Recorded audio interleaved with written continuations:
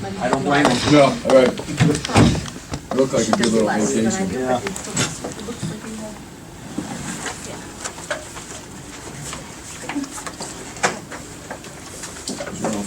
Yeah. Finishing up. Yeah, no, highly recommend. I wish I had it with me. I have it in my desk. It's not. Let's see.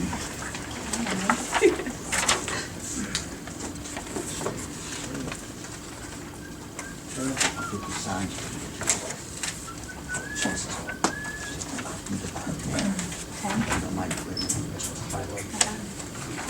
I don't have anything. I don't have one.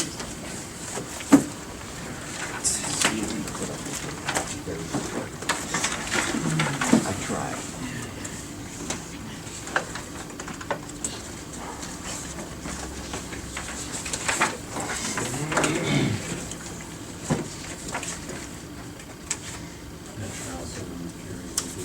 Yeah, we can start. He was on his phone once. Yeah, get started. Okay, today is Thursday, September 27th. Time is 12:01. We are beginning the budget hearing for the auditor and ADP board. Representing the department is Auditor Chuck Walder, Co-ADP Director Alan Keener, Co-ADP Director Al Von Torsick, Chief Deputy Auditor Ron Leidy. Present from the Commissioner's Office are Commissioner Spitaleri, Commissioner Lennon, Commissioner Claypool, County Administrator David Lair, Assistant County Administrator Jerry Morgan, Budget Manager Adrian Gordon, Fiscal Specialist Debbie Ashburn. We will now discuss the You budget for mentioned all. Kay Jacob is here as well. And Kate Jacob. Yeah. We will now begin the budget discussion for the auditor and ADP board. Okay, well, this is my first rodeo, so we'll see how this goes. I thought we would start with the auditor one first. Okay with everybody? We're gonna recommend a couple of changes on the revenue side, just because we're trying to get more accurate with the revenue, although I know you've certified your revenue. Just for sake of conversation, under property transfer tax, we would recommend an increase to $1,250,000 from $1 million. It's just more representative of 2016, 2017 actuals. Yet it's still conservative, Right. so be more realistic. And then also under state casino tax, we had originally estimated $850,000. It appears that that number is pushing past $1 million typically. So we would recommend $1 million on that number. So So the 850. But what has to start at the appropriation in December would be based on where the budget commission. Yeah, you'll have to recertify the revenue. Yeah, okay. Correct, yeah. That's what, The that was kind of my additional. entry Yeah, comment. yep. It doesn't really change your budget For right certification. now, yeah. And then the last one is under fees, under charges for services. Mhm. We just think it's probably more typical to be 600,000 rather than 500,000. So those are the changes we're proposing on revenue. Going through the expense area, we originally had requested under capital outlay for equipment, 801, $10,000. We're requesting that again. Primarily that's for replacement of computers, monitors, UPSs. We went through and did an inventory. We have several computers that are vintage 2013-ish that we want to purge out. I believe they've been repurposed already once. I think it's time to refresh those. So we did an inventory. There are, I think, 4 systems is my recollection, 3 or 4 that we want to replace out with that $10,000.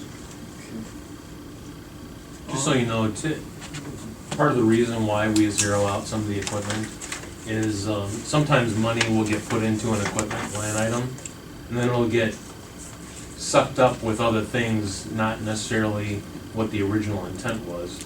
So I think what the commissioners try and do is they zero out the equipment accounts, and then at the time when the equipment is needed, there's ADP approval, there's good estimates on what these things are going to cost. Then typically, you come to the budget meeting, or not the financial session, with your case and request, appropriations at that time. So that's kind of what I think they've taken the steps to do, to try and alleviate some of the appropriations that get put in at the beginning of the year, and then it gets used for something else, and the need that was originally expressed is still unmet. So I think that's part of the reason why they do what they do. They can decide to go ahead and fund that without any issue, but just so you know, that's why those get zeroed out. And I might want to get with the Owls and get some advice, because virtually all of our computers in this office were bought in 2013 too. Right. So if you guys think that's the appropriate time, then we need to be looking at that for us as well. Well, you probably should. Yeah. Yeah, You know. yeah, I mean, Oh, for yeah. sure. You know, it's better to, I think it's, I tend to Cost go of cheap, and credit. it probably bites me, so I need Right. people who are more so knowledgeable. I'm kind of the other way. Yeah, like every 5 years, I think you probably We're should at be 5 looking. years, Yeah, yeah. yeah. The other line item under other expenses is in the training category. We had budgeted 25,000 originally, and that was reduced to 0. The logic behind that was, we met with 3 times with the state auditor that was doing our audit this year, and then I met twice with the forensic auditor that did the investigation of the whole incident that occurred in the office. And then I met another 2 times with the special prosecutor. It seemed to be a common mantra by all 3 of them that the department is virtually has zero training that they've experienced in all the foreseeable past. So they kind of looked back through, and they considered minimal training being done, which they believe led to some of the issues. So their recommendation was to put together a formal training program and fund it and start sending people through training. Now, that creates 2 problems, as you know. One is, you send people off-site and they're going to these classes. You have to make sure those classes are appropriate and relevant to the jobs that they personally do.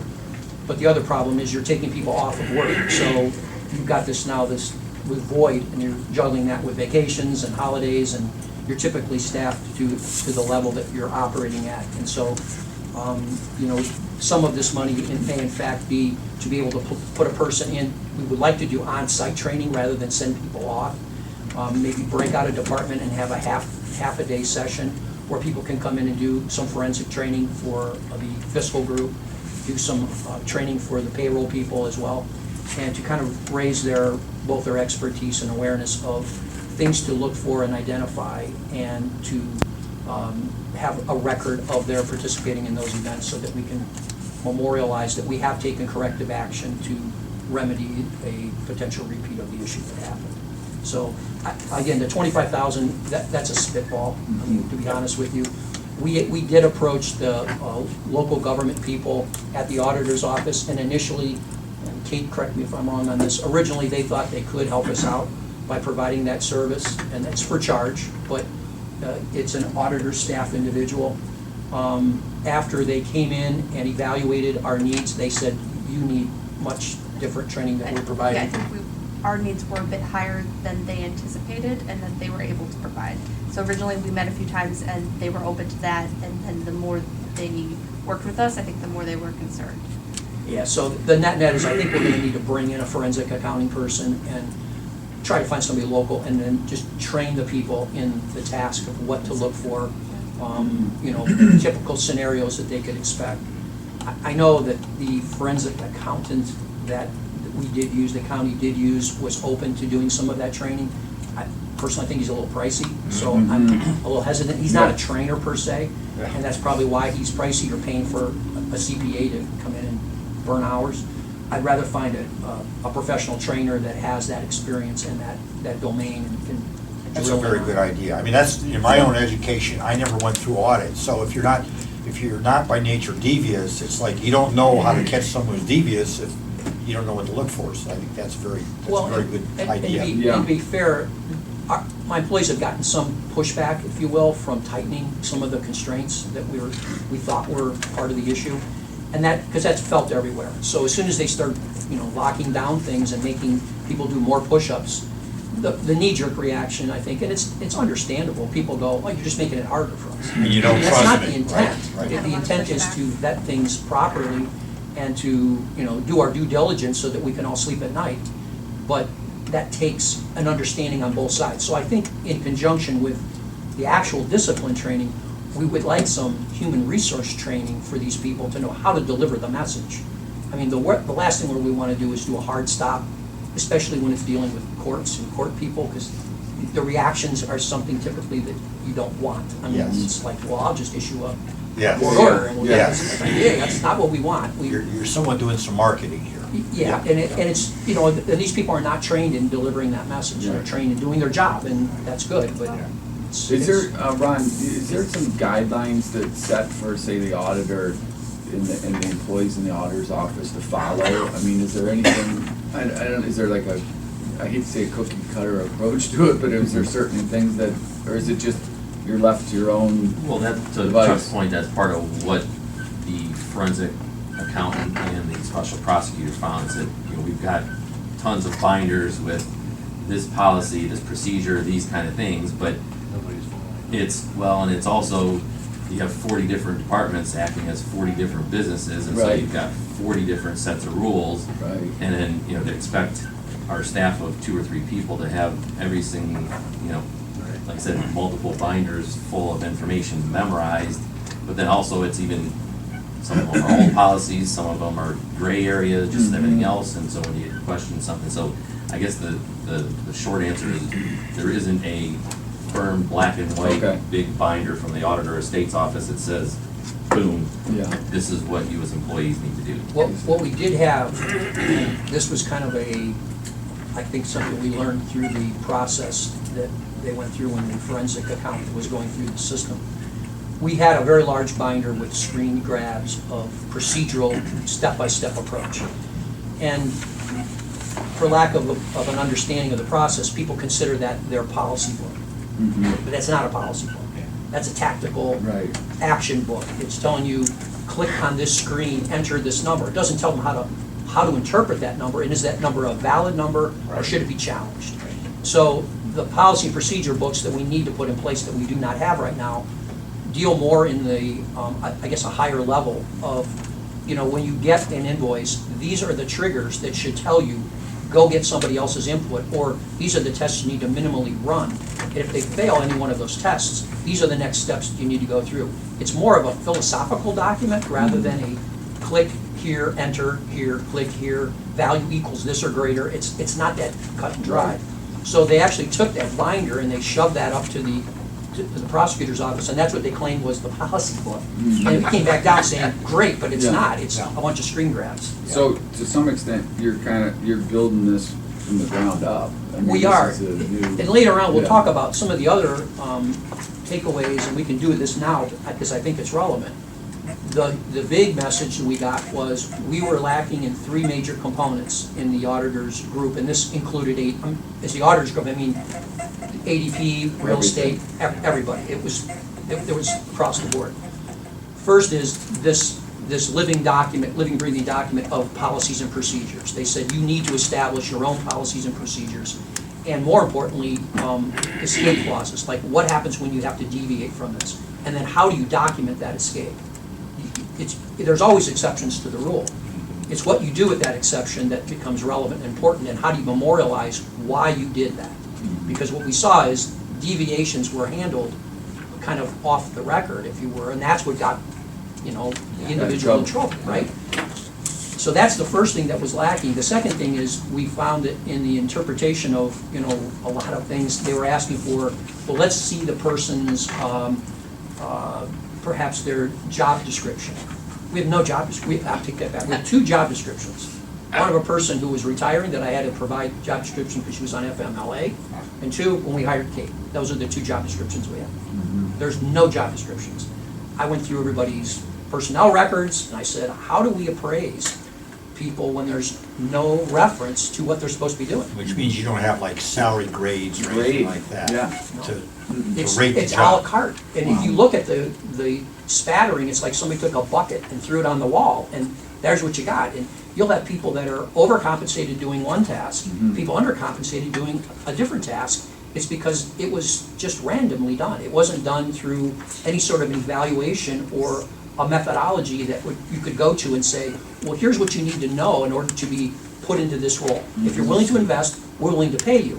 It was just positioned. Any whims And of if I the can auditor? interrupt and add to that, part of the issue that this office faces when we're talking about the delicate subject of compensation is there's elected officials who want to fairly treat their people, reward them for performance, and their solution is just give them a big raise, and that has a devastating effect on morale. Whereas if you say, if you go through the process and say, I've looked at what they do, they're clearly doing things above what they were hired to do, we're going to regrade their job, we're going to establish them at a higher level. Now you can provide that increase, and it's in a context where we can understand, okay, they were working above their pay grade, and now they're at the new pay grade. But if you just give them the raise, it's like everybody's like, what? And it's hard. Chuck kind of inherited a department too, that the compensation was based on the whims of the prior auditor. Right. That weren't necessarily, like Chuck said, reflecting in what they were doing. So we're trying to come in now and address those issues Yeah. as a whole, a systematic Yeah. approach, and this is part of it. And we get this, in other Not easy offices fix. and Oh, yeah. departments throughout the county, where there's, where it's the complaint is saying maybe they're underpaid. And what we've tried to do is identify those particular positions that are underpaid, and let's regrade those and bring those up to where they should Exactly. be, instead of Exactly. just a blanket approach saying, well, let's just give everybody raises. And it just try looks and, like a raise and there's no rationale. Yeah. It looks like Yeah. favoritism. Yeah. Right. And you got, it's all public records. So Like, you we got get other it all. departments We saying, can- what Well, about I- us? I We've been know- trying to take care of those around the, at least in our departments. I know in the beginning of this year, I believe the county did a across the board 3%. Yeah. Okay. Well, there's an adjustment of everybody's budget. Everybody's hiring, you're a hiring authority, Right. prosecutors are hiring authority. Well, what I was You gonna just say adjust the is budget. that personally, I'm against taking this pot of 3% and just dividing it equally amongst all people. So- Because Yeah. 3%, and a 3% increase to somebody who's already being overpaid is a disincentivizing act. Exactly. 3% to somebody who is underpaid, you may be able to give them 5%, and you raise their ability to do their performance Yeah. work much We better. we do that We did like do this, that we to a hold certain our degree. nose while we're doing it. Yeah, unfortunately, It's like, I mean, I think the same way you. unfortunately, my office, Yeah. prior to April, they just did across the board 3%. I know. So, then I came in and I evaluated certain people and what their pay scales were based on what they were doing, and I recognized, well, this person's clearly underpaid. This person, I can give them a raise as long as I can see, because you're already operating way outside of your pay grade of what you could be replaced for with a very competent person with the same experience. But how do you unwind that? Yeah. You can't. Not so easy, Yeah. yeah. And I will say this, it wasn't just the previous auditor, the previous IT director had a philosophy that if for some reason he felt, at least from what I've been able to discover, if he felt there was any sort of a challenge to his intellect or a challenge to how he did things, he would move that person out. That person was not somebody he wanted necessarily in his good. staff. Yeah. Unless he could get them in a role that they were protected within the four walls that he controlled. So some of the people, the legacy people that I have, like in payroll, there's one in particular, was somebody that he didn't have a good experience with. Yeah. But the pay grade was such that she was being paid as a technical person and then moved out into, a really a non-technical role. But the money went with her. Right. And that cheats both ends. It cheats the person, the group that is still doing that work, and it cheats the people that are sitting next to her being paid less for doing the same work. So that's the double-edged sword. That's not something I can just change. It's gonna take a while for that to work through the system, but that's one of the goals we have. Okay. So let me interject a question, or a couple of questions. I'm gonna come back to this training here for a second. So, there were some comments made about, the forensic audit. We spent a ton of money on a forensic audit. We had better have learned a lot out of that forensic audit. It should have highlighted those weak places, and so the amount of money we have to spend going forward on a forensic audit, what I was told when we were paying all that money out was, we're already doing a forensic audit, we don't need to do much more of that in the future because, and maybe I was misled or given misinformation or whatever the case is. I wasn't here during that conversation. I have yet to see the forensic auditor's final report. Okay, I'm hoping that, because we You did guys have any spend, of that? Soon. No. I'd be asking for that. I- We got a little bit of a briefing, but they Before we didn't. make any Yeah, final that's what I- plans, We just see the bills. before we make any final plans, I think we need to take a look at what we've already paid for and see what the value is in that. this $25,000 for training is not a significant amount of money for me, but a point that I want to make on that, and, you know, I'm the short timer here, so this comment hopefully may or may not carry forward. But when you come and ask for money such as this for training, I would hope that you think through it enough that you have some sort of plan. We're going to be targeting this kind of training specifically. Not, well, we're going to do some training, we haven't figured it out yet, that doesn't, as a budget authority, give us the confidence to approve dollars, and that's going to apply across the board for some other comments that I'm going to make going forward, particularly with the ADP and other hardware and software and all that kind of stuff. There should be some sort of a plan. We're here to try and assess whether or not these dollars are reasonable. We can't do that unless we have a plan to accompany, and in the corporate world, I never made a capital request for anything unless I could defend it. You know, this part of the money, this is going to be the return. We don't need to worry about necessarily return within this venue. But anyway, on the $25,000 for training, I would think that we would target that. And the event that we had was a breakdown in process more than anything else, not necessarily training, I don't think. Somebody wasn't setting up a vendor in the system or checking to see that the vendor was set up in the system properly. And there was a breakdown in that process from what I could tell on that. Because if you check that tax ID number, it didn't exist. All somebody has to do is enter that tax ID number into the vendor master that you got. Hopefully we got a vendor master. And you check that tax ID number, that would have been an immediate flag. Hey, we don't have a proper vendor here. What's going on? Well, so- my understanding of what failed is a little different than that. I mean, I don't disagree that that was one of the components that failed. But my understanding is, procedurally, authority was granted to an individual who was able to handle both ends of the transaction. Procedurally, he was able to budget and propose projects, thereby inflating those values, which would be spread out over the entire county. And at the same time was able to approve those invoices for that service and work performed, all under the same chair. Yeah, but he didn't, I mean, if the process said in any company I ever worked for, you couldn't be a vendor in a company unless you could, that vendor is put into the vendor master, that vendor is an approved vendor. They go through a process to confirm that they're an appropriate vendor, what they're, I think Steve was actually able to manipulate the vendor system. He was in, Oh, well, the New World yeah. System. okay, changing yeah, the I guess that's. Exactly, Yeah. yeah. He was able to put vendors. There was no in. check in the system on that, so. Exactly. Well, that's what I'm saying. I think it was an overall policy and procedure that was flawed. That, for example, even now, when Ron has to initiate some transaction, somebody else has to co-sign for Ron now. If I initiate a transaction, somebody has to co-sign. Good. We don't allow one point of failure. That's what typically businesses do, well, usually it's the owner, right, because they're the ones who are using the money. Right, But we don't have that scenario here, so the only best way of doing that is to have some sort of redundancy built into the system. So it'll either be, there's 5 of us that have authority to cross-sign for each other, all of which are gonna take responsibility. And it varies on the day of the week, because it depends on who's all available, but I think to your point, Skip, is the very ability for the IT director to have all access to all features of the software was very dangerous, because he took advantage of that Right. ability. Well, he had authorities that Oh, yeah. should never have gotten. Yep. On page 1, I don't know if you talked about this or not, there's a huge jump in contract services from $3,800 to $13,800.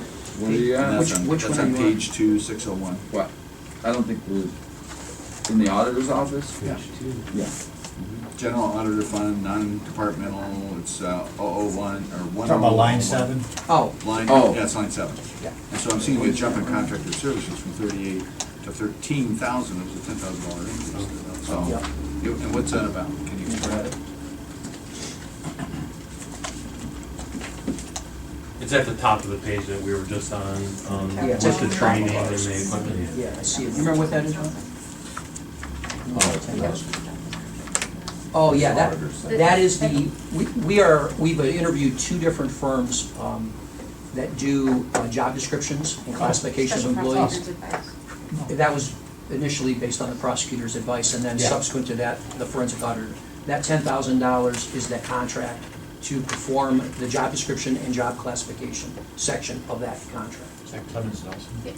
We interviewed Clemens, and we interviewed Mansard Gavin. Mansard Gavin. Okay, yeah. Mansard Gavin It's just a bit more was expensive. more money for one, but By a bit, I to mean, be a honest lot. with you, we kind of gave them kind of a spec, and they Yeah. kind of said, well, but here's what we're gonna give you, and I kind of. It didn't. We'd rather have our spec. I mean, Right, right. Paying à la carte for the additional services would have been Yeah. unnecessary. Yeah, we've used. I think they're both good firms, Yeah, but, yeah.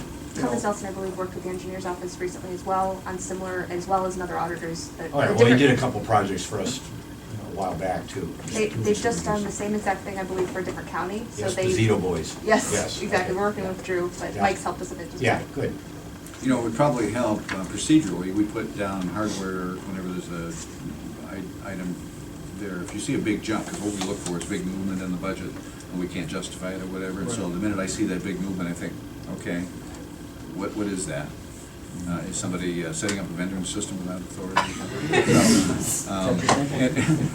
He's So you never know, We it's- call this, he's being skeptical. It would be helpful if we saw no, because then that would avoid the question. Or Right. we could say, hey, you know, whatever we want to say about that. Yeah, I think we did the notes only on capital and capital outlay and equipment, because those were. Provided. Yeah, your point's well taken. Yep, yep. So we're down to past training. We get to salaries. We originally asked for 543,750. It was reduced to 5.25. We're just asking for 543,750. We're on the page Page 2. 4. Well, it's your page Yeah. 4, line 7. So it's 5.25? Well, that's what we gave them, they're asking for the 543. So the Okay. 543, because the guideline is, we kept it flat from whatever the last appropriation was for 18, and that's. Yeah, what we do use the across amended, board. the amended budget in Okay. 2018, Well, which is. I have- Department request is The request, 525. the request is 5.25. So the original Oh. department request came through at Oh. 525. Oh, okay. And we just carried that over. Yeah. Changes in, Well, When you ask for less, we give you that. Here's, I guess now's a good time to talk about this. Here's the other thing that, fortunately or unfortunately, we discovered. I guess it's fortunate we discovered it, it's unfortunate that it happened. My predecessor had this notion that he could take employees and basically put them kind of anywhere that he wanted, no matter what they actually did, Yeah. and pay for them out of whatever fund had money. I So. saw that with the the GIS leaf versus and the the- ADP. Yeah, I'm we're assuming gonna that's get part to of that. that. That's where yeah. the real nightmare Yeah, exists, but yeah. here's what you would do. Because the refund is fairly fluid, right? He would assign, if he had a problem with the budget, rather than, coming to you and saying, here's what I need to do. Address Am I right. willing to, are you willing to do that? Right. He would say, I don't care what you tell me. I'm just gonna go back and I'll put them under real estate, and I'll bleed off the real estate fund. Right. Which you can't do if they're not working. Well, It's illegal. Yeah. I get it. The Yeah. fund is very restricted in what we can do with it. Yeah, You I can't get just it. say, hey, I like that person, I'm gonna pay them more out of REEF. No. Right. Especially, I mean, we had some cross-departmental issues, and we'll get back to that soon, Yeah. but it's a huge mess. Well, Adrian and I were talking about that. He was telling me some of the people where they were in refunds, I'm sure they don't do that much work for relief. Well, so here's what we've done. I've met with the prosecutor and our APA, and I said, okay, this has been around for a long time. How do I fix this? Mhm. They said, you just need to start moving these people out of this burden. You take them out of this burden center and put them where they belong. Right. Well, that's gonna create a ripple, because Mhm. this fund is gonna blow up, this fund's gonna shrink, but they're two different funds, and we've gotta work through that problem. If the bump in the one equaled the drop in the other, that would, but Well- the bump is a little bigger than the drop, so we'll get to that. Sure. Well, yeah, but there's other reasons why Yeah, that's I know. happening, because what happened was, there was basically a hiatus on replacing people from when, Yes. I think, the Decatur thing happened to Yes. when this whole thing kind of fell out. Yeah. And so that created a bit of an issue with the budget and the monies and how many people are there, and if they could bury them under REEF anyway, who cares, we'll just fix it in REEF. Yeah. So some of this is a leveling of that. So part of it is, there's a slight shift that's gonna happen in the auditor's side. Okay. I think it's pretty minimal, from 525 to 543, but nonetheless, that is a shift that's happening. Some of that is, So just to be clear, 543 is your request? That was the then? actual request, that was the 543. yeah, Okay, Well, the final request. Final. Yeah. final. Yeah, And I'm assuming there's appropriate Medicare and. yes, Yeah. that ripple through. Transitions. See, and that's what, I mean, typically, Chuck, what this office tries to do is request that you get a personnel service schedule, so we can tie out the sum of the people with the budgetary requests. And again, not trying to really pry, we just want to understand. Well, we're gonna have to pry a little bit when it gets to the mapping Yeah. area and GIS area, 'cause we've got a Yeah. real problem there. Yeah, And that's, okay. I think that's gonna, pardon? Yeah. Yeah, it's gonna take us a while to fix that, because we're waiting for some opinions to how to fix it, and And there was issues. I mean, that's not the point of this meeting, and I don't wanna Right. sidetrack the meeting, but that's coming, and I'm gonna have to sit down with Dave and kinda let him know, this is what's going on, and we're gonna need Yeah. to, we'll bring you guys in the loop. yeah. Yeah, Mhm. I mean, and that always works. I mean, we have a very good track record, as long as we understand. Yeah. it's It's not gonna be a pleasant Yeah. visit, but. But it is what it It is. is what it is. Yeah, yeah. As long Um, as we can all explain it, that's the gist. Yeah. Going to the next page, I guess, the next, I'm looking at each one to change. Materials, supplies, we just looked back at the 2018 amended budget and kind of where we saw the pattern going, and it was materials and supplies. We have to replace some things that were stationary, if you will. We've kind of taken a little bit of heat this year with things like the recording of, the greeting, but we've got paper, in a sense, that's been memorialized forever with, my predecessor's name. Just so you know, my philosophy is a bit different than his was. I am taking names off of some of those things because every time there's a change of players, there's a new cost incurred by the county to, stamp, if you will, a person's name on it. Mhm. So example are things like just the placards on the sides of the vehicles, all of the gas pump stickers, any of the documentation and literature that we provide to the general public. If we print it, I told them, look, it doesn't matter if my name's on it. Printing it is Hey, nothing. Chuck, look, I'm gonna save you guys some money. Yeah. The whole 4 years that I've been here, Mary Samiti still got her name in the phone system. I don't know, I do not know why you gotta replace the stickers personally. Just leave those where they are. My name's nowhere. Would not, I didn't even frankly. exist. Tracy Jemison is still Yeah. out there, so it's the same taxpayers' money, it's And just that whole. just so you know, we have re-recorded, or we are in the process Boy, yeah. of Just signed re-recording that PO today. the voice. Oh, as I'm leaving, thank you. Everybody's name is on it, so there's no names, it's just positions. I think we talked about it in the ADP Yeah. meeting. It's just, to me, it's abuse of tax money. If it's not necessary, unless my name is necessary and required by law, it doesn't need to be. And we just So- talked about that at every Yeah. stage, he wants his name off everything. So Some things you need your name on. Go around we're with a gonna see paper a bag s- on his head or something. We're gonna see a slight bump, if you will, in materials and supplies until we can flush that stuff out of the system and reprint them in more of a generic form. And that's kind of what that's a slight bump that we're seeing. Continuing down. So the request there was from initially 7, we're asking for 10. I'm lost track of it. That's on This is materials and page supplies. 4, line 21.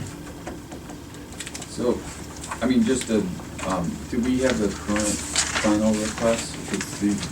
We entered them into New World. Okay, you Oh, I did. put them in last night, yes. Yeah, Ron had called me and said, do you want Oh, new okay. spreadsheets, or do you want me to just put it in New World? I told him whatever is easier for him. I see, okay.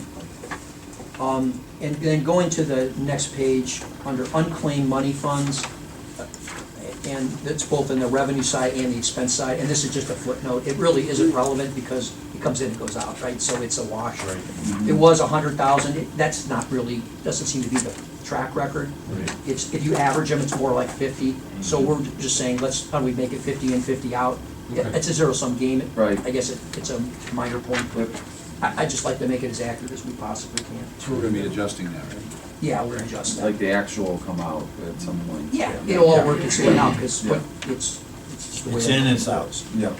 Yeah. Down under auditor dog clerk, which is, I gotta get a badge with dog clerk on it. We asking for a raise of revenue by $10,000 under the one-year license. We're seeing an increase, and it's more characteristic of what we've experienced going back. So you're saying one's, 170. again, this is a revenue, Yeah, I know, so. but I'm just for your reference. Right. I would like to increase it to 170. The number of dogs is not declining in Geauga County, it's going up, and the number of licenses. I are going lost 2 dogs this year, so. up. We can I'm get not you gonna some. get any money Yeah, but from you'll you. get, you need 3 more. And then there's one other item that we're asking for a change on, I don't know what page you guys are on, but it's under 601 contract services, under the auditor dog clerk again. Page 2,000. 8. Page 8, line 15. Yeah, the 2,500. Mhm. It was 2,000 last year. We're seeing that is actually transaction costs related to credit card use. For people that are using it, we're seeing an increase of those costs. So you get that back. We get it But you have back, to show but we it have to show it. expense. Yeah. Okay, because there was nothing in 16 or 17, and you guys actually didn't request anything for this year. Yeah, and I don't know what the accounting was done before. Okay. It's just that when we reviewed this, I said, because we just went through a new program for dog licensing that's going to use more and more credit card servicing. So we're gonna see something, we're gonna see the blip. It's gonna Okay. occur in 2019, and so I want it to be represented somewhere. I think, my guess is maybe they put it under a different line item before, probably weren't accounting for it quite right. Other. Well, Other. I'm gonna say that's where it was, but is that Yeah. number's growing It's our It favorite. should be to represented. represent it fairly, that it's really, it's not What just other, credit- it's a contract. What credit card processing company are you using? Alan, Data. first, this is the stuff that the guy in England's working on. Card Viper guy, I don't I'll have to get the name of the. Well, just so you know, Water Resources, we use Forte, which is the same one that the treasurer's office is using. And then right before Linda left, she finalized an agreement with MSB here, and both of those services are actually funded by the user instead of.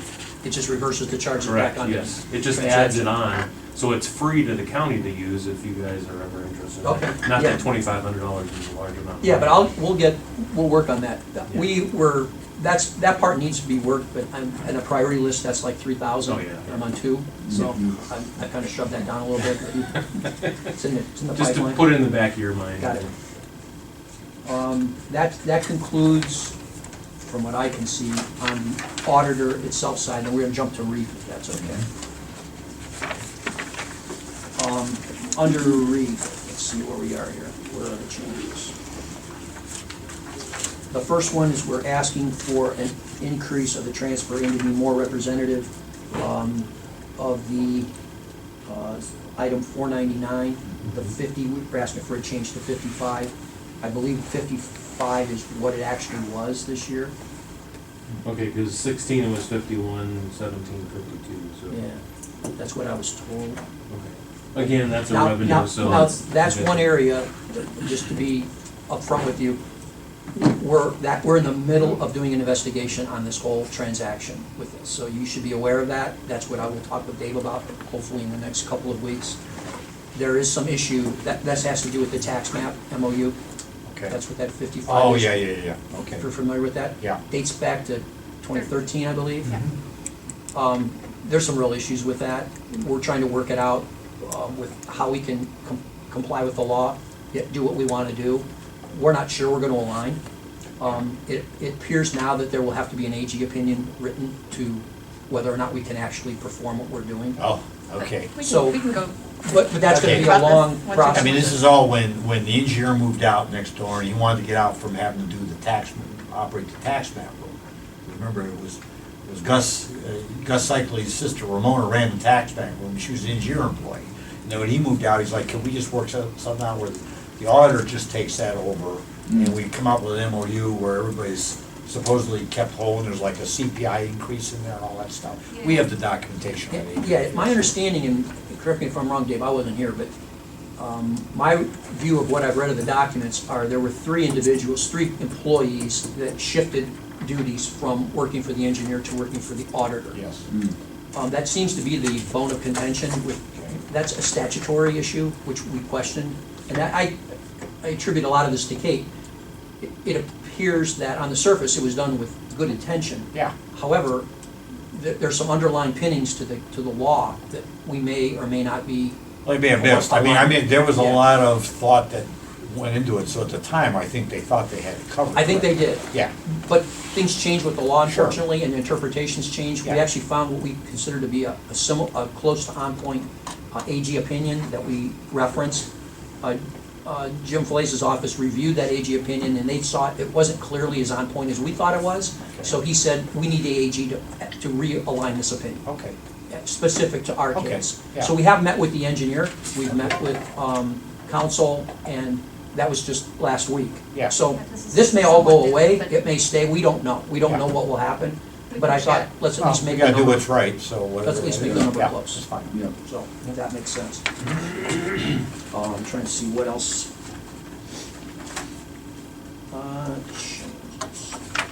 Do you think the reef revenue amounts though are pretty accurate?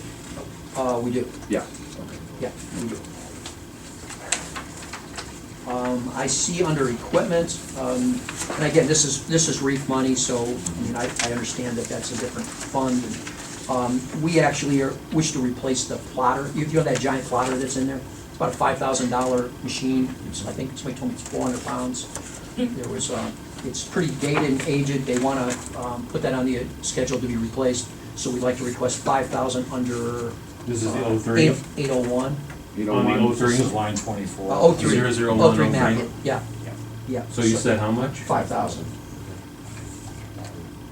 that's, okay. I believe we initially asked for 5 and then it was. Or did No, we there not? was nothing. No. I think there was Well, I nothing. guess here's what triggered, after our initial putting in of documents, I went back to all of the departments and said, give me 5-year estimates of capital and equipment. I mean, this is nonsense. I mean, we're sitting here Yeah. poking at straws. I mean, let's just do 5-year and crank it out in a couple weeks and let's get this done. So we then took that and we rolled that into, that's why these numbers are appearing now. We rolled that in since our first submission of the budget. And again, being a rookie, I didn't understand the dynamics of what process goes in what order. So I thought, okay, we have this window of time, let's at least get something closer to what we believe to be accurate. So we do have the other years. If you want us to share those in the future, we're happy to do so. Understand that the further away you go from year one, the more liquid it becomes. Well, I think commissioners, since I've been here, have talked about doing a budget out into a longer, timeframe than the traditional tax budget, which is just the end of next year. So I don't know, think anybody does here New World, opposed that. does New World allow a multi-year, did the 5-year out?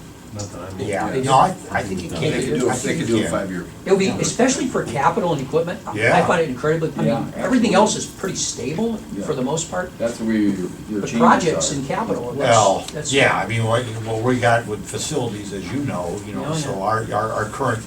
our current solution of putting money away because we know we're gonna spend it, we need to be more specific. And if we need to have the ability to do that though, both on a system side and an account side. Right.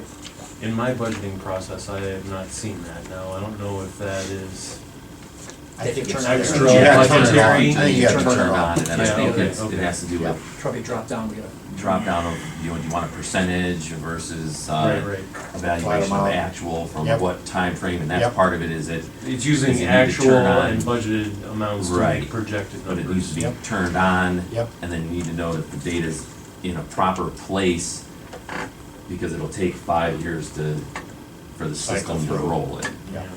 basically, I mean, so. it's something we should, a topic for AEP, the whole New World system, we need to invest in it if we're gonna get the most bang for the buck out of it. I think everybody I've talked to has said, it's a big tool, we know like this much of it, and it's probably poorly implemented at that level. Yeah.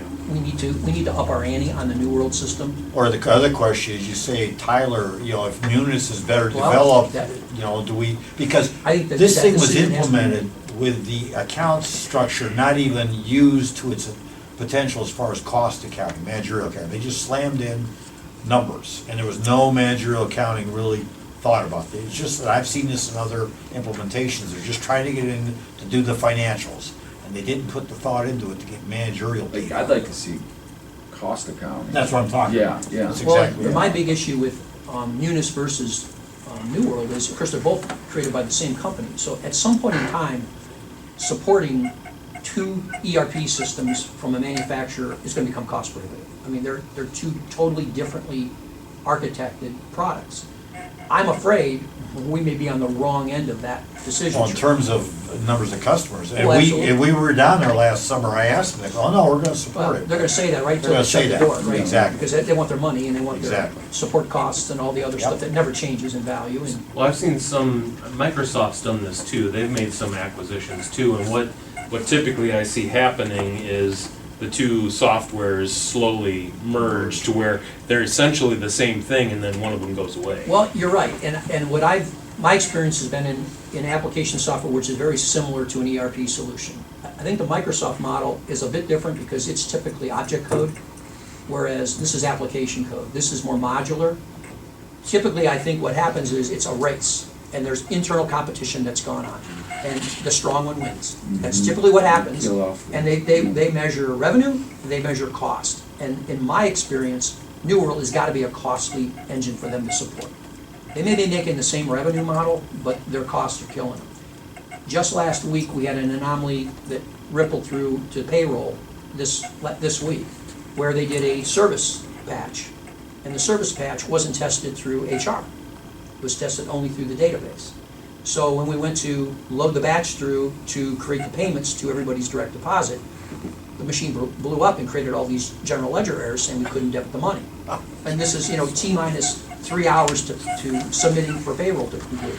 Ron's, having kittens over in the corner, and he's showing, GL error reports. Oh, great, what am I supposed to do now? Well, it turned out that fortunately, we had gotten the patch and it was implemented like a week prior. But the test hadn't happened because we'd never done a payroll since that week. Fortunately, somebody else did. That was our only saving grace. So when we called down to New World, they said, yeah, we have a patch. Well, it would have been nice to know before we had the explosion. Yes, right. Things. Well, then we had to run And through 5 years tests, then. right? We have to test this thing.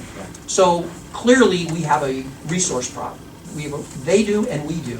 And we have to decide, are we going to double down and become kind of their support engine, which I'm not in favor of, or do we interrogate and investigate the applications that we're using, and is there a better mousetrap?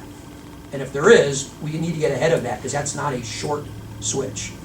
Even if it's with the same manufacturer, the switch from one to the other is not going to be painless. No. So I don't want to throw a bunch of money at them if, in fact, we are thinking of going a different direction. And I would hold their feet to the fire. My experience is similar to yours, being in the ERP industry at one time, or in a consultant helping to roll out ERP. Let's say Oracle buys PeopleSoft.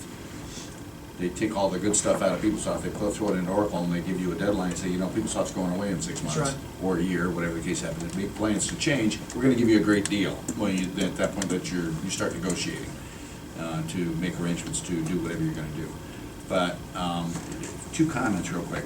We had, when we were going through the Galea era, had money out the door, we were receiving no value for it. When hopefully that stopped, I'm sure it has. So we got whatever that money was, $200,000 a year, while they're laying on the table. Can we account for that? And what good is that money doing? So in other words, I hear, well, we can invest in New World. Well, maybe we got enough money in there to do what we need to do. We don't need to add more money to the pot. And part of what I'd like to hear is what we've done, how much money was going out the door, how we repurpose that money, or how much extra do we have. And in addition to that, looking at what I've seen over the few years that I've been here, we've been somewhat ineffective at managing the New World situation. So can we get more effective and get more money out of the contracted services and so on and so forth, go back and beat New World up a little bit? And so that's kind of what I'd like to hear about going forward. Before we start talking about throwing money into a situation, how effective are we at the money we're currently spending? So, I don't know if you got a response or not response. I'm looking at contracted services 601 on page 12. Again, pretty significant bump on contracted services. This is the still REAF? 2017-001-05. So this is REAF fund, auditor, REAF.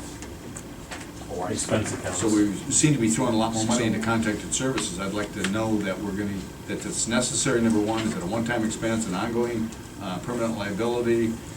What's the nature of that, and what can we expect going forward? Yeah. The last thing we want to do is see the auditor's office bumped up by $50,000 and have it be a permanent increase unless it makes sense. If it makes sense, good. If not, let's talk about that. Yeah, and this, I'll deal with this strictly in the context of REIT, because I think that's what the intention of this one is. For lack of being diplomatic, clearly, contracts were being signed, including in REIF, that were not being vetted. I think everybody knows about the Wolpert issue. I think Dave, you were there. I think Tim was there, maybe Skip, I'm not sure. But, that was the flyover, being paid out of real estate that was for $500,000. And I think it typifies what went wrong. That contract was brought to the table, and it was not vetted through any process that we have. I mean, the processes were there, and even as frail as they were, but it was never vetted. And then it was sent to the prosecutor for approval, and the prosecutor said, don't sign this contract. No, it wasn't even a, here's some changes we want, it's don't sign the Well, I contract. did that too. I did all of that. Right, It's well, up to- and then the end result was, that he signed the contract, Anyway, anyway. And that's criminal. Yeah, I would think. Well, I it would- was, I would- it is, no, I well, if the special prosecutor, I believe, reviewed that and found it to be a bit gray, so I can't speak for him. I'm not an attorney, but that didn't seem great. I clearly am biased, having been the one from the prosecutor's office to review that contract and say don't sign it. Don't sign it. And if you were intent on this product, here are two alternatives for contract. I've drafted a new contract as well as made detailed changes to the current contract. If you're going to sign this exact one, you need to add these things. Mhm. Obviously, none of that was followed, but to speak whether or not it was criminal, that's not really our, Yeah, I think the takeaway that I heard from the special prosecutor was he found it to be gray in the sense that the recipient of the contract had reason to believe that the person signing it had had the authority. authority. yeah, there was apparent. That was the authority. loophole. Okay. And from our end, we didn't see that at all, right? We said, yes, I mean, this is just wrong. Right. There's a process, and he failed every one of them. ADP had not reviewed it. You know, the prosecutor said, don't sign it. What more do you want us to do? Well, he said, well, yeah, but that person didn't see that action. The person that was the beneficiary, the contractor, he wasn't aware of those Oh, things, yeah. nor.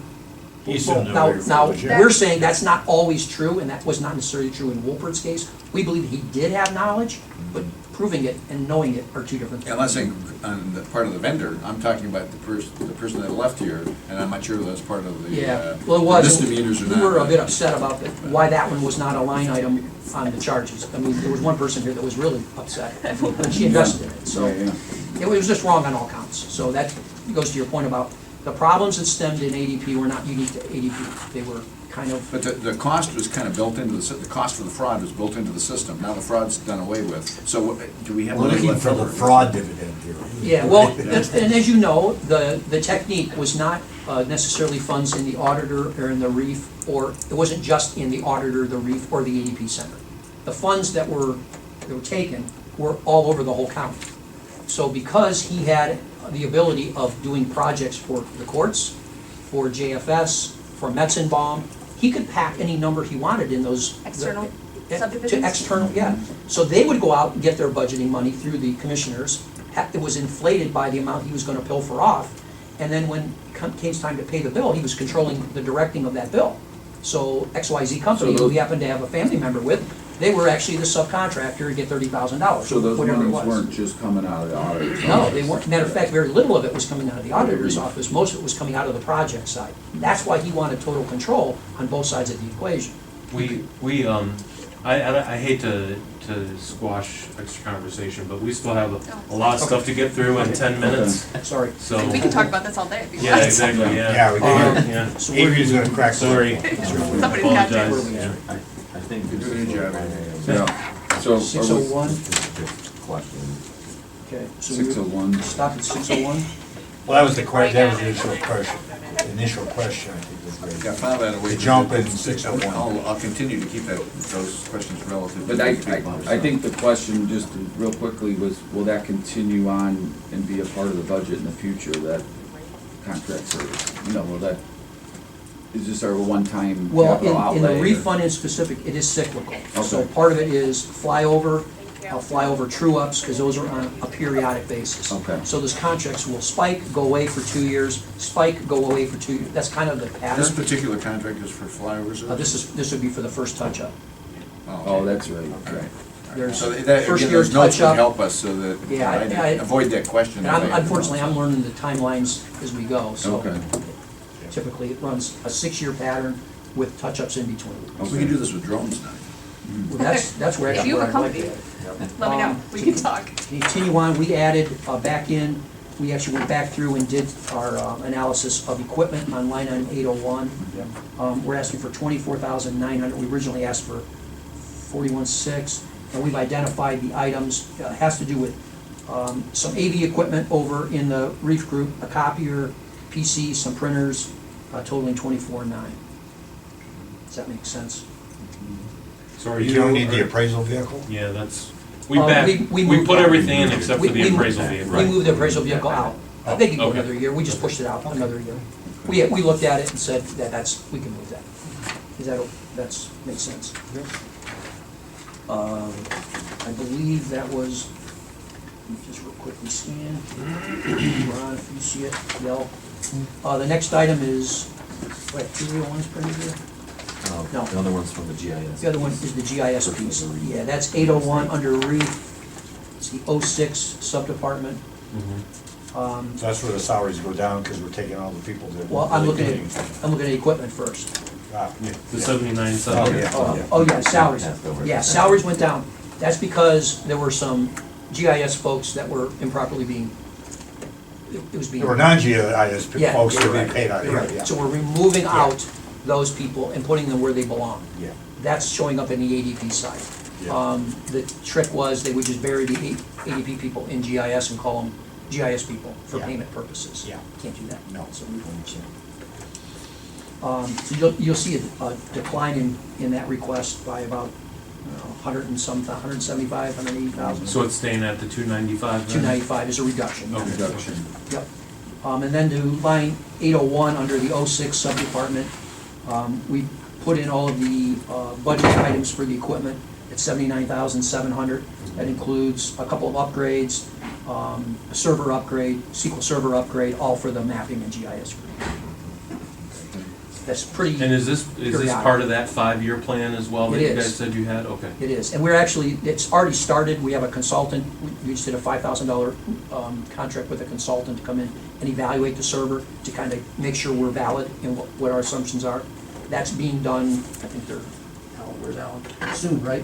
Yes, and yes, they have the Like in the next contract, they couple have weeks. signed it, and so. Now, is this the actual hardware when someone goes in the REA link and they're trying to get online to look at property? Is it being processed through this? Pictometry and Yeah. topology, yeah, that's what this represents. Sometimes that's kind of frustratingly slow, and that could be a bandwidth issue or anything. Well, we'll talk about that in a minute too. I think we have some solutions for that, but it's more infrastructure Okay. based driven. I think that comes more out of the ADP side, Okay.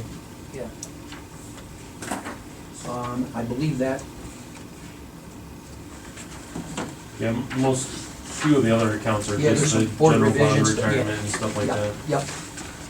Geo bonds. We'll move on to the fun one, ADP. Hey, here we go. I see somebody freak out. Okay, Al, the rest is yours. Yeah, that's right. That's right, Al. Got your Kevlar on? Yeah, that's right. Yeah, you'll have a good one. No, thank you. Okay, Now, one thing I wasn't really sure, recently you guys had a new fund set up, so I'm not sure how that's gonna impact the budget for Yeah. ADP right now, Yeah. but, I think overall, it's going to reduce the budget load to ADP from two standpoints. It's going to incentivize them to bill, because in the past, there was no incentive. Steve I did think- not bill. I think you would all Right. agree. Right. Because I think Steve was well aware that when a bill went out for an ADP service, it went to the general fund of the county, and he had no material gain to that. So he just didn't bill people, or he billed people whatever number he wanted, because it was the way of the world for him. Based on who he liked and. So Well, yeah, if he didn't bill much, then people would like it. we believe we should bring that closer to home, we should bring it closer to the parties who have responsibility to take that action, to incentivize them so that we can watch and monitor their revenue stream. Sure. The goal is to perform a service for the county and to ancillary local governments, but to do it at a near zero, a break-even point, and not sell dollar bills for 99 cents. So in order to do that, you have to be able to weigh it. You have to be able to say, this is what it's costing us, and this is what we got for it. Are they close to zero when you do the math? We had no ability to do that before. So we kind of danced around putting that fund in place, because initially we thought a motion would do it, and then we required a resolution, and now it's down to the state being approved. But our intent is to load as many of our outgoing expenditures and modeling of outsourced services through that funding initiative, so that we all can see what these people are bringing in with revenue. Right. And also to be able to pay for those services out of that accumulated revenue, because they should be self-sustaining. Exactly. The goal is to, all tubs stand on their own bottom. You don't have somebody bleeding off of somebody else. So if we're not breaking even, offering a service to a subdivision that is not connected to our budget, we should think about whether we really should be doing that. I think that's the right method to use. So what part of ADP is gonna remain in the general fund then? I don't A lot know. of this gonna be moving over to that? Well, I don't know, and that, Okay. we're taking this one step at a time. This is an entirely different accounting system for ADP to get used to. Right. We don't even have it yet, so we haven't walked through all of the pieces. Okay. So we're kind of taking this one step at a time and seeing, is this giving us good exposure to those numbers? And if it is, what are our costs and what could be put into that model? Because there's county actions that we don't get revenue for. So you can't include that in your equation. Right. But we had to start somewhere. So to answer your question directly, I think we'll know more in 12 A months. work in progress. I think we'll be able to reevaluate this in 12 Well, months. once the entities are billed, they may either decide, well, we're We're gonna go somewhere else, That's or true. maybe we don't really need that. Or we since may gotta have somebody pay that for it says, now. you know, we have a better pricing model, so Yeah. we want to join you. And Yeah. we're like, well, we know what our cost centers are. We just had a conversation this morning with the muni judge, and they were like, they want to double down. They're really happy, and they said, well, maybe You we cut should- their price, didn't you? we cut their prices. Yeah, Their well, model of was course they upside want down. it. We did that. Well, they actually- On the back of Chesco. Oh, A general No, it's consistent now. a general That's comment consistent. relative to this section, and that is in this, coming out of the business world, I'm used to seeing plans. I agree with everything you said, by the way. I like the idea of charging for services as long as they're reasonable services, we're not gouging our other political entities and so on and so forth, we're being fair and so on and so forth. Everything you said I like, with the exception of the fact that it's being done without a plan. So you could put all this down on the numbers, you can see both sides of the balance sheet, and say, okay, we're gonna change this in ADP, we're gonna charge more because we're gonna get more services, we're gonna amp up the equipment we've got, so on and so forth, that's the expense side. And here's our revenue picture on the other side. That would help us to determine whether or not these things are reasonable and it's something we can support. Because we have to be able to support the taxpayers. Yeah. If they're gonna be supporting a bump in the cost to operate this department, we have to be able to justify that. So help us to justify that by giving us the facts to do that. I think I can't create the plan until I fix the anomalies. And the anomalies are, we got people being paid out. I don't know what my model is. You have to first understand how the organism behaves before you can create the plan for the organism to behave. So in some regards, you know, you're paying people out of real estate that belong in ADP. How do you know what your burden is in ADP? Till you move them and say, this is my real burden now, and you have some legitimate method to go after. I don't know that a plan first would have benefited what we actually implement. So the steps we're taking are, at 6 months, we've identified the anomalies, the problems, the ones that are illegal and the ones that are just not productive. And we're making actions to remedy those. I think then as we work through that experience, we're developing long-term, do we want outside concerns to be parties with us in the ADP endeavor? Do we want to do that? Those are decisions the ADP board has to make as a whole. And I think all we can do is present them the data and say, here's your costs. Do you want to embark on a cost model that may or may not be profitable? You want to do that. So until I can answer what is the profit margin, what is your cost structure, I can't tell them to expand, contract, or go upside down. I have to first figure it out. And so that's kind of the phase that we're in right now. It's like, you know, do you build a new building to move people into? Well, first you have to decide what are your options. Well, you do a cost-benefit analysis. I mean, if we were going into Mexico, which I helped do for General Motors, we did a cost-benefit analysis. We put an engineering center down in Mexico. Well, we're doing engineering here, we're gonna do engineering Right. there. Well, what's it gonna cost? We don't know exactly. Here's our best guess. And so you put the plan together, you bring it to your management team, say, this is what I'm planning on doing. My guess is plus or minus 10% or whatever the case happens to be. And then, you know, consider us your management board, so to speak.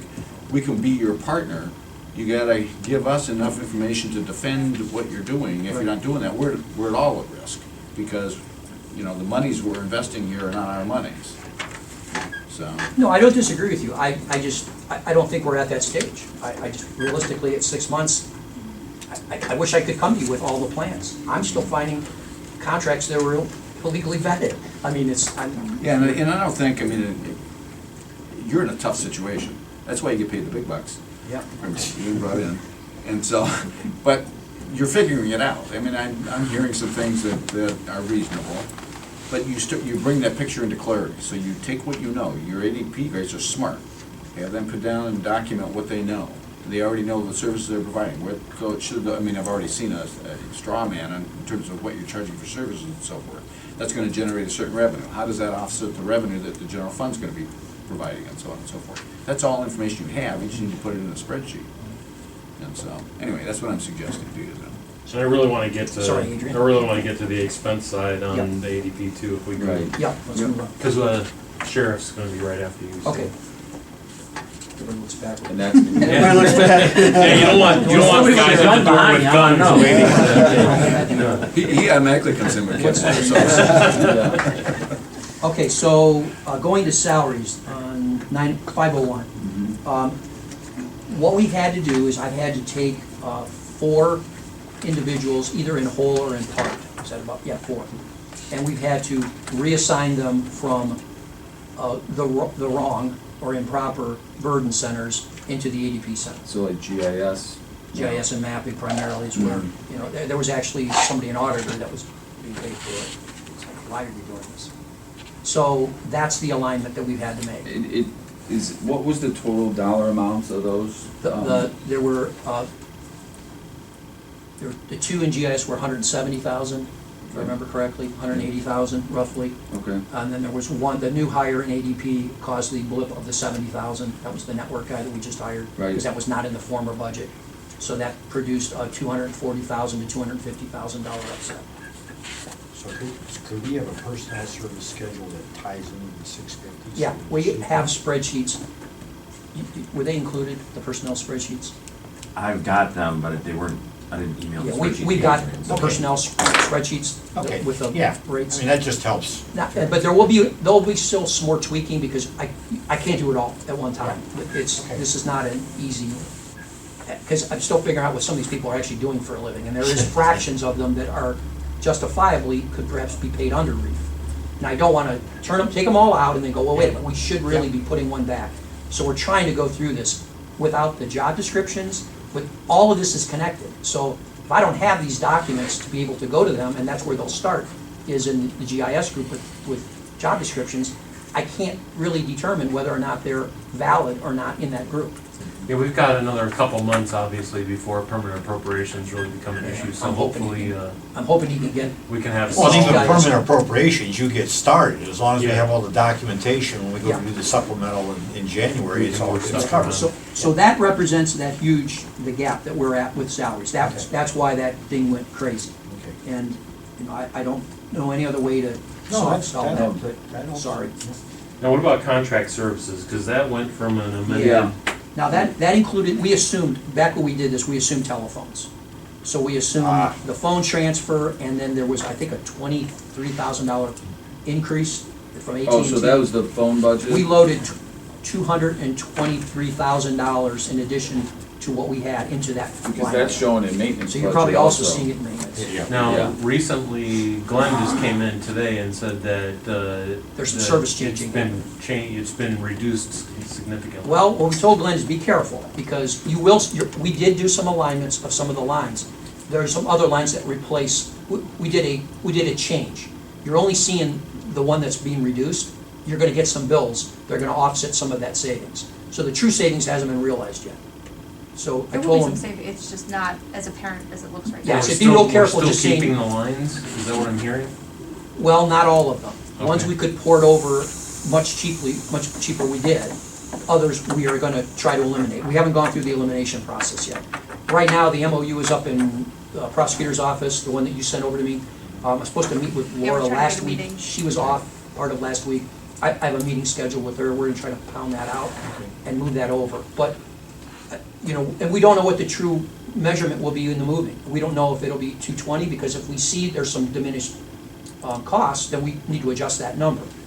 But at the same time, I'm hesitant to just say, let's take what we know we've cut out and apply that to the number, because there's money gonna Because bills are gonna come in, they're gonna shock you then and go, what are these bills for? Well, that took away from the savings we had. Again, I mean, it is what it is. You know, ultimately, you know, we work together, and if there's documentation where you need more Yeah. money, and we all agree there's no, you're gonna get the money. Unfortunately, right now, we're getting some of the bills because they're making some of the changes. Yeah. Glenn's got the bills that are Yeah. showing the savings, and we haven't communicated those yet. So Oh. we've got to send those over to Glenn so he can offset those We have, numbers. we've discussed that with Glenn. Yeah, we have, All but right.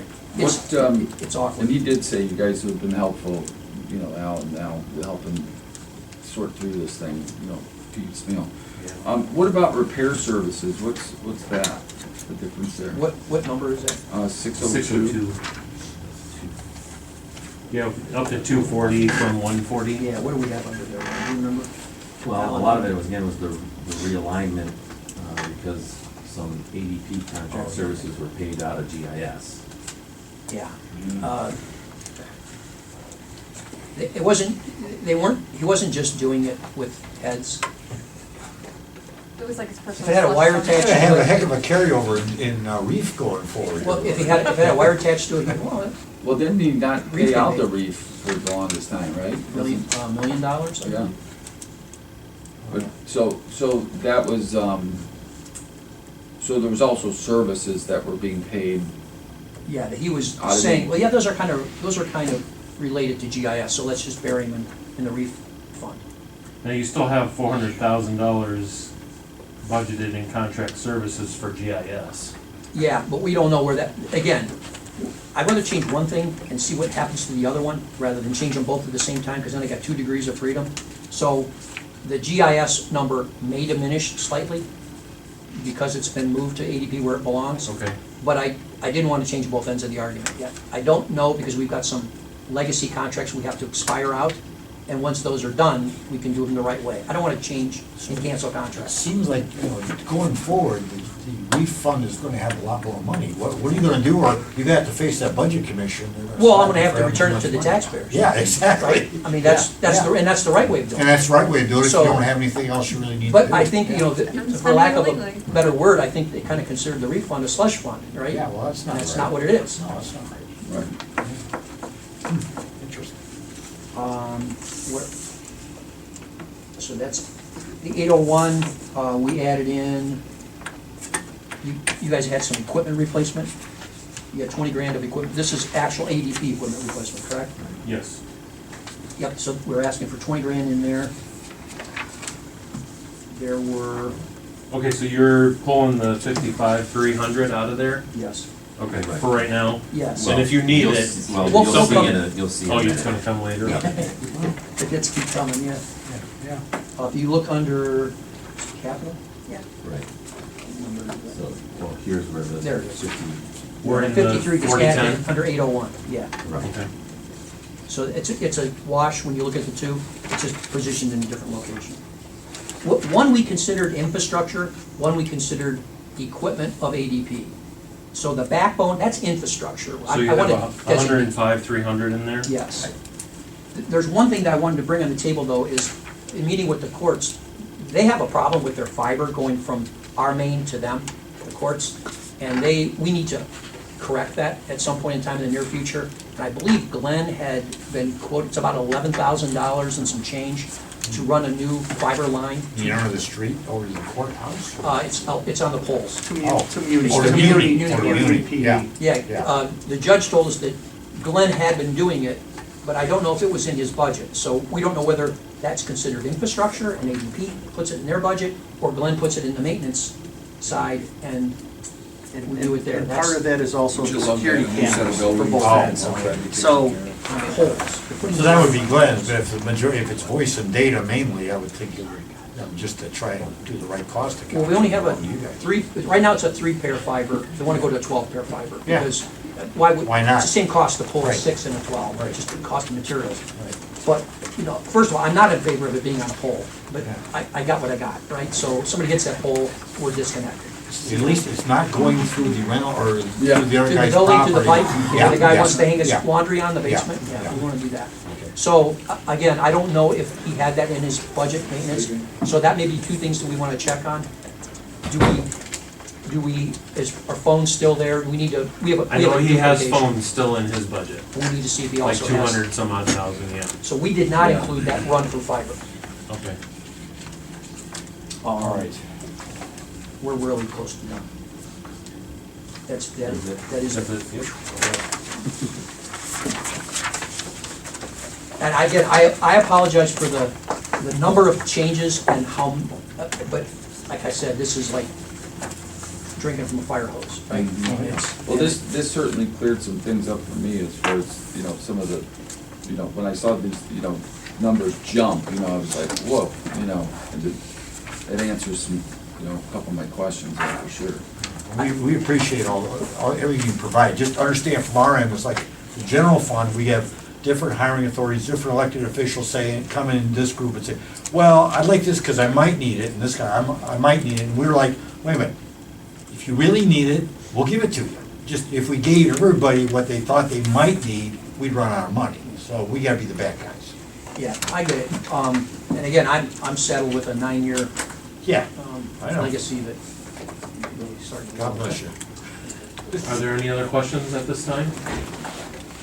Okay, the time is 1:15, and this concludes the budget hearing for auditor and ADP. Sorry for running over. Thank you. Lot to look at. Yeah, a lot of work on you, thank you. Nice job, Al. Anytime. Yeah, way to go, Al. Thank you, guys. Thanks. All right. Thank you. Have a Take good care. rest of your day. Thanks. What's next, Sheriff? Sheriff. You guys can kick off. Kick off the shirt. Or tick off the shirt. Want some coffee? So, I guess I didn't ask salary increases, did they? I believe everything where it is. Right. I mean, if we're like vacation. I'm okay with it. I'm okay with that. Yeah. Gentlemen, Because that was, my knee-jerk reaction was. Of course it is. Yeah. okay, since we're a little behind, I'll just go ahead and get us started here. Okay, today is Thursday, September 27th. The time is 1:16 p.m. We are beginning the budget hearing for the Sheriff's Department. Representing the department is Sheriff Scott Hildenbrand and Chief Deputy Tom Rowan. Present from the Commissioner's Office, Commissioner Spitaleri, Commissioner Lennon, Commissioner Claypool, County Administrator Dave Valaire, Assistant County Administrator Jerry Morgan, Budget Manager Adrian Gordon, and Fiscal Specialist Debbie Ashburn. We will now discuss the budget for the Sheriff's Department. Thanks for coming. Yes, thank you. I was just gonna highlight the stuff that's different from the tax budget. So we all have the same thing. I know you don't wanna talk about vehicles and equipment, but Well, you gotta tell us what it I is think we you're need to. additional and why do you need it, that's what. The deal with the Ford Explorers for next year is they're going to a hybrid car. And they're retooling the whole plant, so there's gonna be a period of time where you can't get any cars. We did submit a letter of intent for 6 cars. They're gonna sell them they set them aside at the end of the year. And to If anyone wants purchase- to see that, I have a copy of it right here. to purchase those vehicles in January. It's gonna be the same price as we paid this year. The new Explorer is gonna be a hybrid, like I said, but they'll also offer a gas engine, but it's gonna be the same cost, and it's gonna be $5,000 a car more. So, we're recommending that we buy these 6 cars fairly quickly in January and get on that same price that we had this year. And, quite honestly, I don't know what we're gonna do in 2020. It's gonna depend on, I hate to buy that new model year car. Right. Because. First year of the hybrid. Especially with a hybrid, Oh, boy. you don't know how that's gonna work, and it's gonna be different cages, and, we're gonna have to buy different equipment to fit them, because they're gonna change the body style. There are a couple others out there, they're typically more expensive, there's a Chrysler, Durango. Yeah, Durango. There's a Chevy. and they haven't come out with the price, and, the Tahoe's about $8,000. Jeez. So this has been a good car for us. We've got the, the tools and the parts, and it's nice to stay with one brand. I'd hate to have, 3 different kind of cars down there, trying to fix them. Yeah. So that cost would be the same as it was this year. Are they gonna, at some point, completely switch over to this hybrid? And there will be no more manufacturer? So, yeah, so what's gonna happen this year is they're gonna finish up the production, they've got enough pieces, parts on hand to manufacture X number of vehicles, that's why we had to get that letter of intent done now. Mhm. So after, starting in 2020, they're gonna start retooling all the machines and getting everything prepped for the new vehicle. I see. So they'll start that production next year sometime, but they're, we're getting what's leftover parts to build vehicles. But I guess they're banking on that we're gonna start switching to the hybrid, because, Yeah, I mean, at some point, right? I guess, I Yeah. don't know, and maybe that's where we'll end up, I don't know. Well, I don't know, I mean, this is somewhat tied to CAFE standards, and those may be changing, the federal guidelines might change. Right, when they up the, what your gas mileage has to be or whatever, Right. that's why they're doing all this Right, things right now, exactly. so. And that might change. So our best bet is to purchase these cars in January and not have to deal with the price increase and be able to stay with the same kind of car. The other line is the equipment. We got an email from the Do-It Department on September 23rd. Oh, CALs? It said that we need to replace 2 servers at a cost of about $24,000. Now, I know Each that or for both of them? for the 2 of them. Okay. 2 of them for 20. We don't know a lot about this. This was just thrown on us last week, and, I want to bring it up. We already have planned on replacing the Stillman server, which is the server that runs the CAD system for the county. That definitely needs to be replaced. It's like first gen, and they're Gen 11 now or something. And I think that this is worst-case scenario from what we can gather in the last week is $20,000. So putting that together, we cut down on some of the other computers and the equipment, so we're looking at, on that line item, about $130,000. Where are we? 801, is that, are we still on, 101, Yes, 013? Yeah, 1001-13, 803 and 801. okay. So equipment is gonna go from 82, the request, to 130? Yes. Worst case. Now, I'm giving you a worst case number. We're expecting to be able to redefine that after the first year. I see. And Okay. Yeah. I expect it to do better, but I don't want to. I mean, we, Yeah, you know, what we're, more. And talking to, the IT, Allen, yeah. they think that maximum, that's what those would cost, but they're gonna, we'll work on trying to get stuff at a cheaper rate, which they think it'll come in less than. And is this just updating outdated equipment? Is that what this is? But it's Servers. Yeah. Now, I had the Spillman server replacement under 911. No, it's not. Yeah, I don't think It's not. That's where it was originally put, though, is what I'm saying. Yeah, it shouldn't be. Okay. Yeah, 911 should just be the servers directly related to the 911 Right. service. You had 42,000. Spillman is under the sheriff's dispatch. Okay. Yeah, that may have been a So mistake that'll to come carry out over. of here, okay.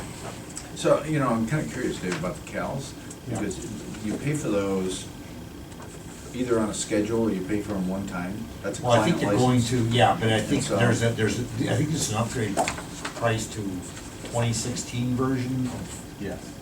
is that what it is? Yeah. So we're back on 2010 or something Yeah. like that. This is Office. You fire up your Office, I think it'll say, like go into Excel, I think it'll say Excel The 2010. point that I want to make on that, and it goes back to the planning Yeah. that I talked to the auditor about, Yeah. this is not rocket science. They know they got X amount of licenses, they know a new CAL's coming out, they gotta be able to project that, the ADP, because they're connected to the sheriff, and let everybody know across the board, across the county, this is coming, this is the cost. Well, They did that. They gave us the 165 of them at $25 apiece. and you know what, this sounds like last minute, and it is, but it's better than we ever got before. What we got before was no advance warning. Right. Yeah, Yeah. after They come in the the middle of After the the year. fact. But I mean, going forward, there ought to be a plan coming Yeah. out of ADP, because those Yeah. CALs are managed through them anyway. Yeah. Because it's a countywide license. Yes. So, and Yeah. there's not been any planning, which is. No, they're still always playing aggravating, catch up. so. I mean, but at least, I think they wanted to get it in as people want the budget hearings. Oh, Right. by the way, I'm Yeah, gonna at need least this. it was before our budget Yeah. hearing instead of after. You know, Absolutely. Scott, let me ask you this, and I'm gonna apologize ahead of time. you know, we're looking at the cost of upgraded cars and all that kind of stuff. And so I took a look at the employees that have cars. And there's certain guys that have cars that take them home. I question whether or not they need them. I mean, these things are expensive, and we update them. You know, we've got people who are driving them that can't turn the lights on. And so, is there any thought to who has these cars? And is it reasonable, looking from a taxpayer perspective, that whether they should be taking a car home or not? I mean, clearly there's officers who are legitimately in law enforcement, and that's their function within the sheriff's department. There are other people that are clerks in the office, and I would question as a taxpayer whether or not they should have a car taken home. I don't know what the rationale is. There are no So, clerks that have a card taken. I think of one guy, his car. He's not a clerk. Well, I mean, no, but his function is not But his one function, of law enforcement. anybody that so- takes a car home has a function and responsibility to respond from home to the scene of an incident. Is his guy commissioned? Is he a commissioned officer? Can he No. pull his gun? Can he turn the Doesn't lights on in the need to, car? Because his job So- title is to deal with the media. Mhm. And just like the Chardon shooting incident, and we keep bringing that up, but it's a perfect example. You know, he had to drive up there and set up the briefings and all, and there's many times where he'll come to a car, anytime the media shows up, and we have him come down there and deal with them, and get them organized so that we don't have to deal with all that until it's time to talk. So, I mean, that's his function, plus he, you know, he drives uptown every Thursday for the sheriff's sales. You know, there's many things. Anybody that takes a car home is taking it home because they're on a 24-hour call, and/or they respond, they go Directly to to us. meetings during the day. Scott, what about, I would guess not all of your employees work in the county. What about ones that maybe say work outside of a certain mile radius of say this? If you don't live within 10 miles of a county, you can't take a car. Okay, okay. So there's a couple deputies that don't take cars. So they drive in, pick it up, and then go? Yeah, right. Yeah. What about, you know, see, the jail staff, do they have vehicles? I mean, Just the jail administrator. Yeah. Mhm. She goes to a lot of meetings, she gets to Mhm. come in when there's a problem in the jail. Mhm. I mean, if you go into a meeting, she can come in, pick up a car, and go to the meeting, or, I don't know, that the sheriff's car is necessary to go to a meeting. I don't have a commissioner car to go to a meeting. I Well, go she's in. got an unmarked car, it's one of the oldest ones. The oldest ones go to those people. And when they get done with them, they go to auction. So, you know, it's a convenience, plus the ability to come in, 24 hours. Right. So, I guess, you know, from a, you know, I think we have posted some vehicles here, it looks like. And, you know, from a maintenance standpoint and costs of maintenance and keeping all these things insured and maintained and brakes and oil changes and all that, I mean, I would assume, you know, that they're all justified in their use, but, you know, do you feel that it's relative to what you need here? I mean, is this? Yeah, Yeah. we wouldn't ask for it, we wouldn't do it. No, if we didn't. I know, I understand the new vehicles, but some of these older ones, What getting we've them out seen of. is with, when you have assigned cars, people tend to take care of them better. Yeah. They take care of the maintenance on them better. The maintenance is less. A lot of them are putting them in their garage when they get home. Mhm. And if you have one car that you're gonna share all the time, that car is gonna be, you know, they're not gonna take care of it like they would. You're gonna have, the maintenance is higher on it, it's been proven.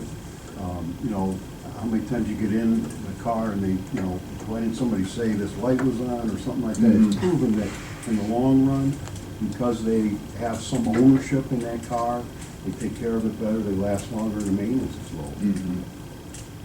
You know, I was just thinking, you know, I know repurposing them, keeping them in their life cycles, but maybe start, you know, I know you guys have a rotation, but trying to get rid of some of these older vehicles and get them out of the system, you know, sooner, so it's just less Well, and we overhead. look at that, we look at the car, Yeah. the fleet manager looks at it, when it starts costing us too much Right. money, then, Right. you know, we get rid of it. You know, we got two that are going to Department on Aging.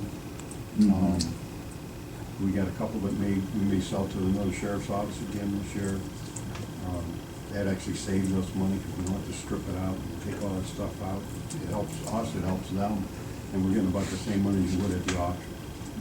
That's why we're not getting a lot at the auction, because we're running the cars to the end of the, you know, their Get- life. Squeezing every drop out of them, yeah. Right. And right now, the list is long because we've got our new cars for this year, and The old ones haven't haven't been gotten rid of the old ones. Got- Yeah. Yeah, he said Right. something like They're getting still rid in of about process. 13 of them. Yeah, Yeah. they're still in process of going, that's why we got, Aging's getting the couple, and we'll end up with a batch here at auction here pretty soon. These are still in Palas you're getting? I think we're about at the last of the Impalas. Yeah. You know, if I, and again, I still have a little trouble. I was going through the list of how many cars we've got, and who's got cars and that kind of stuff. And in my own mind, I still wonder, we don't need to get bogged down in that, in this discussion, but it may be worthwhile, given the cost of these doggone things, to visit that and say, you know, is this really justifiable? How many times does a person respond? You know, is one time in the last 5 years? Is it necessary for them to have a car immediately available? Or is it something that they can pick up on the way out to an event or whatever the case happens to be? You know, and I hate to pick on his stuff, but he's not gonna respond to take down a shooter at the school. He's gonna show up after the fact. And so is it necessary for him to get there immediately as as whatever is occurring going on? You know, so. Well, sometimes, depending on where he's parked at, he's gotta use the lights to, block at the scene so it doesn't get hit, that kind of stuff. Can he do that? Is he authorized to do that? Because I don't know that he, I mean, I've seen him around a couple times, he's never even carried a gun, so. Well, you don't have to have a gun to turn the lights on. It's safe, just like putting a hazard. It's just more illumination to keep people from running into it. Just one last question, sorry, Skip. That's all right. And then we can move on, the court services job title, and I noticed there's quite a few of them that do take cars home also. Is that, are they just working at the court all day? Transporting prisoners. Transport, They're, okay. They're doing a lot of things. Sometimes they have to go to the prison, sometimes they are transporting prisoners from the jail up here, and sometimes they're going to Portage and bringing them up to. Do they have to do court. that for their home, though? They can go pick up the car at post 2 or pick it up at the sheriff's station or something, right? Well, theoretically, we could, everybody could do that, but, it's been proven that it's better to have those cars available for them right now, because a lot of times these court transports are very time sensitive. And, you got 1 or 2 cars and that one's out, and this one's at school, it's worked out well. It works out well when there's a big incident, because we can pull those resources then, and all of a sudden have the people there to assist, whether it's, a shooting or a homicide or a tornado or what it has, that's that many more people that can respond. They're already on the road. And they can work the road at any time too. And Yeah. the last point, and I won't belabor this, but, you've got a huge budget, and there's a lot going on within this budget. You're gonna be asking for more money to accomplish technology and so on and so forth. And so, if money were unlimited, sure, that's nice to have, the cars, but nice to have from a taxpayer's perspective isn't necessarily necessary to have. And so can you run a leaner office and get more out of what you've got going on, so you can, accomplish more with technology or whatever the case happens to be? And that's the only point that I make. We're looking, our responsibility is to look at your budget and see if we can't get more for the taxpayers out of what we're spending.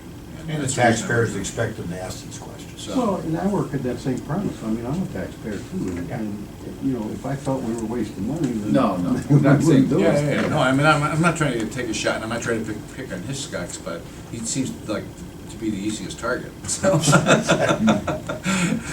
Well, you said your criteria is within a 10-mile radius, right? That's by Respond the union directly to a contract. scene. When I first became chief deputy in 2003, the union contract said that they could take a car home if they lived within 30 miles of it. Wow. We had a That's guy far. that lived in Pennsylvania that was taking a car home. We gotta take a look at who's negotiating those union Well, contracts. no kidding. Yeah. But we didn't have, we came in the middle of that contract, and the problem is, once you get that stuff in the contract, it's so difficult to get it back out. Yeah. So you have the Well, 10-mile we take it radius, narrow respond down. directly to a scene, and 24-hour on-call. So Right. Well, that's what then- your commitment is to the taxpayers, is that nobody that doesn't meet those 3 criteria is taking a car. Well, and I think it's assumed that it's on a frequent basis, like all the directors that work for the commissioners cents on 24-hour call. Something happens in the middle of the night, someone calls them, they're expected to go. And, you know, there's a few that by the nature of jobs have vehicles, but most of us just show up in our own car. Right. But it doesn't happen that often. I'm Right. assuming for It the probably people. happens more often with us. than- Well, that's what I'm saying. That's part of what people need to understand, the difference. And, you know, in some other counties, I won't name them, but, you know, you hear of, you know, lots of people that, not in the sheriff's department, they drive around in county vehicles, and it's looked at, you know, from the outside as a perk, you know, Right. more than anything, you know, so and that no way is that the sheriff, you know, these guys are, you know, providing a very important critical service to the taxpayers, but, you know, we just want to try and avoid that perception, I guess. Well, yeah, I do too. Yeah, yeah, right, yeah. You know, Because it's a, Uber for the sheriff's department. Yeah. now because it's a police vehicle, they don't have to pay any sort of IRS benefits tax on If that, they're right? sworn and it's marked, then they don't.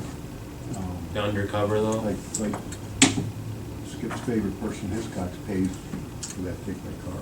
So he pays payroll tax based on commuting expense that the IRS considers that a taxable benefit. It's So he imputed income. pays, yeah, so he pays income tax. Okay. So we could save money. Generally, it's still. Always look out. Yeah. Yeah. Let's take the car, we're doing them a favor. Yeah. Tax dollars. All right. Okay, And we got many more questions, let's not get hung up on Yeah. that. Yeah. going to the personal services. We had estimated on the tax budget the payroll salaries at $7,777,250 in May. Because of people leaving and different things, we're saying it's $7,697,151. Changes the Medicare a little bit to $112,270. Hospitalization at $1,458,771. Based on, you know, how many people we hired that have family and, you know, take the waiver, what have you. These numbers are a little different than what I have. Yeah, this is their final request that they are submitting right now. Okay. Oh, Yeah. just today, do we have a sheet on that? So this presumes your current staff with whatever the contract says, the 3% or whatever. Contract, step increases, longevity. And then does it have any That's allowance no in there? additional people. Does it have any allowance in there for people you think are going to retire next year, which you're going to have to pay them out? You know, we had that problem last year, but this year we didn't have anybody retired. We've typically been able to cover it, and we expect to be able to cover it. We got at least one dispatcher that's gonna retire next year. I mean, they don't have to tell us, Right. and there's probably 15 of them that can retire. Yeah. But, we expect to be able to cover that, and not have to come back for more money. At least be, you know, like in, you know, in business, you know what your exposure is, right? And the potential exposure for, say, 15, you know. In it worst probably- case scenario, probably 15 won't. people can walk out the door It probably tomorrow. won't Well, happen. the potential is over $1 million. Yeah, Yeah. see, we We don't. know that. Yeah. Yeah, we don't have the full liability in there. We never have. Yeah. I mean, but that's not just his department, that's everybody. Sure. Now, you guys have one more year left in your union contract, right? Yeah. 19, the end of 19. Is there any sort of thoughts about trimming back the amount of carried over vacation time and We're stuff gonna like try that? again. I mean, we did that one contract ago. I would love to get that back down to get another year's worth of that carryover down, What is it right now? 2 years' worth. Two. See, if you could get it, if you could somehow tie it into put a cap on the hours, it's just a lot easier to track. Right. Because you're still doing it the old way, where it varies depending on how senior that person is, and you have to know how that works. Well, What we have is like 200 hours. Once you go over 200 hours, you lose it. It's Part of easy that to was maintain. that formula was to encourage employees not to use sick time. Right. Right. And, you know, if you don't use it, if you have a higher amount, then you get a higher percentage. Yeah. Well, I don't know as that's worked. And Right. you know, when you're negotiating a union contract, you're gonna take something away, you gotta give them something. Mm-hmm. And that was part of it. When we took away that 1 year's worth of vacation, which was typically 6 weeks of pay, Yeah. then we came up with this sort of formula to try and encourage people not to use sick. Mm-hmm. But some people just, they think that's a benefit. Mm-hmm. Oh, yeah. Yeah. Oh, yeah. Yeah. You know, it is, it's like, call it what it is, you know, vacation time should be vacation time, not a, you know, pseudo 401 retirement account or something, right? You know, that you build up. It's like, Well, the problem Yeah. with the sick time use is, you know, Yeah. it's disruptive. yeah, You know, because we can't all the time, you know, somebody calls in sick, well, okay, a lot of times we have to fill that with yeah, overtime. yeah.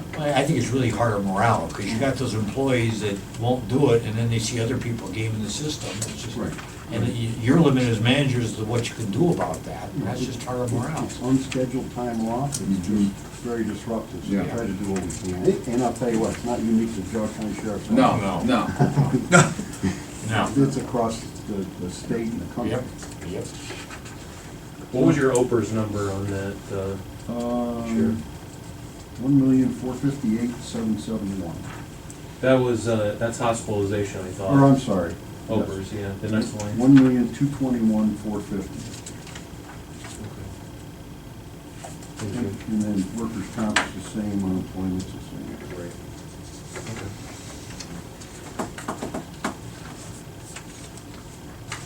And I think that's all we have, wasn't There were a couple of, and I sent these to you as well, things that Chris and Tracy had requested for some new accounts that you guys had set up, including a post-2 supplies account, Right. which on page 2, you guys ended up splitting that 517,444 up between those two separate accounts, keeping the total from that the same, but just splitting it up. Right. Because it made it easier for you guys to track. Right, For and each then the one. way the purchase orders were working too. Correct, because you can only have one open at a time for the Right. blankets. Right. And you guys did something similar with the service, contract services, supplies and equipment. And then you also, there was an amount that was missing, I guess, from contract services in the 2002 fund on page 11. That was the CCW. Yes. Yeah, and that is, it wasn't, well, I guess it was missing, but they paid everything out of other in the past. Of course they do. So, because when you come in and get your fingerprints, we have to pay BCI a certain amount. So they were just paying that out of other, so they're gonna switch that to contract services where it's more appropriate. To back up a little bit, about, I just remembered to ask this, the salary increases over 2018 amended budget, they're going up about 8.5%. Is that the union negotiation part of that? The range is 3%, but in there is step increases. Mhm. For people on their anniversary, they get Mhm. the increase. That's just for the first few years. Right, for the first 3 years. Yeah. And then also in that is the longevity, the longer you're there, your Right. longevity goes up. And also in that is the doctors ask for a pretty good raise. Oh, the jail doctor? Jail doctor. Mhm. Right now, we're in negotiations with University Hospitals, a contract with them possibly for a doctor and a PA. Like bringing in a Probably second. save us some money. Yeah, physician's assistants, that, Right. yes. So let me ask you this, because it kind of relates to a future budget hearing we're going to have. How many investigators do you have that do similar things to what the investigators do? And what is your take on that? Do we need to double up on investigators? Or are your investigators doing the same thing that the prosecutors' investigators are doing? What are your thoughts on that? Because you've got a big I salary don't here, want to so. speak for the prosecutor, but he is responsible for the whole county, not just us. Right. So when he gets a case that, say, it's in Bainbridge, and, you know, he's ready to start to get prepared for trial, and he sees there's some other stuff that needs to be done, you know, I wish they would have done this, or I wish I knew that, then he has his investigators to do that. Not only that, but he's got some specialty investigators like Rick Warner that can do the computer stuff, and, you know, we all work together. So, How many nobody's doing the investigators same do you thing. have? What's that? How many investigators do you have? Well, everybody's an investigator, all law enforcement officers. So you guys all do their own case If work it's a and so on, bigger so forth? case, You don't have we'll go to specific the guys that detective do? bureau. Right. So we don't have designated sheriff investigators? Don't you have a detective? Well, I don't know, or the detectives, you can call them investigators. I mean, everybody investigates everything, you know. The newest deputy investigates a car accident when he gets there. Yeah. So I don't know if that's the right word you want to use. So when they investigate, they then turn it over to the prosecutor's office, and then the prosecutor's office reinvestigates it? No, they don't reinvestigate it, but typically what he'll do is he'll say, well, I wish they'd have found out this. It doesn't happen a lot with us, it happens a lot with state patrol, some of the fatal accidents. Maybe they didn't interview the people that he wants to interview. He'll send his investigator out there, and that's a better question for him. Mm-hmm. But we don't typically Okay. overlay, they don't reinvestigate our case. I see. So in terms of investigators, you think it's good to have them in both places, or would it be better to have, from a leverage synergy standpoint, have all the investigators in one house? Same question's gonna be about VOCA, because we talked about that before. At one time, the victims' advocates, there was a suggestion on the part of our past prosecutor, Dave Joyce, that we house all them in a central place, have them all under the sheriff or all under whoever, and then, because you can get synergy out of that, rather than have everybody divided up. So what is your thought in terms of both VOCA and the investigators and having a central? The vote is a whole different thing, because, those folks are primarily paid for out of grants that are issued to those different offices, the Muni Court, to the prosecutor's office, to our office. I think if you put them all under one umbrella, you're only gonna get one grant. It's not gonna pay for all three of them. And they all have their own functions, ours is the only one that will go to the scene and start right from scratch, but then there's a handoff period when they go to court a lot of times, and then the prosecutor's office will take it if it's in common pleas, or the community court, their advocate will go and help them through that court process. So they've got their own specialty, I guess, so it's a lot different. Okay, thanks. We had a conversation with Glenn on, the maintenance side. We want to still keep driving toward being more clear and isolating the expenses related to running your jail. And I think we'd want that too, because, you're getting money for housing outside prisoners, but we want to make sure we have a very clear idea, and it includes, like what you say with the doctor, what's the real cost of running that business? So we can say, are we really making money? Are we making more than we thought, or are we making less than we thought? So that'll just be an ongoing thing, because we've even talked about even putting certain line items in your budget. The key is to be able to isolate and come up with the true cost, regardless of where we put it. So I just wanted you aware of that. We're still We've been talking about that for years. We have, yeah. Well, and we're talking about maybe, making changes to the New World system or the accounting system to do better managerial accounting, which I think the ideal would be to set up the system for the get-go, that you're able to get those costs, that data out of the system without having to have somebody over there doing a special Excel spreadsheet to find out the answer to the question that isn't baked into the system. Right.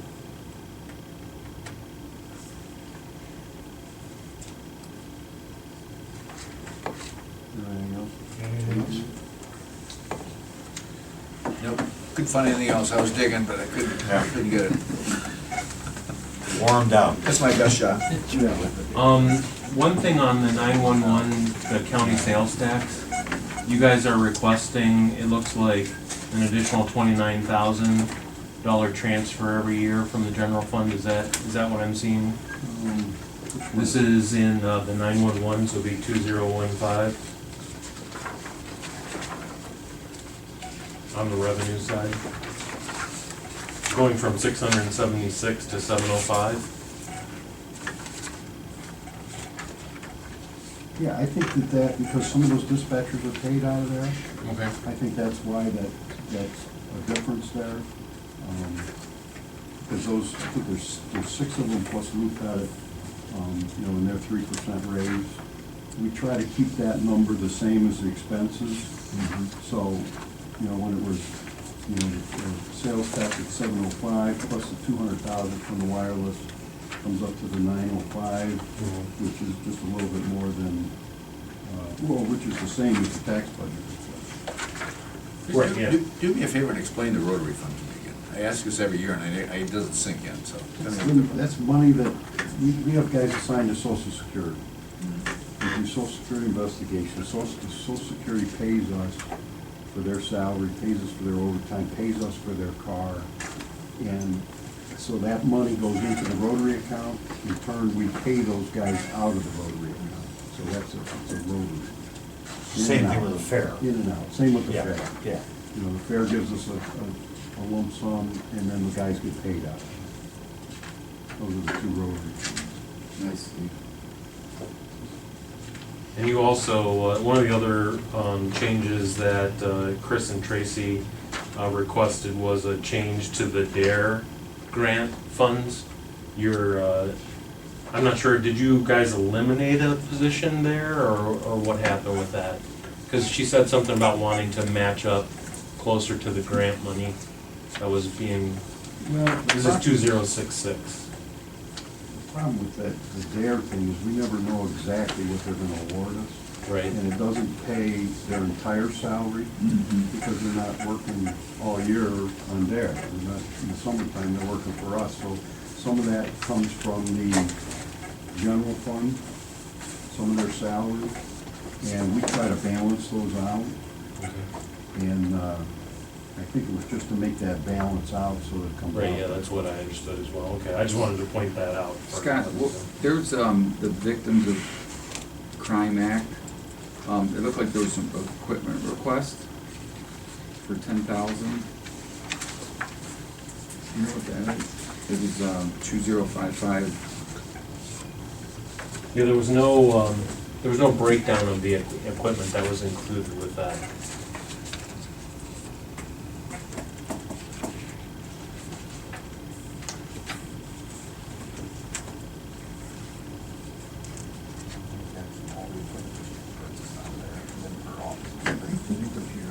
Yeah, I think that part of that, That they want, the local wants.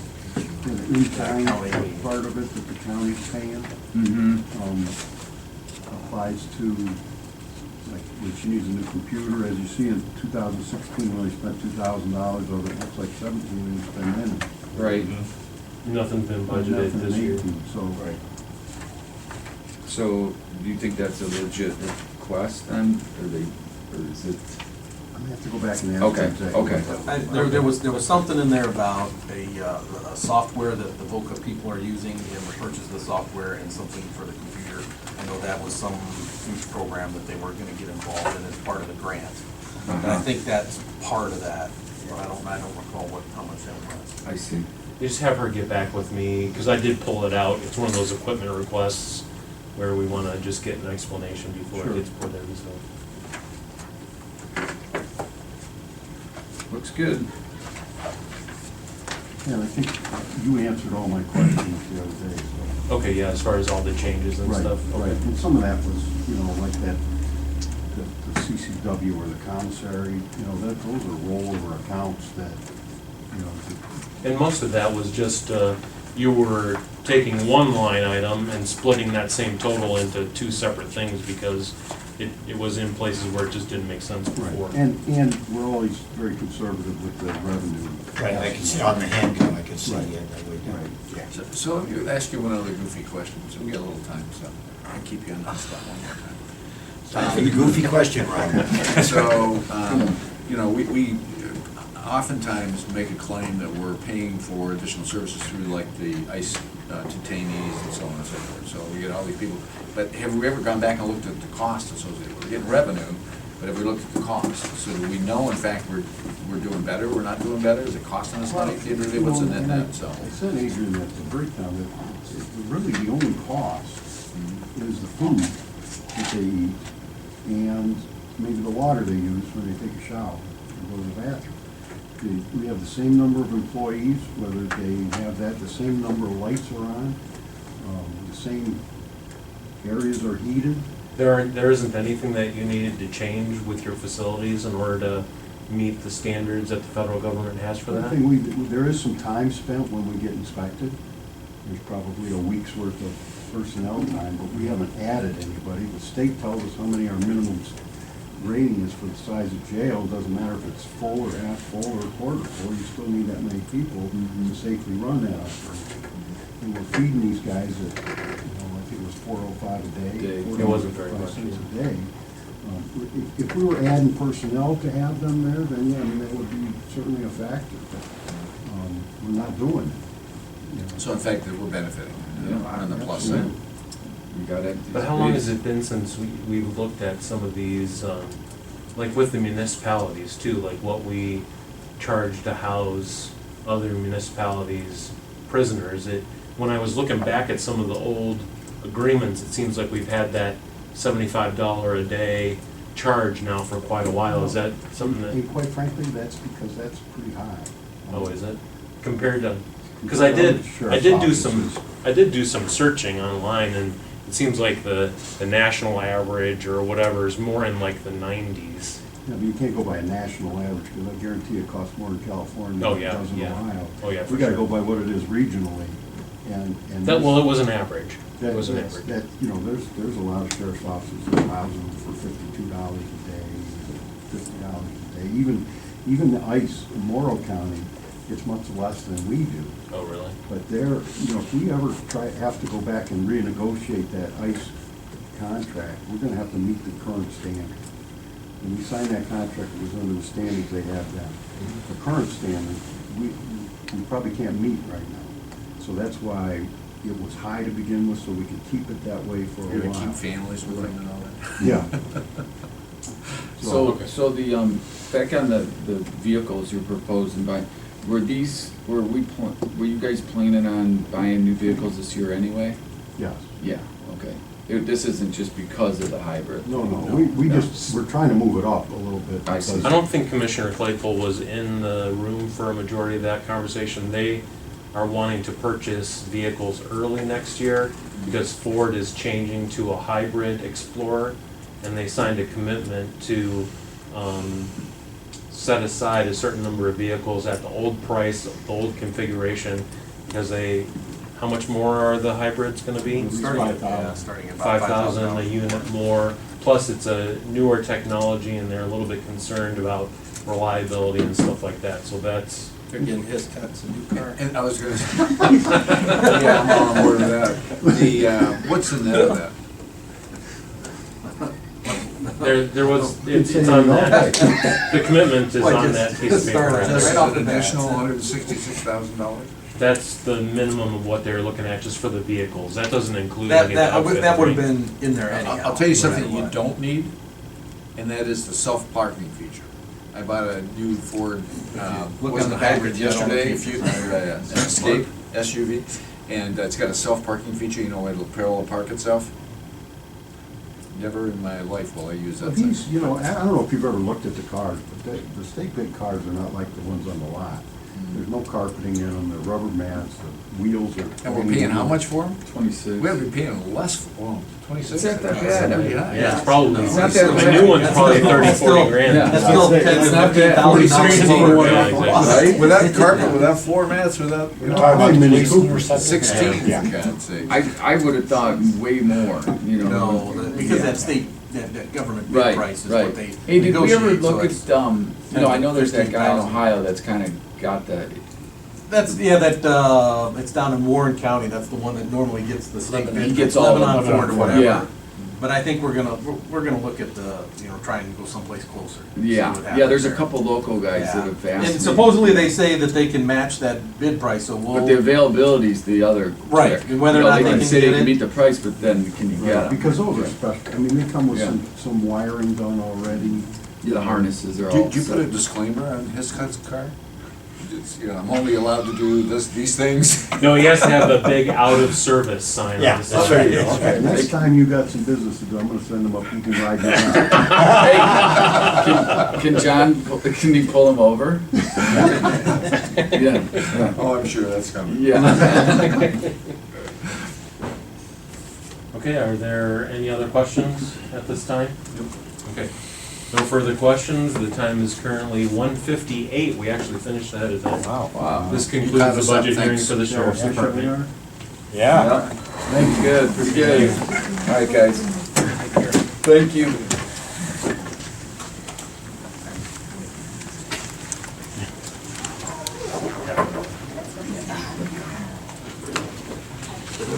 You running out or? No, I'm just getting the next one? we're gonna, well, I don't know what show them in. I think it does. It's from the Thank you. outside. Yes. I just had a quick question. I'm trying to follow what you're doing. They've made the argument that, Budget that's well, if online. there's an emergency, So we can I'm just. curious, when they start talking about cars, et cetera, Yeah. is it information you have? I still, like, I think Cleveland, Plaza, you still gotta pay to pick up your car. They don't like, you know, they used to, like Cleveland Heights, they'll actually, if they like. If you live in the town, yeah. Yeah. Yeah. You know, they used to park on the streets because they like the presence, you know, the exposure or whatever, and saying, hey, we got a cop car on every street. I mean, 90% of the police departments, you know, they. See, this is where I'm so Yeah. confused. I'll make an appointment or I'll text you But like the whole thing about. when I download it. Are those more I look at, municipal? I can't. Yeah, but, you know, but the maintenance thing, you know, the maintenance. Should correspond with. Well, in a county, though, which you spread out so much more, maybe. that's- Sure, exactly. Because, Yeah, that I'm was- just that trying was to done. get an overview and That was submitted by understand. last May, and now Yeah, it's in things September. change. It'd be interesting to Okay. add up all the extra Thank you. miles, the You had extra to maintenance, go the there extra if you fuel. needed. the No, no, I extra- already went there. You know, Yeah, yeah. so I was you coming know out how to much get extra the, it costs. get the judge and the clerk. You know. Ladies, 10 come on miles is in. quite a ways. But so is 30 miles, 30 miles is like. This is speed dating, welcome. Speed dating, wow. Yeah, you've been there before, haven't you? Yes, so I met my current husband. Good afternoon. Good afternoon. Hi, Adrian. Hi. Hugs to all, What's up? since we're on a tight schedule. I didn't, you know what? That's interesting, because I didn't change my introduction sheet to My be the name new is? times. Oh, the new No, times. No, we have the names. Yeah. I have, There oh, I have was all some the changes in names. schedule. Yeah, when you guys Should switch with we law make people in the library. other room then, is that what it is? No, you're good. You're Oh, good. why are we in here? Well, there was some people, we thought, for some hearings, we thought there might be more members of the public that would fit comfortably in the conference. Yeah, that was a small room. Yeah, yeah, so if no one else coming, it This works. actually works out better, I kinda like this. Yeah. Yeah. I feel like I'm at the cabinet, no, just kidding. So you Heard a laugh. Oh, no. Yeah. feel like you're in court. Yes, I do. The hearings are happening in Washington. Yeah. That's right. Yeah, Unfortunately. Yeah. that's embarrassment. Okay, I think we can go ahead and get started, so I will start the recording here. Okay, today is Thursday, September 27th, 2018, the time is 2 o'clock. We are beginning the budget hearing for the municipal court. Representing the department is Judge Terry Stupika, Clerk of Courts Vicki Daly. Present from the Commissioner's office is Commissioner Spitaleri, Commissioner Lennon, Commissioner Claypool, County Administrator Dave Blair, Assistant County Administrator Jerry Morgan, Budget Manager Adrian Gordon, and Fiscal Specialist Debbie Ashburn. We will now discuss the budget for the municipal court. I have no questions, it was nice having you come in today. Thank you, that's how we like it. What can we do for you, I would fine really have no folks? questions, sir. Well, I think we've been over this a couple of years now, and our budget generally doesn't change a whole lot. We're pretty From consistent. the county. With the county, yes, the county portion of our budget. Really, the basic changes are generally in personnel, and that is when there's a City of Chardon cost of living increase, that's passed on along to the 40% share that the county pays for the judge, bailiffs, magistrate, and clerk. Well, I don't get the cost of living. Oh, that's true, sorry. It would just be for the magistrate, my wonderful clerk of courts, and the bailiff. Correct. Mhm. So I believe, if you've all had a chance to look at this, you'll see that the figures are pretty comparable to last year as far as our request for appointed attorney fees and witness fees and jury fees and that type of thing. And so my understanding is that the thing that I believe that we need to discuss would be our pretrial release officer and the contribution that the county has been making to that salary.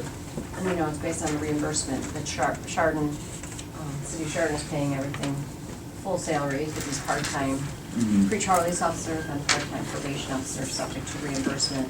Right, we get a graciously bill from the from county. Sharon. Yes, you do. Matt, Ragan, set up this estimated pretrial release officer cost. Here you go, Skip. This includes the balance of this year, I'll come around that way, and then an estimated 4% cost of living increase next year, which is not likely going to happen, but he wanted to be more than less in the event that we, whatever the cost of living is that the city of Chardon, if they grant one, or agree to one, what it would be for next year, for 2019. So there's a cost of living, there's also in there longevity in there as well? Yes. Now, this particular person that's been doing our pretrial release, as the judge could probably elaborate more, has been with the court. He's also been certified and done all the education and training, so he is also a certified probation officer for the court. His duties that are required of him is pretrial release officer are mandated now as probation officer for the state, through ORS. So he has to take certain courses, keep up to speed. He has 96 active defendants on a pretrial basis. So, and of course, that graciously started from Commissioner Scudery's opiate initiative, as well as the rest of the commissioners. But you're the only one remaining from that group, Right. so thank you. So that's the long and So short. that, so this was your decision after this was during the beginning of the opiate crisis, these dollars that were spread out through the county? Yeah, it was about 600,000, was it? Right. About 600. And then, so this, We got personnel, we received, it was 33,000 or 36,000 out the gate, forgive me, oh no. Well, it was a part-time, so it was a half year. Right. It was 19.8, portion was part-time pretrial release officer, forgive me, and then someone to assist in the jail because of the numbers expanding or increased rather, to assist the full-time jail treatment counselor at that time, who was Dennis Michelson. We then hired a part-time person, and they almost did the same thing through Lake Geauga Recovery Centers, which now I think you commissioners fund the whole thing. That became a full-time position with what Lake Geauga added to that position. So there's two, well, not currently because they're having some staffing issues, but there is funding, I believe, for 2 full-time counselors at the jail treatment center at our jail. oh, good. So I think what happened, the commissioners agreed to an annual amount, and it wasn't until this year that, based on the compensation of the individual and the raises that Chardon has in place for its people, that the amount finally exceeded the, kind of like the not to exceed the commissioners had in place. So at that point, we took to the commissioners, do you want to adjust this upward? And, just recognizing that what's being granted at the city of Chardon for their employees is higher than what's being granted for Geauga County for their employees. Right. And just leave it to them, do you want to match what Chardon's doing, or you want to say, look, we'll increase it consummate with what our employees are getting here? And that's kind Yeah, of where and it stands. I wasn't a commissioner when this all happened, so some of it I'm just trying to get up to speed on.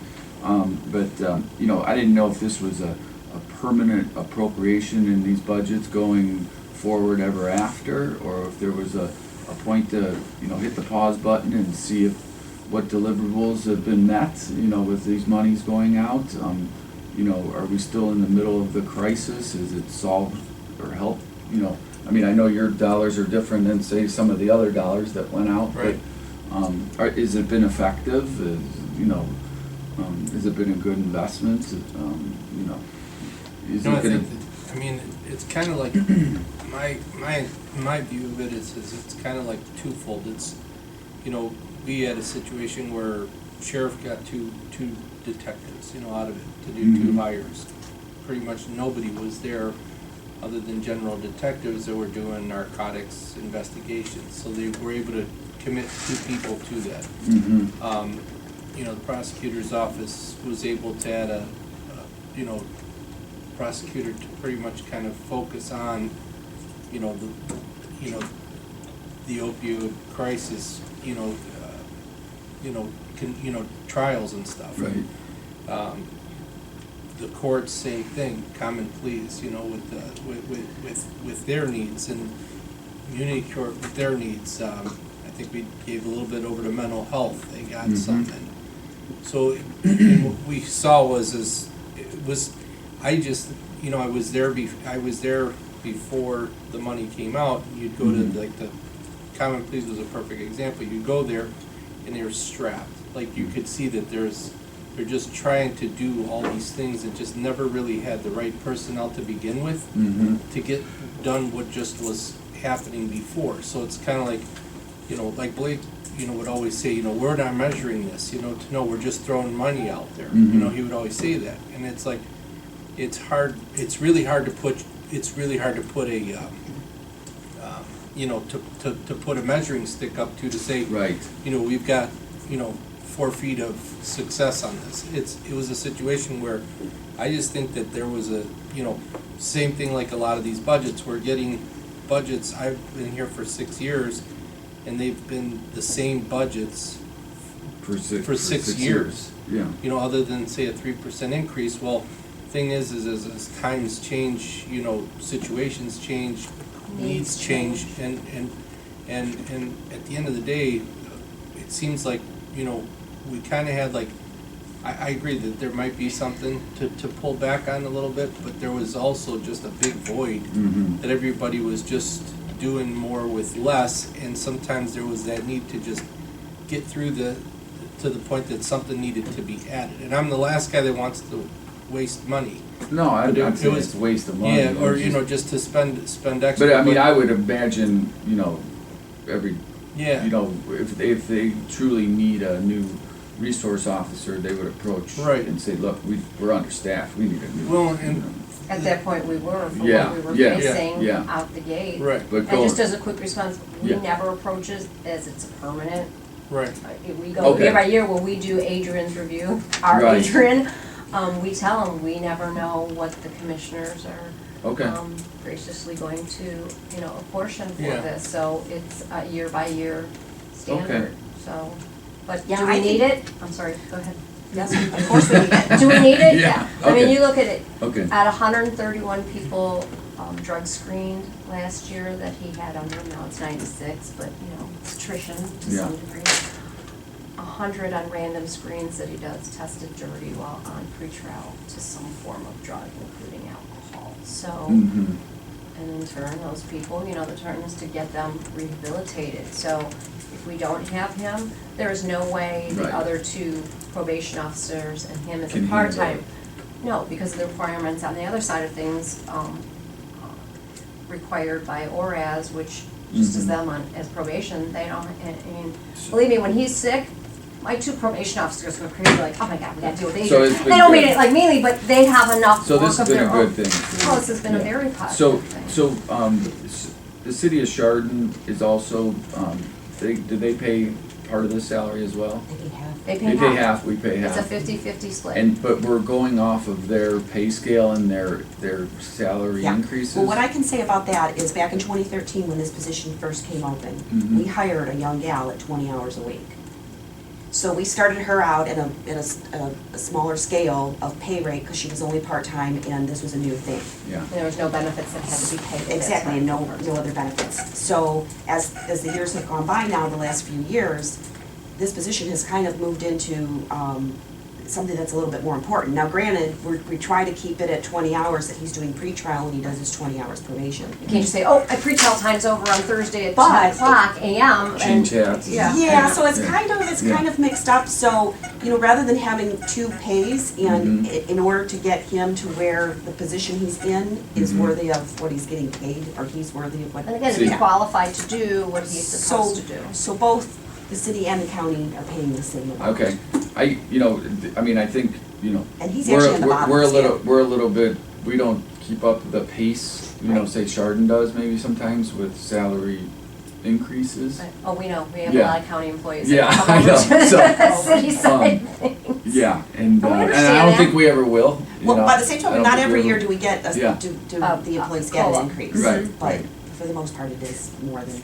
That would be my only, I guess, you know, it's not a issue, but that would be my only kind of Yeah, someone might you question know, it. highlight was just the, you know, if Chardon was on a, you know, because I know sometimes they'll give the salary increase and then move the pay scale, and then, so it's, you know, it may look like a 3% raise, but really comes out to like a 7% or 8%. Right, with the or, pay you know. grade, when they Yeah, move to right. this next step, Yeah. they We get the always, merit we only raise. do one or the other, we Yeah. don't ever do both. Yeah, You know, so that would be my Yeah. only So what thing we, just to be aware of, that's all. right, Yeah. when this all happened, when we realized, actually Debbie realized, you know, hey, this is gonna track way above what the commissioners had authorized, we went to the commissioners and said, okay, so we can either adopt what you guys are looking for this person in order to meet the full obligation.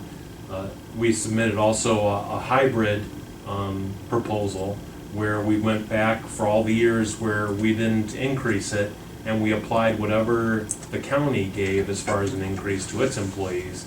And that was kind of our hybrid one, where we were increasing it to basically what the rest of the county employees received, or we just leave it alone at the lower amount. What would happen is Chardon gonna pick up the difference then if the commissioners say, we're either gonna leave it where we're at, or we're gonna fund it at the level that other county employees get? What happens then? Does Chardon make up the difference? Does this person Well, having our not get a city portion of budget their meeting pay? tomorrow, Okay. we could probably address that at that, but I don't know as we sit here Okay. today. yeah, we kind of, for lack of better words, sold it to them that, you know, the county had already agreed to 50-50 pay split. a certain amount. Mhm. And I think, I do believe that we haven't addressed this in the last few years, not specifically to the position and what the amount would be. Well, we didn't 'Cause have to. I don't even see it in my budget. We didn't have to. Because it was the within total- your. It was within what the Yeah. commissioners had already Yeah, there were authorized. Once it always went things above- that happened that would But make it- it less. As Yeah, I yeah. responded to you though, Adrian, with the email, Mm. was it satisfactory as to why we deem it necessary to and what this person's role is somewhat expanded to because of there's no ending to the, you know, opiate crisis in the near future. Geauga County has an 83% overdose rate involving fentanyl. And if you keep up on this, fentanyl can be 100 times more deadly Well, we than got heroin. good news yesterday that overdoses are on the decline by almost half Yeah. from the coroner. That was good news. As overdose, Yeah. you know, it's the ebb and flow of the drug epidemic. Right. I've But, seen you know, right. sharp increase in cocaine and Let me- methamphetamine. Let Right. me weigh in here, because, just for curiosity, I'd like to ask this question. So Tim had made the point earlier, you know, we put all this money into this, they really show a benefit. And for me, as a taxpayer, a benefit would be a reduction in what's going on. Did it have a positive, not on your life, not on the court's life? Because as a taxpayer, I may or may not care In about the court's life. arrests, a reduction in And so- overdoses, a reduction in what? Well, just some Like- improvement metric-wise. And so if we're putting all this money into improving the drug situation, the expectation was you're improving the drug situation. So you're either catching more people, you're pushing the drug guys out of the drug, you're doing something in a positive way, and you're seeing some metric that reflects that.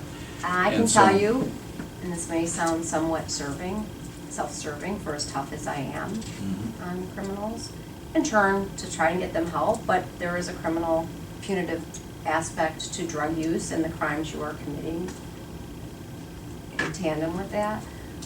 And the increase in the detectives, I can tell you, because I go around a lot and speak, out of county,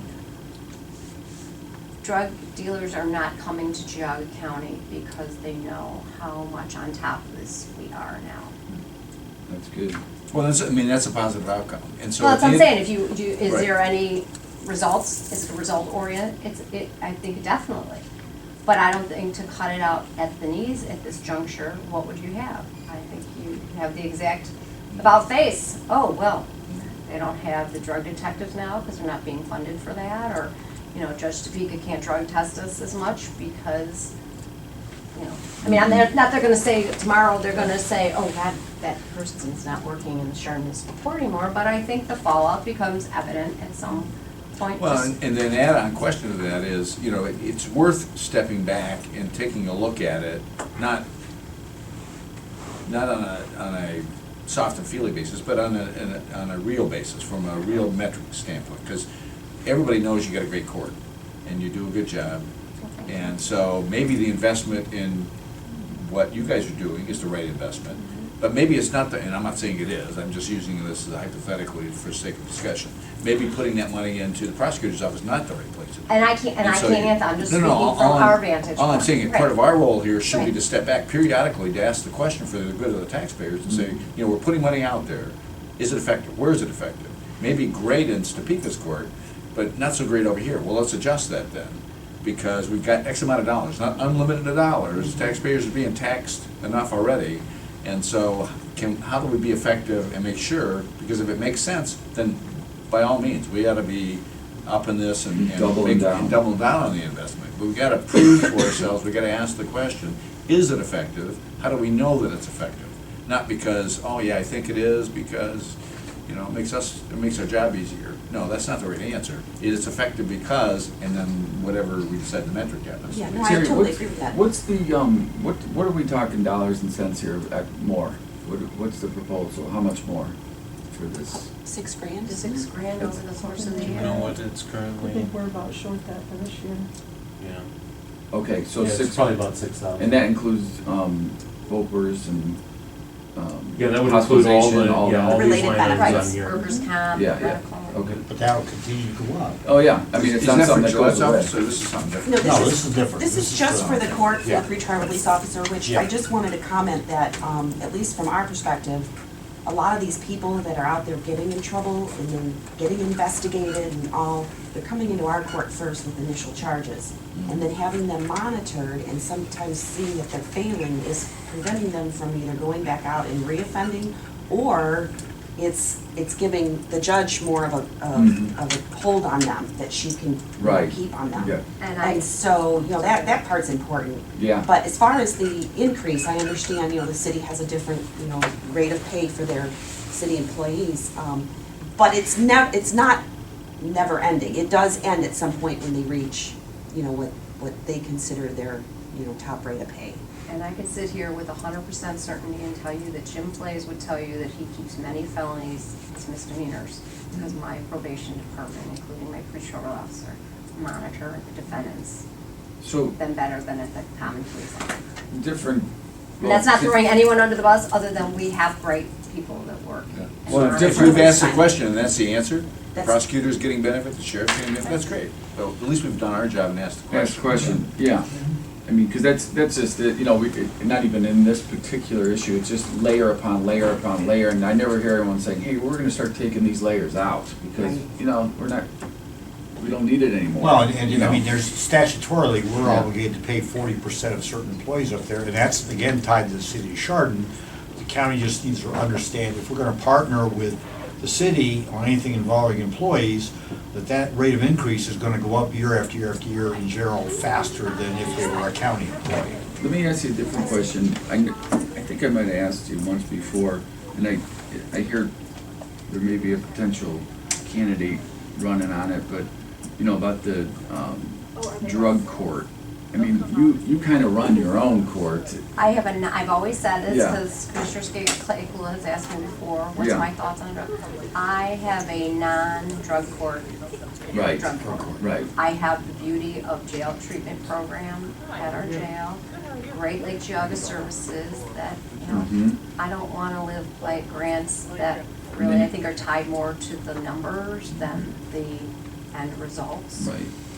I've looked at drug courts in a couple of different areas, and none of them seem to be anywhere near. I'm as not saying that effective. some aren't successful, that's just my personal view, given the wonderful services that we have available to us. But you feel the flexibility, you know, you as a judge can dictate, you know, you have the more control. That's why issue one is such a Yeah. terrible, oh, Yeah. I can tell you this, I would never want to go to your court. As a criminal. I'd like, if Well, I could, hey, if you want to get better, you know, maybe not. if I could, I want to do a shout out to the judge for having Justice Kennedy come yesterday. Thank you. That was, Wonderful judge. Nice.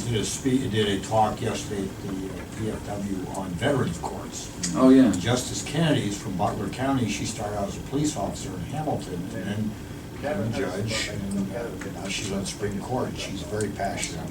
I mean, she moved me to tears. She's Very incredibly motivating. effective. So Veterans Court is, what, it would be similar to, you know, if there's issues related, they'd be able to help intervene with the A veterans? or- significant amount of veterans, especially Vietnam and now Afghanistan, at the Desert Storm, will have serious PTSD. Right. In tandem with serious substance abuse issues, so, they provide services free of cost, not to the taxpayer or anything, it should be specifically said that all these are free of cost.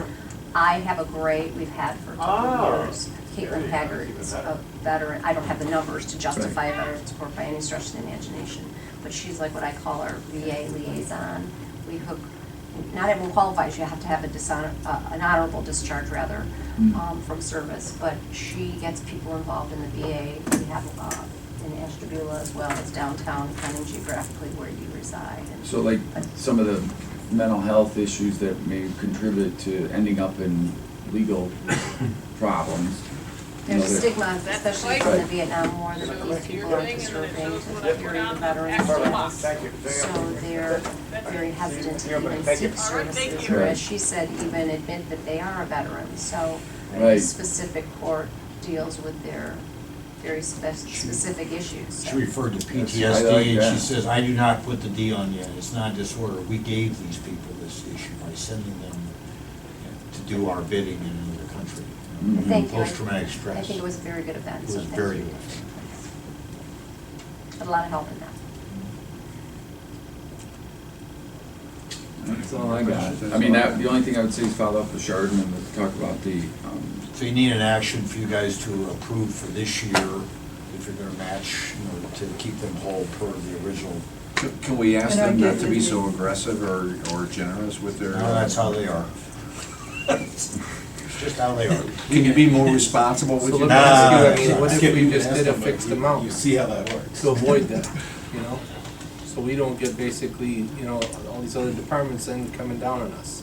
Well, that's. You guys may wanna just say, okay. Not to we- exceed. Not Yeah. to exceed, a And that- certain, percentage or something. And that way, Yeah. if Sharon Well, has like to I eat said, the what rest of Adrian it- came up was the hybrid is, look, we will go back, you didn't use this money in prior years, we'll go back and recalculate based on what we give our employees, and we'll match that. But it's kinda hard to look at our employees and say, well, they must be a higher class than us, we have to give them more. Totally. It is, I'm just gonna tell you, it's been difficult because there's just, with some of the Chardon pay scales.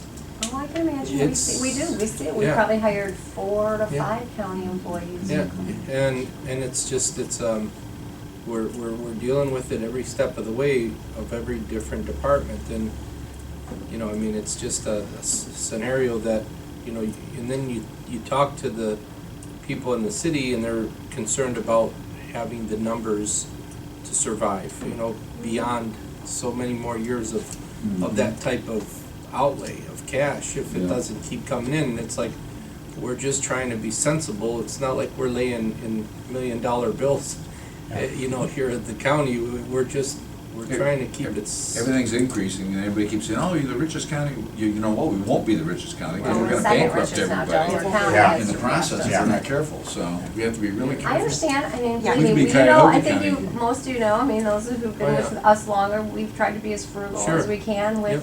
We what can only talk about the courts, Yeah. but. No, I know, we Right. appreciate No, that. no. Can't you charge fees to the drug guys? we're just venting. Yeah. It's the end. Yeah. I understand. Yeah. Because you guys You get a little understand it, extra it time. makes it tough sometimes with that, with that.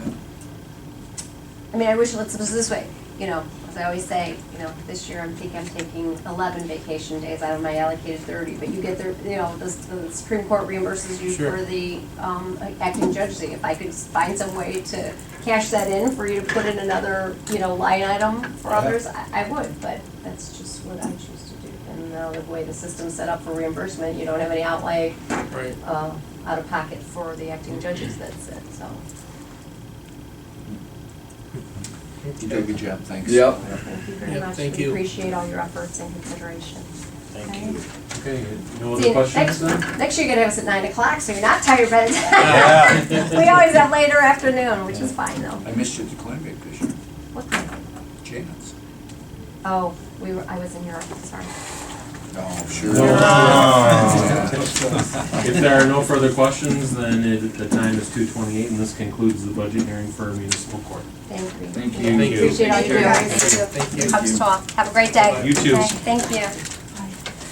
So, what's law library next, or? Yep. Yes. Maybe she's here.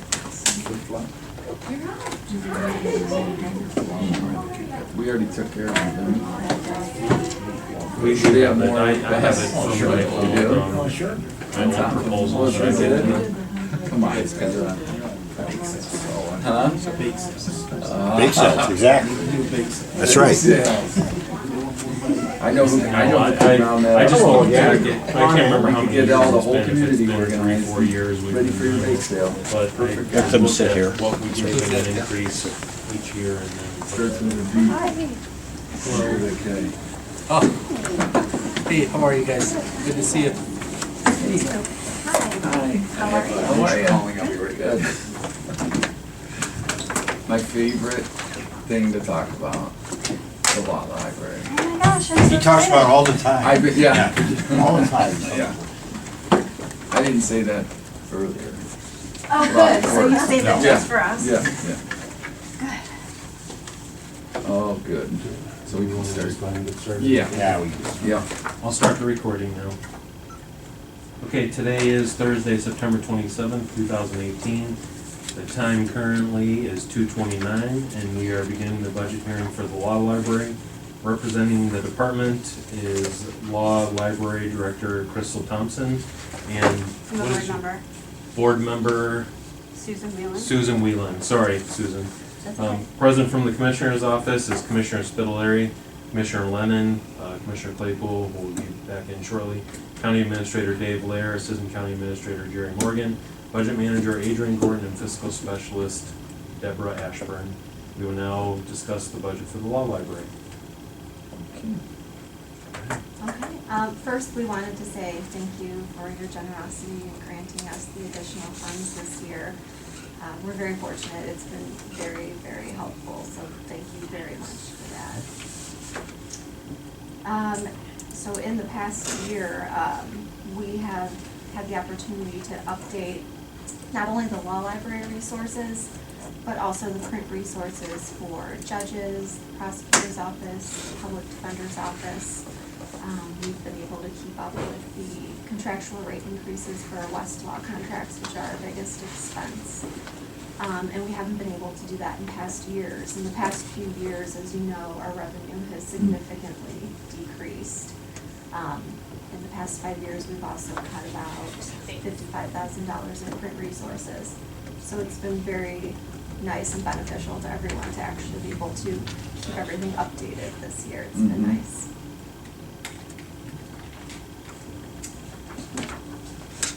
Now, you have recently come to me for, to move some appropriations around Yes. in your contract services. Yes.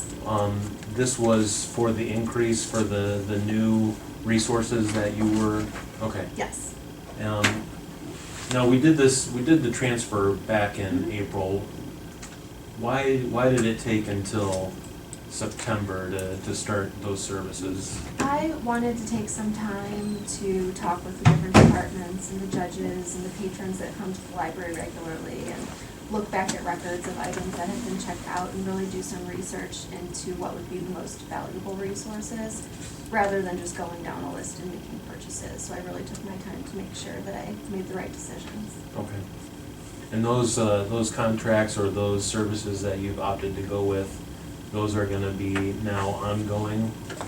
As of right now, they're just one-time purchases, but I would like to continue those and maybe add to it over the next few years in the future. So that's just a one-time capital outlay then, or is that, are you saying that's gonna be a permanent As of right now, part of your budget? As of right now, it's one time, but Okay. my goal is to make that, a regular yearly purchase to keep everything updated. Okay.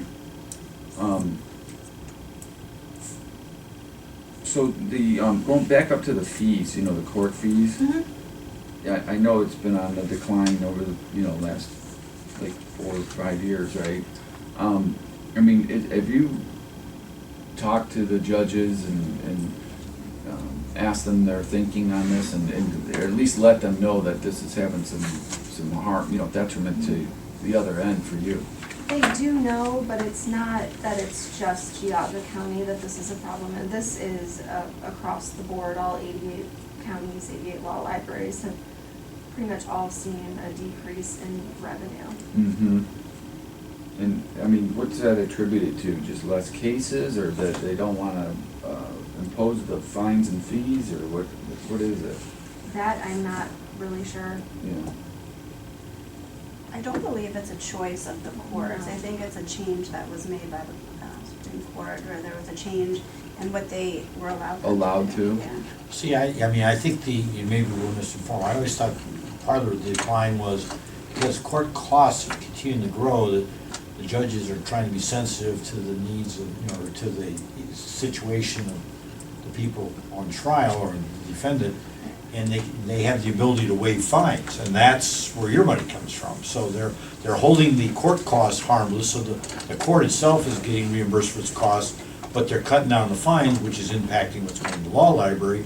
And now we're in a situation where the county taxpayers for the general fund are being asked to subsidize because they're not charging the participants in the trial. Are we off base on that? Somewhat. I know Okay. we have talked to Judge Topeka about the fines and how the problem that we're having from the library standpoint. I mean, that may be part of it, but that's not the whole of Okay. it. I mean, like Crystal said, it's a problem throughout the whole state, so it is something from higher up. But I mean, if the judge, again, these are municipal court judges where most of the fines are coming from.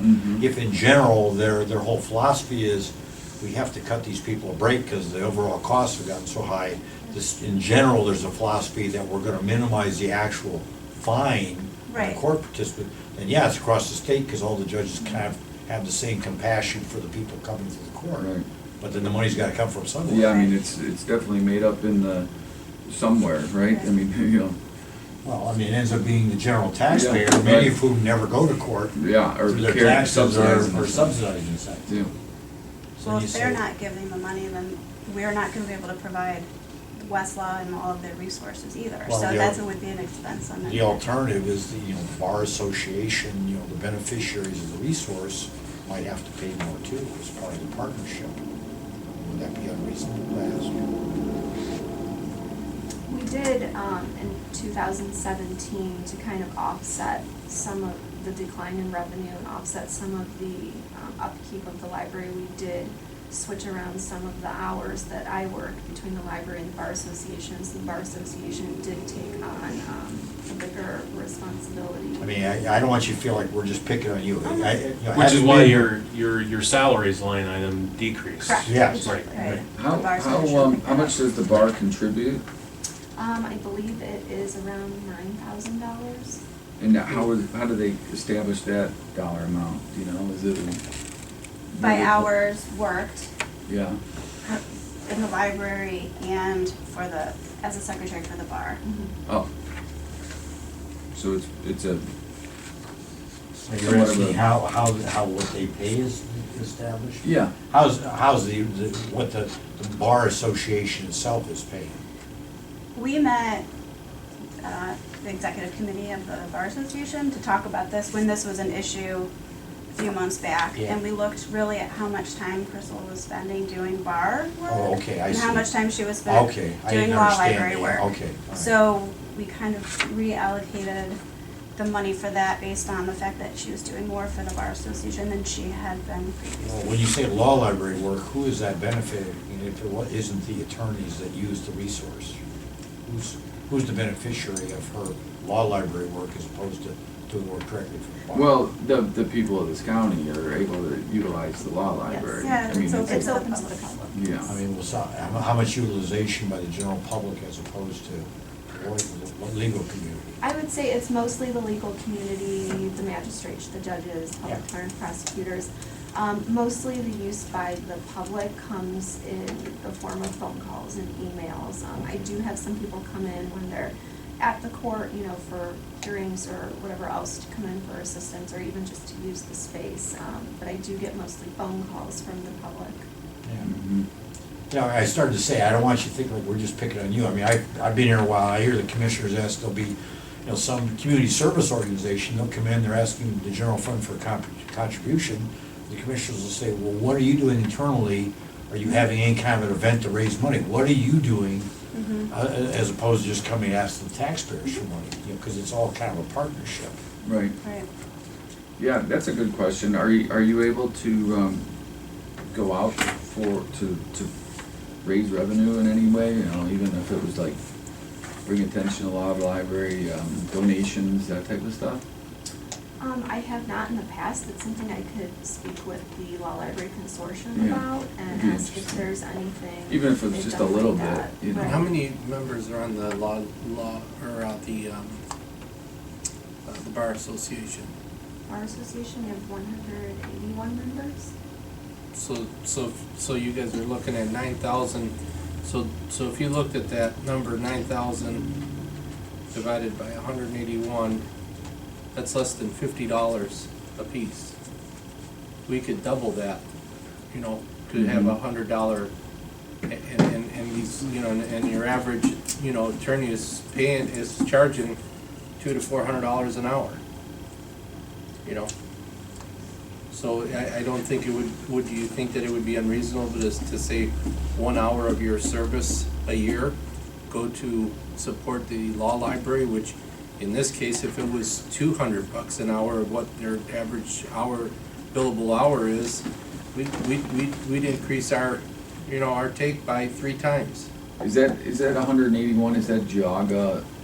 They are, an attorney can belong to whatever bar association they would like, so That's there are. the local Right. bar So association, the though? Geauga County Bar Association, Okay. so they could belong to Lake County, Geauga County, Ashtabula County, Gotcha. anywhere. Right, and I'm not taking away from, I'm not throwing shots at attorneys but, at the end of the day, we've paid pretty dearly out of this office alone of attorney fees, to basically, sit here and, I mean, their utilization of this is probably primary, and, and I just think that, burdening the taxpayer for this, I think they need to take care of their own, and I really believe that, and I get it that we have to supply this, but I mean, it's just, I just have an issue with, with the whole thing of, have some and then want more, it's like, they're earning a pretty good dollar out there. We're not dealing with somebody that's just, making it in life. I mean, and there may be some attorneys that are just making it in life, but at the end of the day, there's others that are making it very, very well in life. And I just think that, it's like, I don't want to say that I feel, kind of taken last year for $10,000, but, we did what we needed to do. I wouldn't support another injection of cash at this point to do another 10,000, just because I think that there's the means out there to do it. And when you look at, if there is 181 members and it comes out to less than $50, I think you guys need to sell the pitch to them and say, we need a membership fee of $250 that comes to us per year. What is that? What does $250 break down to over the course of 12 months? $20. They probably drink that in coffee in a morning sitting, That's and I just think that.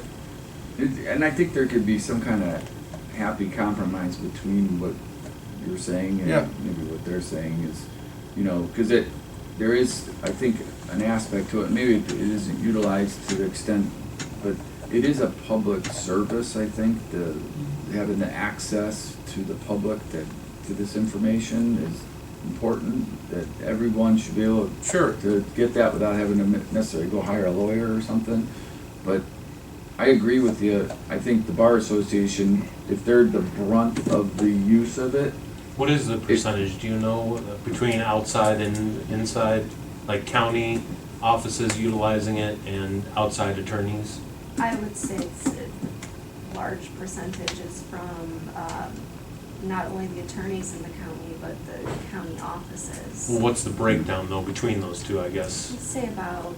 Is it 50-50, 60 county, 40 outside? I would say that the county is more just because they utilize the Westlaw services more, which Like like meaning I the said. prosecutor's office? Yes. Yeah. And But like don't I they have said their own before, subscriptions though within the prosecutor's office, or is that? Through us. through the Through- Right, the law library pays for Westlaw for all the courts, the public defender, the prosecutor. But the they don't have to judges. use it in that location, I mean, they're using it within, like, they're able to get it in their office. Right, but it's still paid for, it's still something that's provided by the law library. So even though it's in our individual offices, it's paid for by the law library, and that I is see. by and far our greatest expense, and it's a contractual increase every year. And the prosecutor's office has that budgeted also, though, in their budget, I believe, right? Like, what about this as far, yeah, well, I'm not sure if they've got that budgeted, I but thought so. But what about like the DOJ funds that come out of, you know, that the prosecutor and even the sheriff for that matter has, you know, has a DOJ fund that how much, I don't know, do we have even knowledge of what's available in that? The furtherance of justice. Yeah, one? the FOJ, yeah. Or FOJ, I'm sorry. Yeah. You know, I'm just saying that there's gotta be a way to make your lives easier. And without utilizing, you know, and take this the right way. And I can't tell you for certain, but I've heard enough people mention it that it was like, we got it back, and I'm just full disclosure, we just got it back to us last year that we got played. And I you know, for 10,000, that there was like a high five ceremony that we got played for 10 grand. And it was like, I didn't appreciate that, you know, we did what we thought was right, correct? Well, I didn't hear that we got played, you know, because I was involved in this from, you know, going back probably over a year ago when they were submitting this. Right. And, you know, I think what we're trying to say is, you know, I think to continue the service level of these subscriptions. Now, you know, that argument, who should be paying for it, maybe bars should be Right. paying more. I agree with you, maybe looking at it now, but the hand that was dealt at the time, I mean, they weren't gonna be able to continue to. Right. provide. Well, it sounded like there was Yeah. an issue with cash. I mean, your cash balance is okay right now, right? Yes, we like to keep, a cash balance in case anything. Oh, like sure. could Yeah. come up, Yeah. Another hit in revenue, Yeah. if Sure. a computer needs replaced, or Sure. a printer. Yeah. I mean, part of the context was, I think they were projecting, and it looked like they might run into a situation, and that's why they came and approached you guys. Right. I think, you know, it stabilized whatever that issue Yeah. was. Yeah, they never kept a real high cash balance, but it was never really under $20,000 that I know of, maybe 1 or 2 months Okay. since I've been here, and maybe even last year, but the $10,000 definitely helped them, Right. so. What was But the I thought- FOJ balance you said? I think that is the other, in the prosecutor's elected official fund. And, for 2018, it was almost 64,000. For, Right. next year, he has about a little over 70,000 budgeted. Because, I mean, he's actually coming in today, we can even ask him if he could do something with that to help you guys out. That's something we would have to discuss Yeah. with the rest of the board. Because it also, it's not, yes, I work in the prosecutor's office, but I'm not speaking for that office, but that office isn't the only department or No, entity yeah, of I people know, that I get use the that. Sure. law library. Again, it is a public service, it's something that we have to provide. And while maybe people don't come in the door a lot and use the computers, it's there, and it has to be there. And the books have to be updated. We have a lot of books that we couldn't update. So Right. it's not as though we're going above and beyond, we're just trying to stay Oh, yeah. current. And like Crystal said, a lot of the calls are like the attorney referral services or looking for direction. So it is vital to the public. Okay.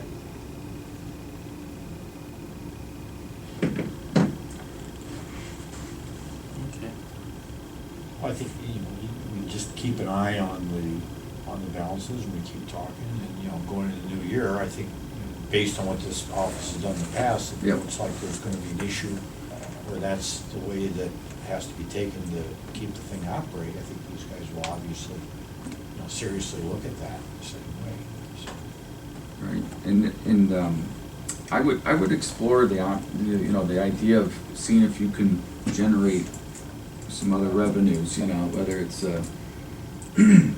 whatever, getting a speaker to come in and people go see them, or talking to local attorney office, seeing if they're interested in contributing to maybe some fund or whatever, but,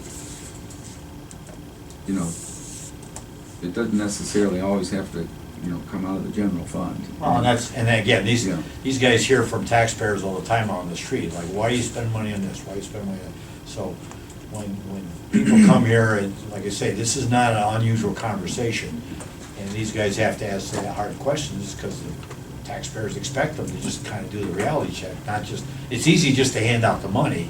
It's a little more uncomfortable sometimes to say, well, you sure there isn't another way of doing this? So there's no disrespect intended at all. These are questions they need to ask, that's part of their job. Everybody, I can't think of one department that didn't come and ask for more money this year. And, there's X amount of dollars, and we already handed it out, so we can't give. Yeah, you're here late in the day, I'm sorry, it's done. No, we're coming in, Judge Tavita said she left some. Yeah, that's right. You Blame it on the auditor, he took it all. That's right, yeah, there's that. Quick question for you, do you track or log how many people come in and actually use the law library? I don't. I track how many people check items out, and I can probably through Westlaw track how much usage. Oh, really? It'd be interesting to know how many, if you've got 191 members in the Bar Association, how many of them actually use it? Because, today, everybody's carrying around their iPads. If you're an attorney, if I was an attorney, I'd be buying my own subscription to Westlaw and whoever. And so they might already have their own subscription. If it's the prosecutor, well, we got another conversation to have, because we got a law library and we got a prosecutor. And if the prosecutor needs law license or Westlaw or whoever, then maybe we ought to be looking at this not as a law library expense, but as a prosecutor expense, and then discussing that with him or the courts or whatever the case is. But if you guys are tracking the members, and the members are using it, and 50% of the members are using it, you could almost charge the 50% that use it on a regular basis a fee, because they're the ones that are actually consuming it. It's a pay-as-you-go kind of a thing. And so it'd be interesting to know statistically how many people are really coming through the law library, how many are using it. And I know I've used the law library, I'm not an attorney, but I love to go over there and read old case law and stuff. I'm going to my office if you're interested in looking at a couple of books that got a Constitution and constitutional law and some other things. There's another valuable service they provide that I'm going to be availing myself of. It's time for me to renew my notary.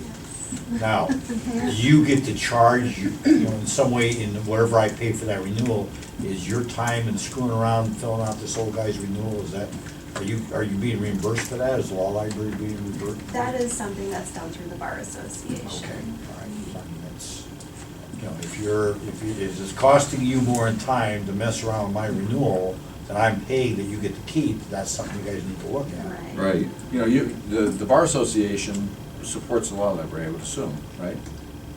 And so if the Bar Association is supporting the law library, thinks it's a valuable resource, then they ought to be able to recognize that and help you determine how that should be paid for, aside from having the taxpayers pay for it. Because it's delivering a service to basically to the courts and to the attorneys that are using it. So, anyway, that's my 2 cents worth. I'd love to know statistically how many attorneys are really using it, or if it's really just county offices using it, because that changes the conversation for me anyway. So. Yeah, I mean, if this is a service that's primarily used by county offices, and if for some reason you weren't there, we'd have to spend more money in someone else's budget. That's part of what these guys need to know. Okay. Any other questions? Any other questions? Okay, being no further questions, the time is now 2:52, and this concludes the budget hearing for the law library. Thank you very much for your time. Thank you. I am so sorry, Susan. I totally had a brain freeze. Out of context, right? I was expecting Frank Antonucci, and then when I saw you, You're a lot better saw looking you. than Frank, Yeah, so yeah. we're glad you came. Yeah. And then when you came walking in, I'm like, oh Too my many gosh, different hats, I gotta right? think of her name. Sorry about that. It's okay, thank you. Thank Have you. a good afternoon. Bye-bye now. Thank you.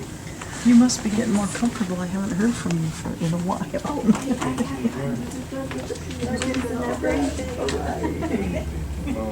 Permanent aging. Permanent aging.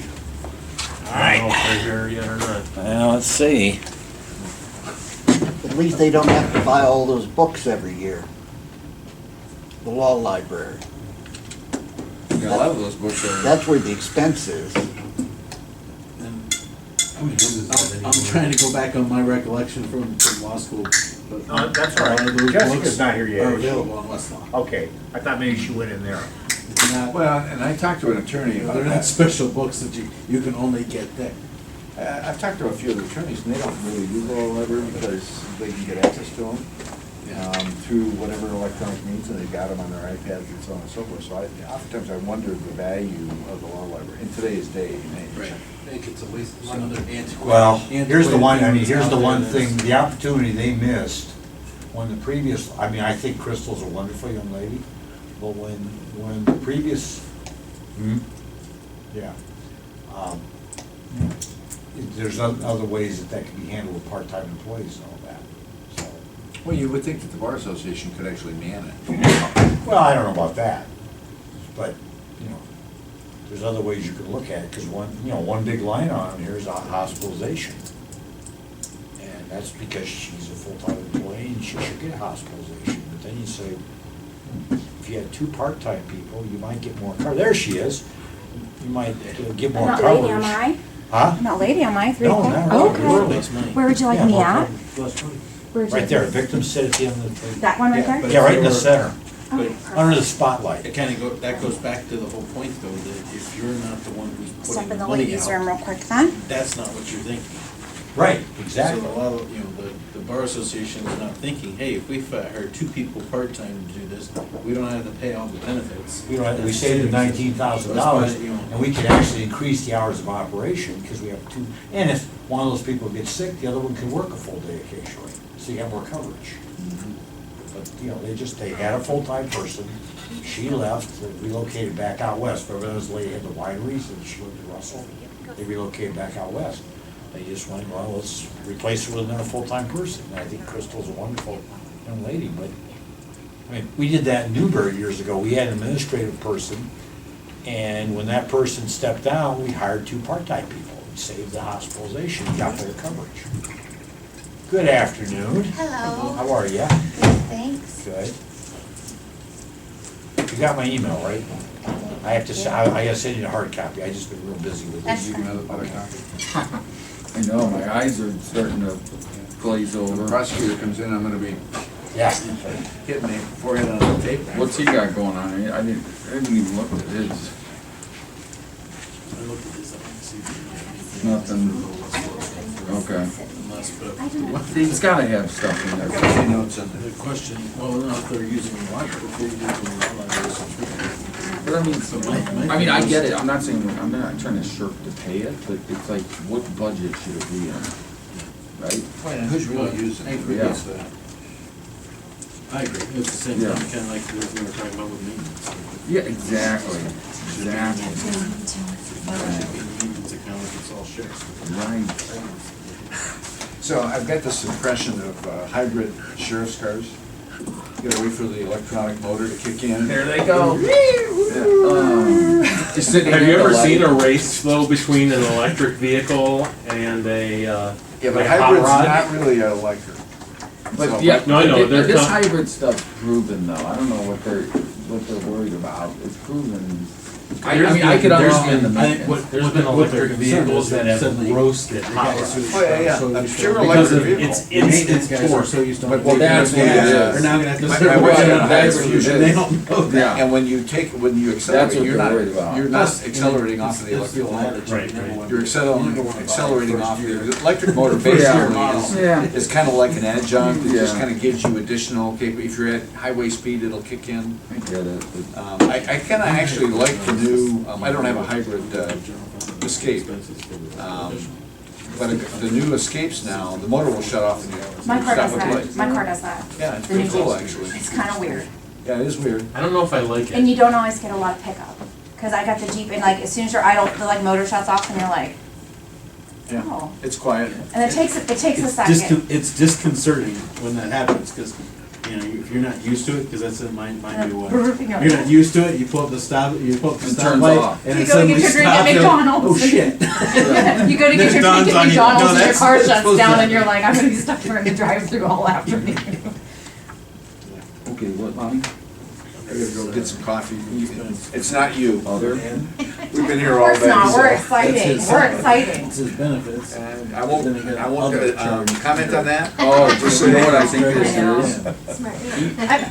I've gotten more I can boring. get myself in trouble 30 years. I've gotten more boring, I've gotten more boring as the years have Is progressed. he able to give himself some My kind of? idea of excitement is kind of like, let's watch And the that was in, movies. that was in the ORC, Yeah.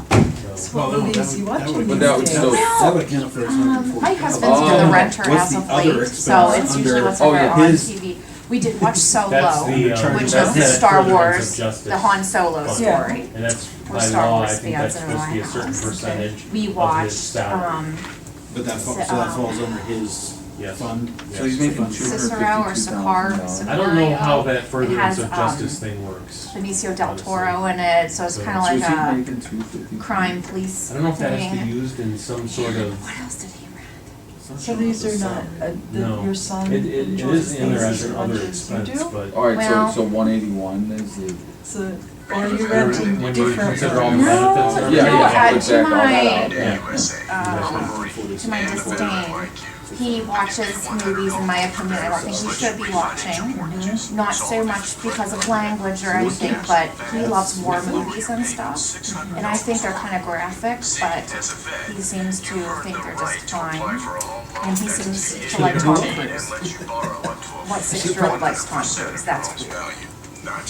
So he likes I know guys. his favorite Tom Cruise movie is called, I think, Edge of Tomorrow. Oh, And yeah. it's when they die and they keep come back and they keep coming back. That's my 6-year-old's favorite movie. That actually is a pretty good Tom Cruise movie. I was concerned for You age know, appropriateness, like in the real world. but he really likes it. I don't remember, other than violence, I mean, I don't It's every remember time much. they die, Yeah, yeah. they come back like where they left off. And it Exactly. has to do with you have to kill this certain alien thing to kind of undo everything. I don't remember the whole plot, but He meets this it was man. very interesting. And I'm like, really? Why are we watching Tom Cruise movies here? Or why? And every time he does it, he kind of has to go back through convincing people that he's using to help them, That he's already been there before, that he's right? already been there And before. then the other one they like is DOS, was Private DOS. And it's exceptionally graphic with war scenes, but it was about a conscientious objector. So this private named Private DOS went into the military and he refused to carry a firearm and he wanted to be a medic. And Oh, yeah. it's I thought that was Hamburger Hill or something, or that one where they This one who were backed rescued up like to the edge of the 73 mountain. people or something. correct, and he saved all these people and he Yeah, refused yeah. to ever carry a fire rifle and they took him to trial and tried to get him discharged and Yeah. that's his other favorite movie. But that's not a Private Tom DOS. Cruise movie. It's not a Tom Cruise No. movie, but he likes Private DOS and it is, there's a lot of Body parts. military scenes, Yeah. but I get that he just thinks that this guy was so cool. Is it this table? Yeah. Lean on it. Just a squeaky That's table. better. But he thinks that Private DOS was just wonderful because he helped all these people. Yeah, So he yeah. likes, I'm just like, there's a leg. I'm like, there's a leg. But so, I guess they look at different things and one time he It's went to based on a school. true story. It is a true story and I Yeah. think he just passed. He passed not too long ago.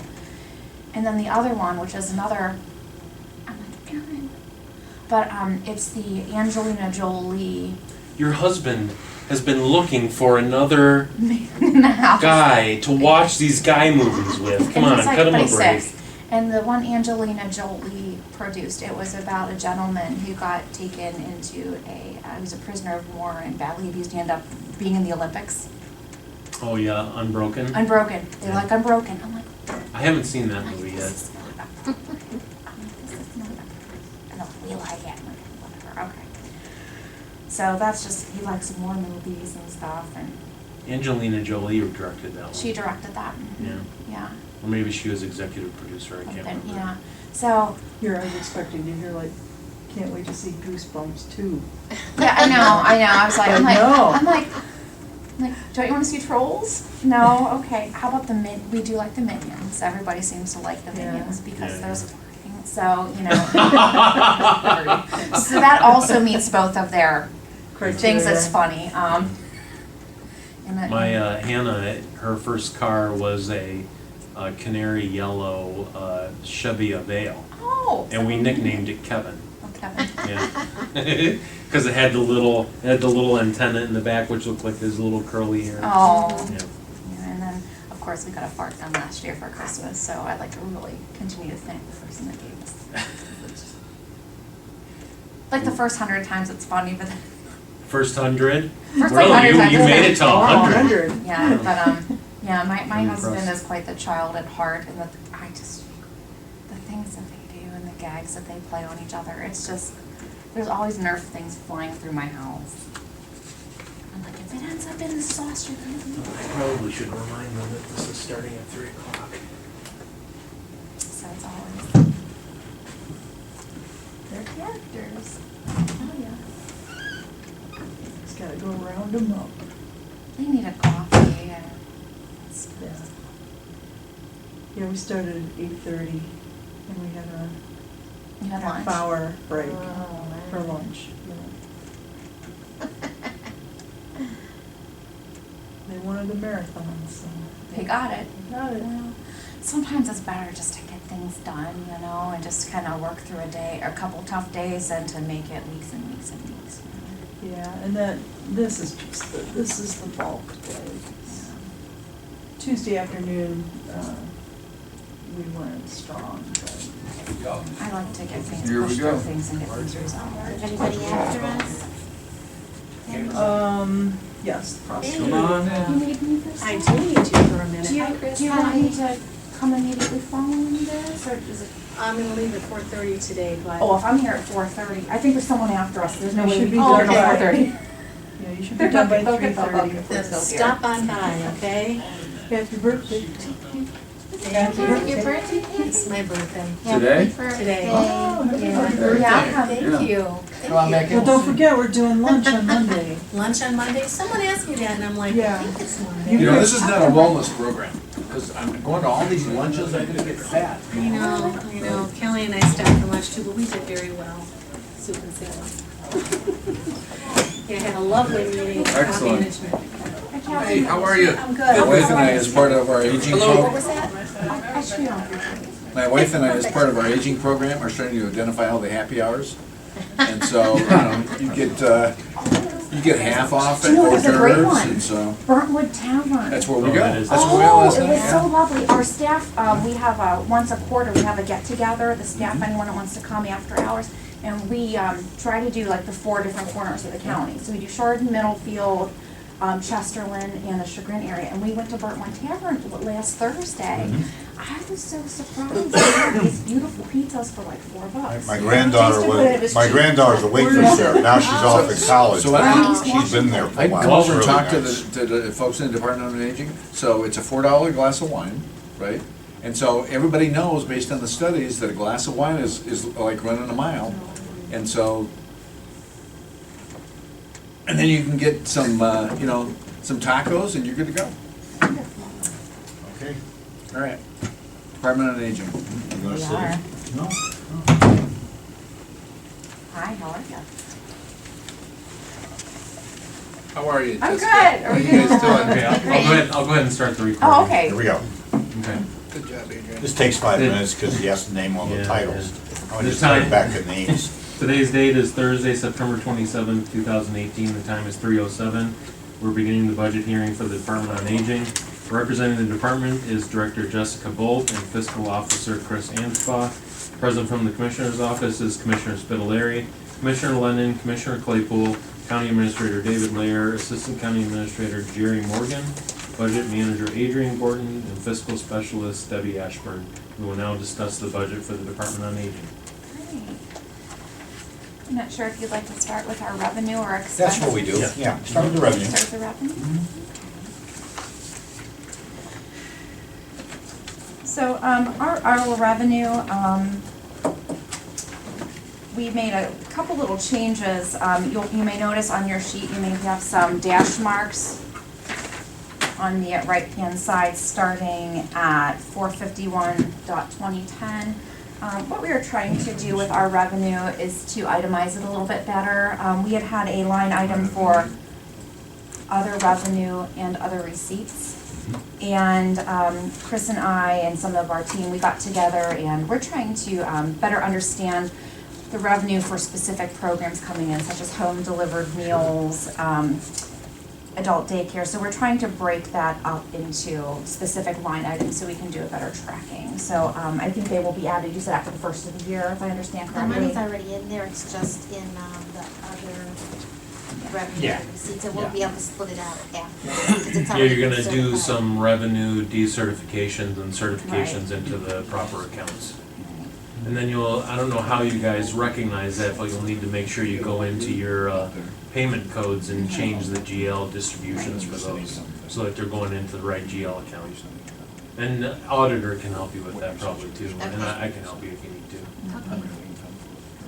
All right. So that's really the only change with revenue. We're just trying to get a little bit more clear where our revenue is coming from.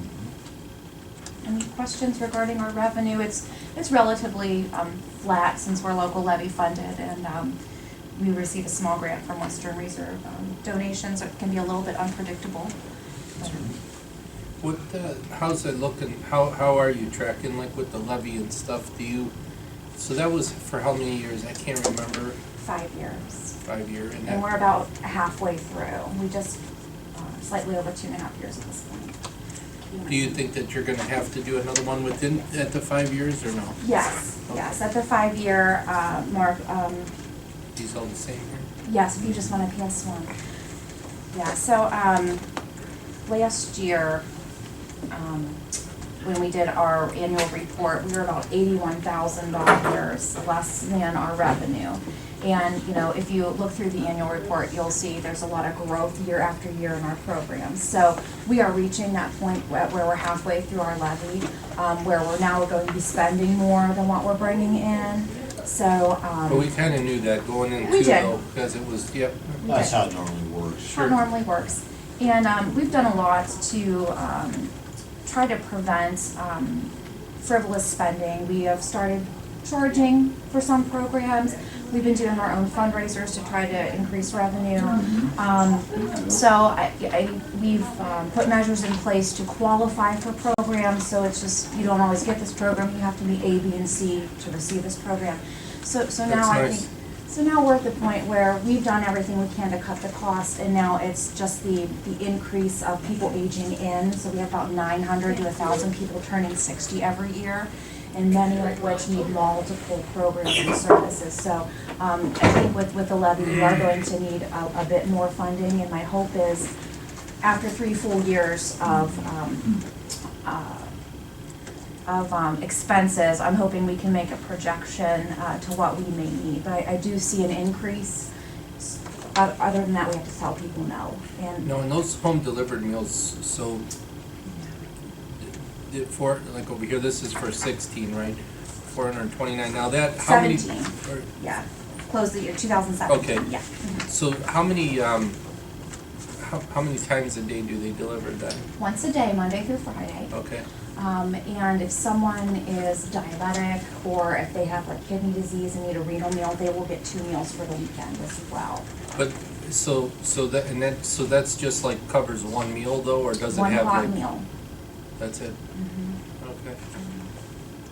So you're talking about the population aging? Yes, Which is true. yes. But that doesn't necessarily translate to, not everybody that gets old uses your services. Correct. And so do you know percentage-wise, how many, because I'm an old person and I don't use the services, senior center, so how many people who age or get beyond 60 actually use the services then, percentage-wise? I'd have to get out my calculator to give you the percentage, but I can tell you we have about 13,000 seniors utilizing our programs and services. They're signed up, but how many are actually? They have received Some level of services. service. Yes, correct, about 13,000.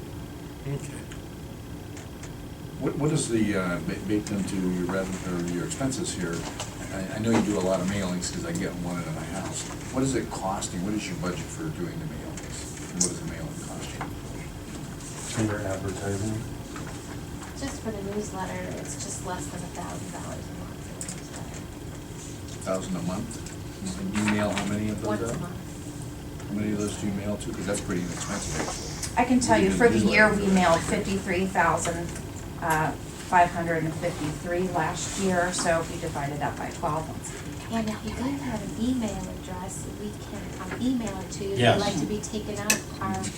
I get my email. I'm asking this for an ancillary reason, not Oh, okay. necessarily. So if I understood what how many of these you're A mailing, little over what your cost? 4,000 a month, right? About 4,000 a A month little you're over. mailing? Yeah, because we were just about 53,500 for the year, so. And so you're not doing every door direct kind of a thing, you're actually mailing to somebody, so Correct. the mailing cost is 30 cents per piece? We pay, because we're doing the book, but it's a booklet, so. Right, and we get a reduced rate through the Post office. post office. We pay a little bit more than your average postage, but we get a reduced rate because we send out a booklet. I'd have to talk to Bill or pull the bill to actually see the. Because per that does cost. seem, because what's your per piece, 4,000, That seems pretty inexpensive, I'd like to get that deal. We're talking about a newsletter here. Oh, We've been okay, talking about okay. that for a long time, but you guys seem to get a better deal than we do, so. Well, we do have a bulk rate account with the post office. and that So- postage is built into your advertising budget? It's actually under newsletter expense. They have So- newsletter expense and an advertising one. So the newsletter for next year is at 42,000 from The final request was 45. Where, what line in, what is that? This is on page 3 of aging. line 53. Yeah. So 45,000, And you're saying you mail about 53,000, so it's a so that little would be more than a buck a piece. $37.50 a month. Yeah, but I mean, or per piece, it'd be a little more than a buck a piece if you're projecting the same. thing. Right. That's creating the newsletter. Yeah, that's and- everything. And mailing. Yeah, that's and everything. mailing. So just the mailing cost, you're probably doing it at 30 cents, I'm guessing. Bulk mailing. I would hate to guess, I'd rather give you a bill and be I mean, back with you. it's not necessarily budget related, it is, but it's, I'm kind of curious Yeah. for a different purpose, so. Yeah, we work very well with our newsletter company. And what also helps defray the cost is we do advertising in the newsletter, so our advertising budget, it's on our revenue. Yeah. Yeah, so we sell ads in the newsletter as well, so that helps bring down the cost as well. So it's 16,000 is what we're hoping to receive in for advertisements. Okay. But to get the newsletter, to answer the question, once you're registered with the Department on Aging, you actually fill out the green sheet, because it's an opt-in program. We'll ask you if you want the newsletter, and if so, do you want it by hard copy or mail? So we don't mail door to door in the county, it's those registered, and then we ask them, do they want it, yes, no, mailer. Nobody ever asked me, you guys just mailed it to me. Which is, I'm okay with, I mean, I'm not complaining, I'm just And saying. it's also on our website too, the newsletter also. And so, for something like this, who do you go to? I went to, who did this, Sherm did this, 1010 Designs. I actually do the whole annual report myself, and I use Publisher, and then I send it to 1010 just to do the printing. 1010, where are they? 1010 Designs, they're right up across from Dairy Queen. Are they related to Company 119? They're not related to Company 119 from what I understand. But they're I think right they there. do some work together Yeah. at times. Yeah. Yeah, that's what I understand. So really no great changes, nothing major out of the, you can see. I think the only expense changes in relation to what we sent earlier were the staffing and personnel changes. We recently did a reorganization of our department. We added some leadership positions, and while that is reflected within this budget that we have for staff and personnel, I have yet to take out the old positions that these employees held.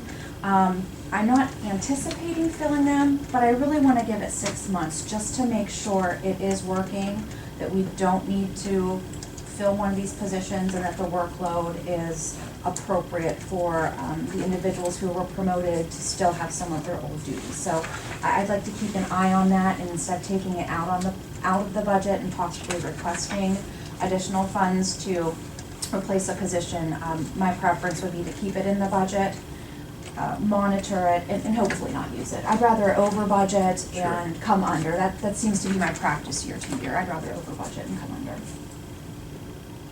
So that was the significant change, I would say, just the personnel.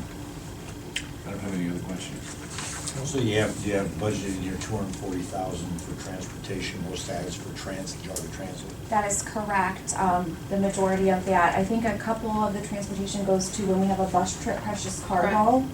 And typically, the consumers pay for that bus trip. So the transportation costs for Geauga Transit, most of those funds come from Western Reserve Area Agency on Aging and Reimbursed Transit. And as far as the bus trips, when the seniors go on a trip, they pay the cost of the bus trip. So we would get that in other fees to offset that cost. Then you have in here request for equipment, that's a vehicle? No. No? Um, Some computers, a commercial refrigerator, and Oh. 2 commercial refrigerators. 2, yes, I'm sorry. Yeah. 3 computers.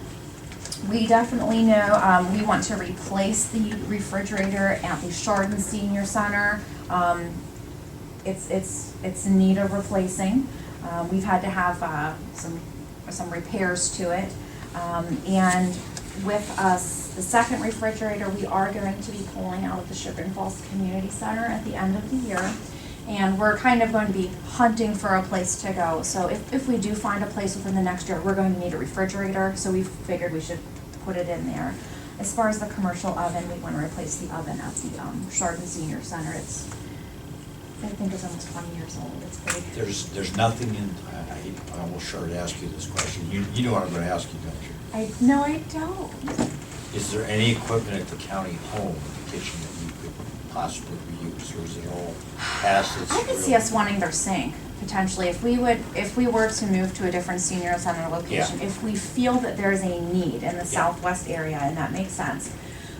If we have to go into a place where our kitchen does not exist, we're fortunate that our convection ovens are plug and go, so we don't need a suppression system.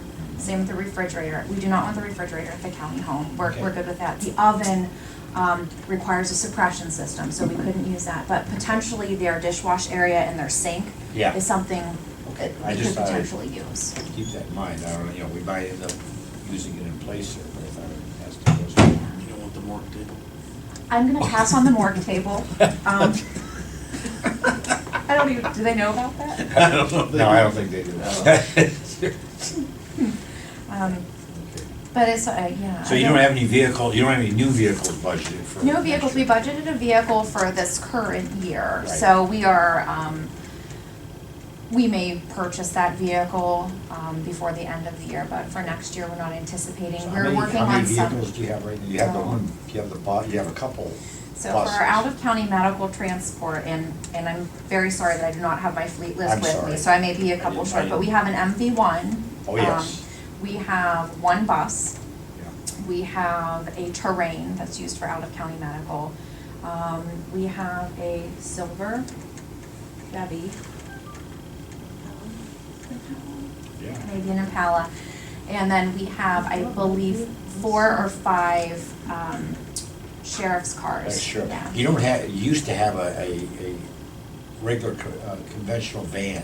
We do like a have car that, one. we do have that. Ed primarily uses that for a work Okay. van. So if he has to put large furniture or something, he takes the seats out, so he Got it. uses that primarily just as a work vehicle. And we do have a truck that Bob uses for Yeah, his, there's that. Yeah. yeah. We just recently, got 2 detective cars from the sheriffs, Oh, to replace one Impala that's not doing so well, and we have one of our social workers in need to use, one of our cars more frequently, so 1 extra car and 1 replacement. I have a goofy question for you. Sure. Why do you call your Ravenwood location Chardon Senior Center? Well, it used to be called the Multi-Purpose Senior Center, and no one knew where that was locationally. So we called it the Chardon Senior Center. Technically, it's in Clarendon. I was gonna say, it's not in Chardon. It's technically. It's a Chardon mail. So we can. That's a Chardon zip code. We can do it under our new branded brand new, they're trying to come up with a campus name that describes that whole area with the hospital and our, so. The Maple You're- Leaf. Maple Leaf.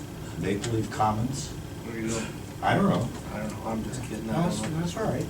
I like the Merritt Road. So we've just called it the Chardon Senior Center because it was called the Multi-Purpose Senior Center, and no one even had a clue what that was. So we Chardon, you figure it's So now another everybody's in 247. Chardon running around trying to find it. Right. It's here at 470. Yeah. So I don't know if you have any questions for me, if there are any issues you I want me don't, to Jessica, that's address. good. And please do look over my annual report, and if I may, we are having our Oh, yes. fundraiser for home delivered meals. Very good. And here's my plug, it's on Friday, the 19th. You can come right after work, have dinner, we're done by 8:30, 9 Yeah, it's for old o'clock. I mean, people. you You're done can- at 8:30. Yeah, we're done, it's done for people who work the whole day at work too. And it is fun. It is fun. It's a good time, but you eat. Well, you there's fill the raffle tickets, they have baskets, all and we these go home. baskets, and, yeah. And all of the funds go to home delivered meals, all of it. And even this year, I'm happy to say the EOUV is going to be doing it pro bono for us. Really? Wow, Yeah, that's it's good. wonderful people. So Food included too? they are doing it for us this Wow. year. Wow, that's Yeah, pretty they have- good. They, They have good schnitzel. they have wonderful schnitzel, and so it's a great time. Baskets are wonderful. We'd love you to come. I do have tickets with me today in case any. And we could donate stuff to How many the people auction. usually attend? Well, we had about 205 last year, and we had to turn people away. What's really difficult is that's the largest venue we can find in Geauga County. Well, I mean, I know, it's terrible. So this year they've It's too bad agreed. you can't keep the place in Bainbridge, you could Yeah. It Could have been a party center. Yeah. This year they agreed to, maybe my staff might be able to sit up in the balcony area and do a Put buffet. me down for two, so I'm. Do a getting what in fight? there. Okay, that's I had a great. good time last year. so. Yeah. Yeah, put me down for one. Yeah. So it's a great And I'll event. donate something for a basket. Okay. I'm not donating to anybody this year because of, I'm done with that from a political standpoint, but because of you guys. It goes right to the consumers, you know, I mean, it just, we don't wanna tell people no. I think I it's know really how tough. old people are, I'm gonna donate a brewing kit for beer. So we'd love to have you there. Anything else I can answer for you? I don't think so. No? Okay. Or a pinnacle set, one or the other. I went over to the senior center in Chardon, or in Chesterland the other day. It's called the Chesterland Senior Center. Was there four guys playing cards? And there was, oh, there's a crap load of people playing cards there. I had some old lady flirt with me and offer me the opportunity to play pinochle. And so, let me take her up. Wow. I'd wait 36 years and then complain about it. Okay, well, if there are no further questions, then the time is 3:25, and this concludes the budget hearing for the Department on Aging. So what do you guys do? Like, do you guys do like 50-50 raffles and stuff? So we do have a 50-50 raffle, but what really brings in the revenue is our baskets. Each basket, we usually have, I don't know, 120, 130 Wow. baskets. Each of them have a $100 value typically. Wow, that's amazing. Oh, it's And really nice. it's beautiful. I mean, it is just She gets beautiful. this entertainer that comes in and kind of, he's multi-talented guy. He's fantastic. He's really good. But we're in and out. Like, you don't sit around and like, I mean, That's we're right. in, It's bing, bing, bing, we bing. eat, we pull the tickets. And she's we're up there done. talking till she's hoarse. I mean, she works her butt off the whole night. She's just around there like. I know, and everyone's I'm gonna eating try their to be there. I just gotta I gotta just check, but I'll try to be It's there. Friday, right after. Now, It is fun. we do ask that you're 21 and over, because there is a bar there, and if you We bring danced your last kid, year. it's your responsibility. If you bring your kid, it's your responsibility. Put a big X on their forehead for the bartender. That's pretty Yeah, good they'll that they're go for doing that. it for you for free with the food and stuff. Yeah, for That's this year, really they're, nice. they're wonderful. The EOUV, they had a change in leadership, last year. The granddaughters and the nieces and nephews of the founders, they've decided to kind of take it over, and they've made a lot of updates, and just, it's really great. They wanna keep that legacy going, so we'd love to have you there. It's a good time that moves right along, because I've been to fundraisers where you just are like, the long ones. Oh, yeah. Yeah, the Emerald Ball is a long one. I went It once. goes late. Oh, yeah. They're a bit pricey. We keep it a little more reasonable. Yes, $45 $45. ticket. And, so, well, thank you so much. No, thank you. Great. I always thought that. I'll donate a walker and a basket, what do you think? We had one last I always year. thought that that place We did. in Bainbridge where the flower factory, you remember the flower factory to the furniture store now? I always thought that that would have made an incredible, like an expo center, you know? Well, we need a place in Geauga County, Oh, because like I said, I'm capped at like 200. Yeah, oh yeah. Unless you wanna sit 10 or 12 to a table, and I can't do that. No. You have to sit 8 to a table, otherwise you're just, can't, you know. Oh, all right, well, here's your ticket. They do have that place, but it's way home, the other side of Bainbridge, what's the name of that, out in Oh, Sticks? Sun Valley? Is it Sun Valley? Yeah, they're a pretty good sized facility there, but it's. They're- Not that, yeah. they're- Kinda out there, yeah. Yeah. So Dave, you are 119. Okay then. And I'm gonna make sure.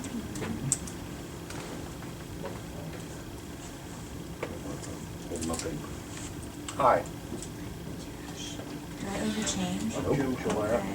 I'm the police prosecutor, here for the prosecutor's budget hearing. So you get this portion, and I keep this to pool door prizes. Okay, all right.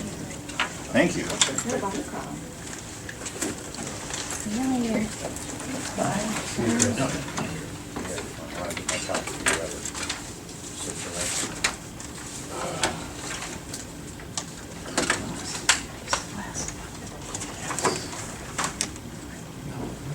Dave, is it okay if I go back to see Catherine? Yeah, for sure.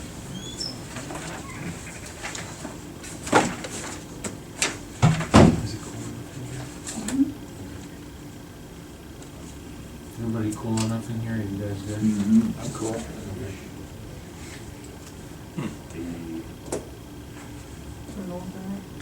How you doing, Susan? Got stuff for you. Okay.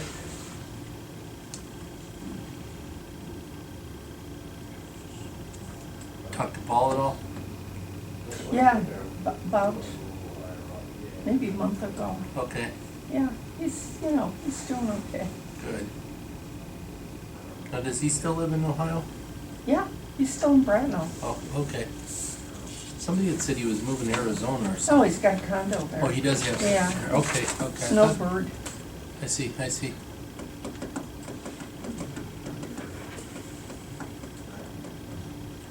Yeah, one of his brothers died not too long ago. Oh, really? Mhm.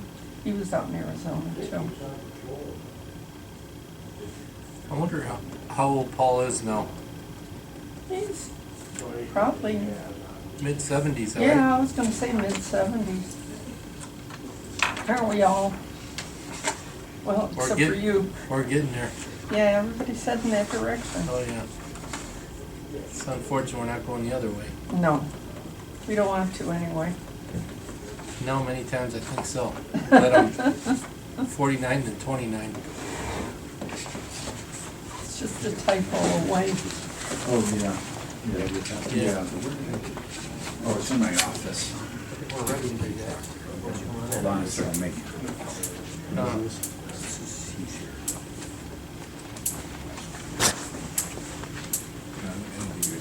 Yeah, I'll make it. Hello, how's everybody doing? Good. Good, how you doing? Very well, Ralph. Good, good.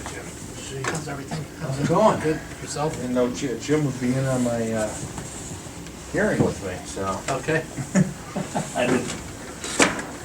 Well, I told him it was the wrong prosecutor, but he said that they. I'm here on my own behalf, but. So Jim, how do you want me to refer to you for the recording? You said police prosecutor, is that how you Yes. want to be introduced? That's fine. Okay.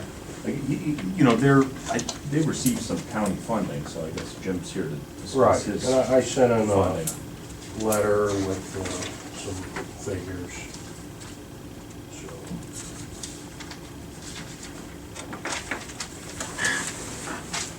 Jim, boy, good, how are you? Good. Good, Jim. Good. Good.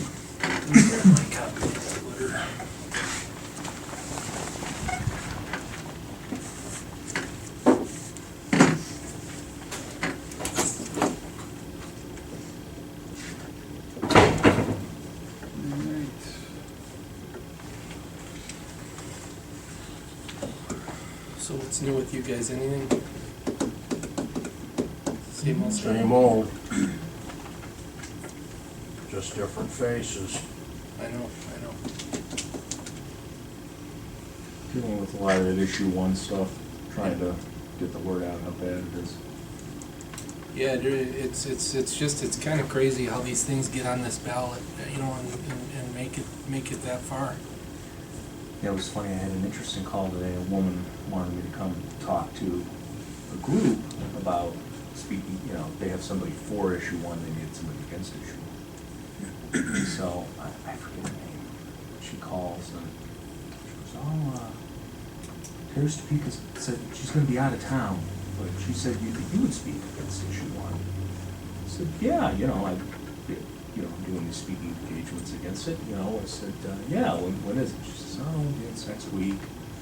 I said, okay. I said, sure, I'm available. I said, now, where is it at? Because I thought this was at Realtors Association or something, I thought the lady was calling from.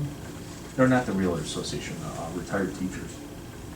And she goes, oh, well, it's at Democrat headquarters. Do you know where that is? And I'm like, yes. Yeah. And I said, well, you really want me to come talk there? She goes, well, why wouldn't you? I said, well, your gubernatorial candidate, he's endorsed issue one. So, Yeah. She goes, well, I know, but we're trying to decide what we're gonna do with it. I said, well, okay, if you're telling me you're gonna be open-minded, then. Yeah.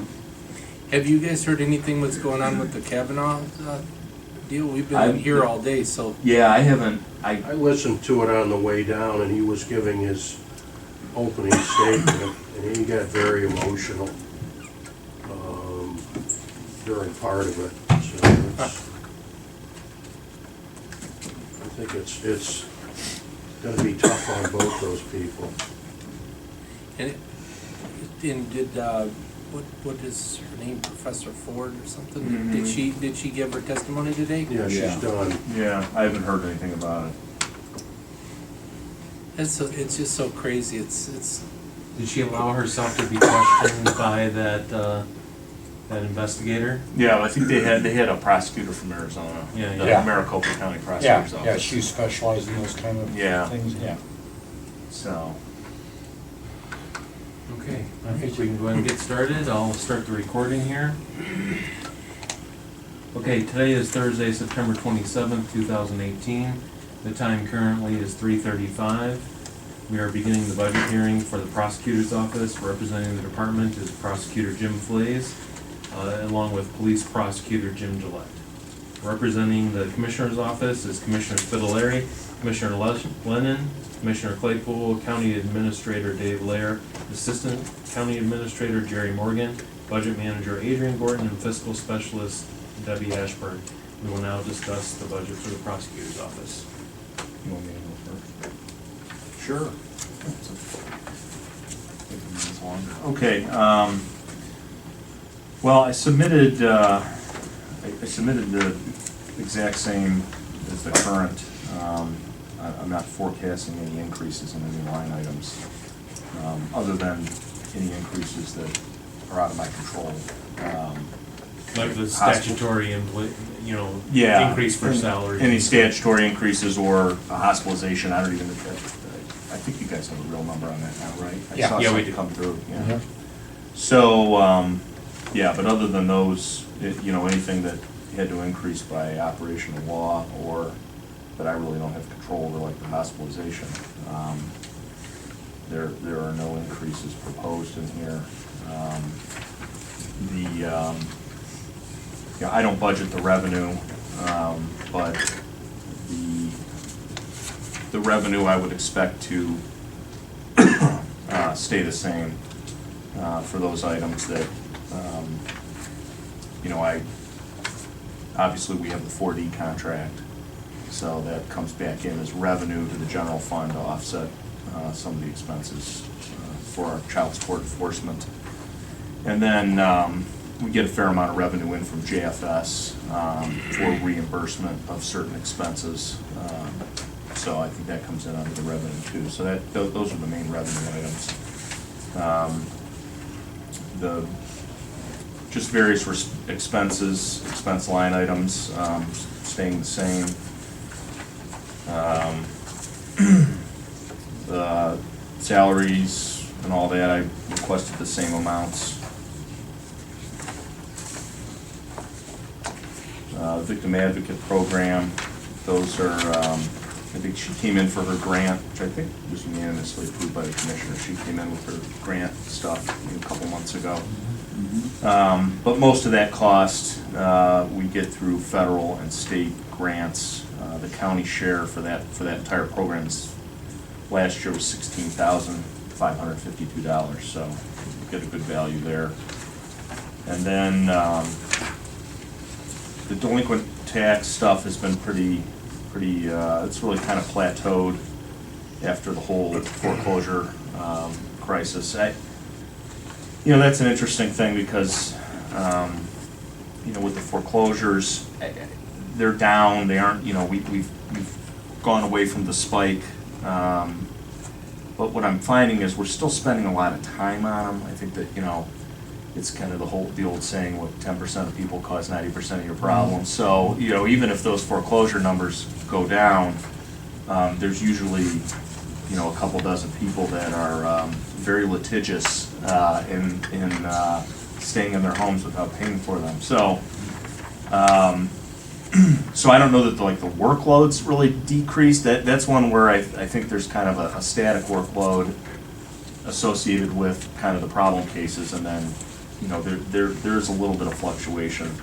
But again, I kind of rotate people in and out of that, and I try to, since those are restricted funds, I try to spend that money obviously on those cases. So I don't anticipate any. When things come up, I try to handle them within my budget. So I did get an email from Alan Keener. Our server needs to be replaced. He gave me a $20,000 figure. I'm trying to figure out. I've been crunching the numbers. I think I'll have a little bit of extra money this year. So I'm trying to figure out a way of maybe encumbering some of it, getting it in next year, like kind of paying for it over 2 years. What do you run on this server, Jim? What applications running there, Chase? We have our own standalone server for Yeah. security reasons. Okay. We have to. So what do you have you have an application or just your Word and just your correspondence files and all that? Is that what we have a few things on our server. We have one thing that takes up a lot of space. We have a directory of our old cases that archive scans in. So we have all those are all those available. images. Yeah, that's where they're kept. Right, okay. Because there's so much sensitive information in the criminal cases, when archive scans those in, they're actually kept on our server. Okay. So, we've got criminal cases going back to the 70s that are imaged. That's the images, you need a lot of disk space. Yeah, so there's a lot of, so then we've just kind of we've been pushing the limit on the server. But we run a lot of stuff off there, but nothing super complicated. Yeah. But yeah, we do have our own separate server. So he gave me a $20,000 price tag. I'm talking That's to for him. one server? Yeah. He's been giving that number to everybody. Yeah, it seems like no matter how many servers, it's like $20,000. Well, and there's a question that I have, and I don't, this is probably more of an accounting question than it is a prosecutor's question. But if you're looking at, we're hearing a lot of requests for server updates, and not only server switches and so on and so forth. Since these are really county assets, it seems to me that we ought to have all those assets in one place and track those and account for those in one place rather than have those accounted for out of the prosecutor's office. I'm thinking, I don't know what. Well, it's not shared, whether that's it- probably why it's not. whether Physically, it's- is it in your office? No, it's not physical. Well, It ought to be if it's really actually it is. confidential. Yeah. It could be, it could be in a rack. It Well, is. I suppose. We have Yeah, we have a rack in our. Yeah, you want it physically in your place. But regardless of where it's physically located, I'm just thinking in terms of counting or tracking technology, because there's certain things that can be leveraged. The server can still be in his office, and yet some of the related hardware and software required to manage that could be elsewhere, and probably is today. I'm just throwing that out, spitballing here a little bit. because I'm just I don't know. assuming in the aftermath of what went down, there's a lot of operating systems that are obsolescent and have to be replaced. And how old is that server? It's old, I mean, it's long, been there longer than I have. It's, really old. yeah, No, well, it is. well, for technology. Well, they came in, purposes. they came in and said, you know, we have to replace all of our computers because they date back to 2013. I'm like, well, I guess I need to talk to you because all of our computers date back to 2013. You know, if they had all these assets under one plan though, then they Yeah. could age them. They could put a Yeah. spreadsheet together and say, okay, this one's 5 years old, we Yeah. can project when we need to replace it and so on and so forth. I'm just Yeah. throwing that out. They do that for us. I mean, I just, so every year around this time, I get a spreadsheet of all the computers in our office, and then how old they are, which ones, who has which ones, and then we cycle, you know, the ones that are 5 years old will cycle from the attorneys to the law clerks, and then we'll cycle the law, like I have some that are 8, 9 years old that Yeah. the law clerks will use it, but then we'll just cycle those out. Right. So I think I marked 3 or 4 for replacement this year. I try to replace 3 or 4 every year. But with the server, yeah, I know they throw around the 20 grand. He thinks it will be less. So my Yeah. thought is that I can use, what I want to do is kind of cobble together funds from my existing budget in several different places. And I also think that I could use the delinquent real estate tax money. I mean, that stuff's part on the of it. server. It's a Yeah. part of, you know, so I would like to, you know, like when we bought our copy machine, I kind of just took bits and pieces out of different funds. So I'll probably do that. And then if I have a shortage out of I'd like to try to absorb those expenses out of my budget. I mean, I've never really come to you for an We equipment appreciate purchase. that, but, you know. Actually, I mean, I never have come to you for equipment. Even when we bought the car, I didn't. Yeah. I was able to use, and then, you know, we have a little fund with some seized drug money in it. So I can, you know, if I run short on the server, I can hit up that too. Yeah. So, so I'm not anticipating any additional funding requests. I do have a longtime employee who is retiring at the end of the year. And that's gonna be she's a 27-year employee. That's gonna be a pretty significant payout. Yeah. So I think I'm gonna be able to do that in our existing budget. What is your procedure or your policy on your retirements? Is it the state? Yeah, the It's not sick cut time's down the from the state. 250. Yeah. You know, you paid out the 250 Right. hours of sick time. And then I mean, she has a little over 400 vacation hours, and I pay all of the vacation hours. So you don't have a cap on yours yet? Not on the vacation hours. Yeah, well, I mean, that's one of the things we did over time to try and put a cap on it, so, and it simplified our record keeping, so it's like, it's 200 hours. 400 hours? Of vacation. Well, She's a 20 accruing at she's- 7.7. Yeah, she's a 27-year. So what we did to make it simpler is no one can exceed 200 hours. That way you don't have to track the individual eligibility of each employee. And we're permitted to do that. That's just, you know, you can put you can have 5 weeks in the bank, but if you go over that, you lose it.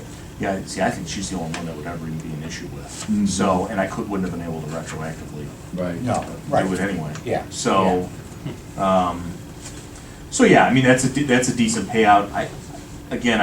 This would be a good time for you to implement that, then, if you don't, once she's gone. Yeah, And you then I don't can have do it. anybody that's up to that, this is a good time to. Because it's say- actually better for your new employees, because the problem, you know, new employees, they gotta wait a year, and then they got 2 weeks, and they gotta, you know, by the policy, if you have a policy like try to put in a policy like you gotta use it in a certain period of time, they can't bank that much. It was kinda like after talking, this is while Tim was still at JFS, it's like, we have a lot of new employees, so put in something that lets a new employee, if they wanna go a couple of years without a vacation, and get a nice cushion, this allows them to do it without, you know, running into a problem. Well, my policy's a little different on the new employees anyway. Okay. So when somebody starts at our office, I accrue them per their PERS time. Okay. So if you work somewhere else for 5 years. Oh, yeah. If you come to our office, you immediately accrue. Oh, yeah. the 5 year Well, yeah, we period. do that. Oh, We do okay, that. that's Yeah, what, we that's do what that. I. Prior service. Yeah, it's just new employees coming in here without Any they gotta prior wait a public whole service, year. yeah, I have the same, Yeah. I have the same. Like, you policy. know, when I retired, I was able to be rehired, I had to wait a whole year before I had any vacation, 'Cause you because can't I was get a new zero. employee. Yeah. Yeah, so, no, it's a good point, because there was never a cap on it, you know, and then, you know, you want to encourage people to use their vacation and that. But you know, when they accrue that fast, it's, you know, the 7.7 Oh, is yeah. a big accrual. Crazy. So, Yeah, Dave has to take off like every other Friday. And I'm only, you know, I'm in the, what, 4.6 per pay period, so, yeah, because I've been back here long. Jim, we were talking with the law library earlier today, I think they were before you, if I'm not mistaken, but the one thing that they had said was, like a lot of the usage with the law library computers and stuff is a lot with the prosecutor's office with the Westlaw and all that. We were talking about that, because they're always in a crunch for money to try to do, keep their costs going and stuff. And so we had talked two things, the law, the Bar Association, about 181 members is what she said. And, we had said, that comes down to less than $49 a member of Bar Association. If there would be a possibility to try to get, some type of, bigger contribution, maybe, per member of that. And then the other thing that we had talked about was, is there any way, if you would have extra FOJ money, that we could possibly, do something with that to support them too a little bit, as far as, through the prosecutor's office? Because they made it sound like, the biggest use was through the prosecutor's office. And, so I don't know, I mean, what do you think, what's your thoughts on that? Is that something that, and I don't know how that whole fund works, like you get different times of the year that you get payments on that, or how does that work? No, I get the money up front at the beginning of the year, but I can't, it's more of a fund, like I'm not really supposed to budget things out of it. I see. So, but like the server, for example, if I had to come up with some, Yeah. even the retirement payout, if I had the money in there. But when we purchased the vehicle, but I return that money at the end of the year, whatever's left over. So some years it's a decent amount of money, some years it isn't, depending on, so if I buy the server and I have the money in there, I'm like, just buy the server and it's not coming back to the general fund. But, I mean, the Westlaw, so, I mean, we use it every day. I mean, it's a critical item for us. The reason that, by law, that legal research stuff is supposed to first go through the law library. Now, if the law library can't do it, then, but actually, you're not, technically, you guys, I don't think, can buy a law book without asking the law library first. That's technically what the statute says. Yeah, you have to at least first request it. Yeah, we're just dying to buy law books. Well, I know, but it's, so the law library is, the reason it's such a good deal, they do the Westlaw subscription for everyone. Muni court, the muni judge, muni prosecutors, you guys are on the law library, Westlaw, right? Yes. And then public defenders, us, all the common police judges, any of their staff attorneys, the magistrates, in probate, juvenile, common pleas, everybody's on the same Westlaw account, and it's Westlaw does, and I haven't done it in a while because I used to be on the law library board years ago, but Westlaw does their they do their passwords and grouping. They treat you like a law firm kind of. So if you're like 1 to 3 and then maybe 3 to 8, they have different and then groupings. different tier and pricing and stuff. But we get really good pricing because they treat us as one entity, and then we get a per user price. I mean, it's like actually everything good about government for a change, because we pool everything into one, and then their negotiation power is way better. Like if I went out and bought, like if Jim had to go out and get it from muni court, and then the judges had to get it, and then I had to get it, the public defender, the cost would probably at least triple for everybody, overall. So the law library is good because they have all the bargaining power, and they treat us in like, we kind of really leverage our dollars the best that way. I see. Yeah, because let's say you said, oh, well, let's just let everybody else pay for it, whatever's, because I don't know what the law library's asked you for that, to fund that, but, and they get fine money too. That's the other thing. I mean, the law library's paying for most of that out of traffic fine money, which, Well, Yeah, but it that's what fluctuates. they're, Well, fluctuates. more They're in that a- gets waived. they're in a tenuous, Yeah. I know, They're they're charging the funding court is- costs, but the fines are going down. because that's what they constantly complain about is that muni court's not charging fines. so they. Yeah, I'll let Jim talk about that. But that's what I'm saying, that's what there's, they say that their money comes from fines. So there's court costs that are charged, like somebody says, okay, judge says, here's your court costs and we'll waive the fine. They don't get anything out of that court cost. Right. They get it out of the fine money. And if there is no fines being imposed, then they don't get their cut out of that. Because that was what happened even last year when Frank Antonucci came in, he said, we're at a crossroad because, our fine money has gone down.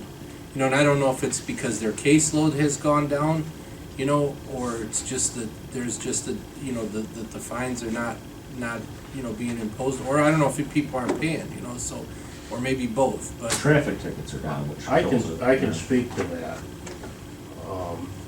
The court has standard fines if somebody waives a traffic ticket. And I would say the vast majority of the fine money collected by the municipal court is from waivers. Probably 80% to 90% of the cases that get filed are waiverable, and most people do that. When I get a case, let's assume it's a driving under suspension case. I have somebody come in, they're driving under suspension. My goal is to get them licensed. I want to hang something over their head until they get their license back. So I explain to them, you got to do this, this, this, and this, and by the way, you got to pay the BMV, Bureau of Motor Vehicles, $1,200 to pay off your reinstatement fees, and then you have to show proof of insurance. So when they come back, I ask them, okay, how much did you have to pay to get your license back? $1,700. And you got a guy or a gal who's making 10 or 12 bucks an hour. They have to pay the court costs, which are probably going to be close to $200. They just can't afford a big fine on top of that. So back in the old days, when Craig Albert was there, we charged $150 to $250 for every case. Now it's $50. And if somebody's in a position where they have spent an incredible amount of money to get their license back, we'll waive the fine. I see. In fairness, every muni court collects the court costs. They try to get the court costs before they get the fine. Right. Because the court cost is what's funding the court. I mean, Yeah. They Well, keep that's the what cost. Crystal said, Yeah. this problem's throughout the state. I said, I'm Yeah. sure it's the same situation in every muni court. You have exactly what you just described. And when it comes to collections from the offenders, let's say they owe $340. The first $210 goes to court costs, and then after they paid the court costs, then whatever is left goes to the fine. And when people don't pay, they get called in, and if they are in a situation where they're unable to pay, the judge is not going to hold that person in contempt, but the cases are sent out to a collection agency. So the court is pretty aggressive on collections of past due fines and costs. Didn't they change the bond rules too, that put it, because now you don't have the bonds, right? Because they pay the, or you can get the money. Are you talking about that Supreme Court case? Yeah. Yeah, there was a Supreme Court case that held that if somebody is told that they have a 10% cash bond, and let's say the bond is $50,000, they would have to pay $5,000. The Ohio Supreme Court said the court also has to allow them to post a surety bond, because they may go to a bondsman whose fee is traditionally 10% of what the bond is, so that they'll post it, but because of economics and competition, they may be only charging 7%. So if it's a $50,000 10% bond, they gotta give the court $5,000. If it's a $50,000 cash or surety, they give the surety $3,500, and then he posts the $50,000 to the court. I see. Then there's no money there at the end of the case. Right. To get your fine and your court costs. Yeah, so that. But the sheriff and the court do a pretty good job of imposing bonds at the jail in order for people to get released for certain types of cases. So if it's, let's say it's an OVI, there's a standard bond of $750. And that's $750 that has to be posted in cash. And then when they come up to Muni Court, that $750 is transferred to the court. And when the case is done, the court insists that that bond money be used to pay the fees and the costs. Even if somebody else put it up, they're not going to authorize that release. So you're saying the majority of the people going through there are paid waivers, so. at least Right. Last time I got a ticket was a couple of years ago, I think it was, the minimum was like $149. Right. How much of that would be the fine that would go to the law library? 50 cents or? No, I think the minimum court costs are $114 or $119. So the balance of that $149? So that $30 would be fine money. Okay. And I think that's, the vast majority of that fine money goes to the state. Oh, But the law library does get a percentage of it. Okay.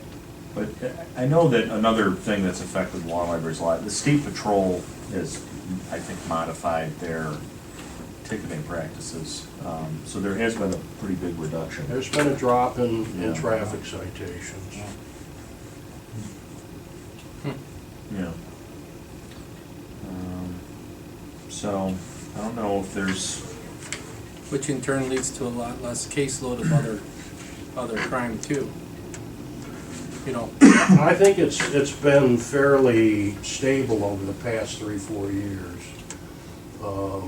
We're seeing about the same amount of cases, but the cases are becoming more time consuming. Marcy's Law, for starters. All of the police cars now have dash cams, which I think are a good thing, but in any OBI case, and there's probably 200 or 300 filed a year, the attorneys are going to want to see those dash cams, and we have to review those dash cams to see how the officer performed in giving the standardized field sobriety tests. So we're getting more motions to suppress and in the OVI cases. The OVI law now reads almost like a section of the tax code. It's like 10 pages long. And it just, as we go along, things become a little more complicated. And we do the best we can. one of the items that, I try to bring up, especially in this arena, I'm sure, when you guys look at your county revenues, I'm sure you love counting that sales tax money, right? I mean, that sales tax money is a ton of money. And we've got a lot of big box retail in this county that are huge cash registers for the county. Bainbridge Township isn't getting that sales tax money. Middlefield Village isn't getting it. Chardon City isn't getting it. The county's getting it, and the Walmarts, the Home Depots, Kohl's, those places are generating huge dollars for the county. There's a cost on that on the other side, and those big box retail operations are an incredible crime attractors. Not only are the stores being victimized, but there's a lot of a spillover effect from that. Whenever you have a lot of people parking in the parking lot, you've got a death case now. Somebody backed into somebody and they died. And that's an incredible expense. She ran over. The lady was on her phone, and she ran over another lady who was going through the crosswalk at Walmart in Bainbridge. Killed her. But it's not even just what's what's happening in the store. It's what's, when there's a lot of cars in a parking, there's a lot of cars in the parking lot. These are all potential victims. So there's a cost on the flip side. There's a law enforcement cost and a court system cost to having all those Walmart, So, yeah, the sales tax money's great, and it's a big net gain for the county, don't get me wrong, but a lot of what drives what happens at Jim's office and what happens at my office are those big retail operations, because you gotta take the good with the bad.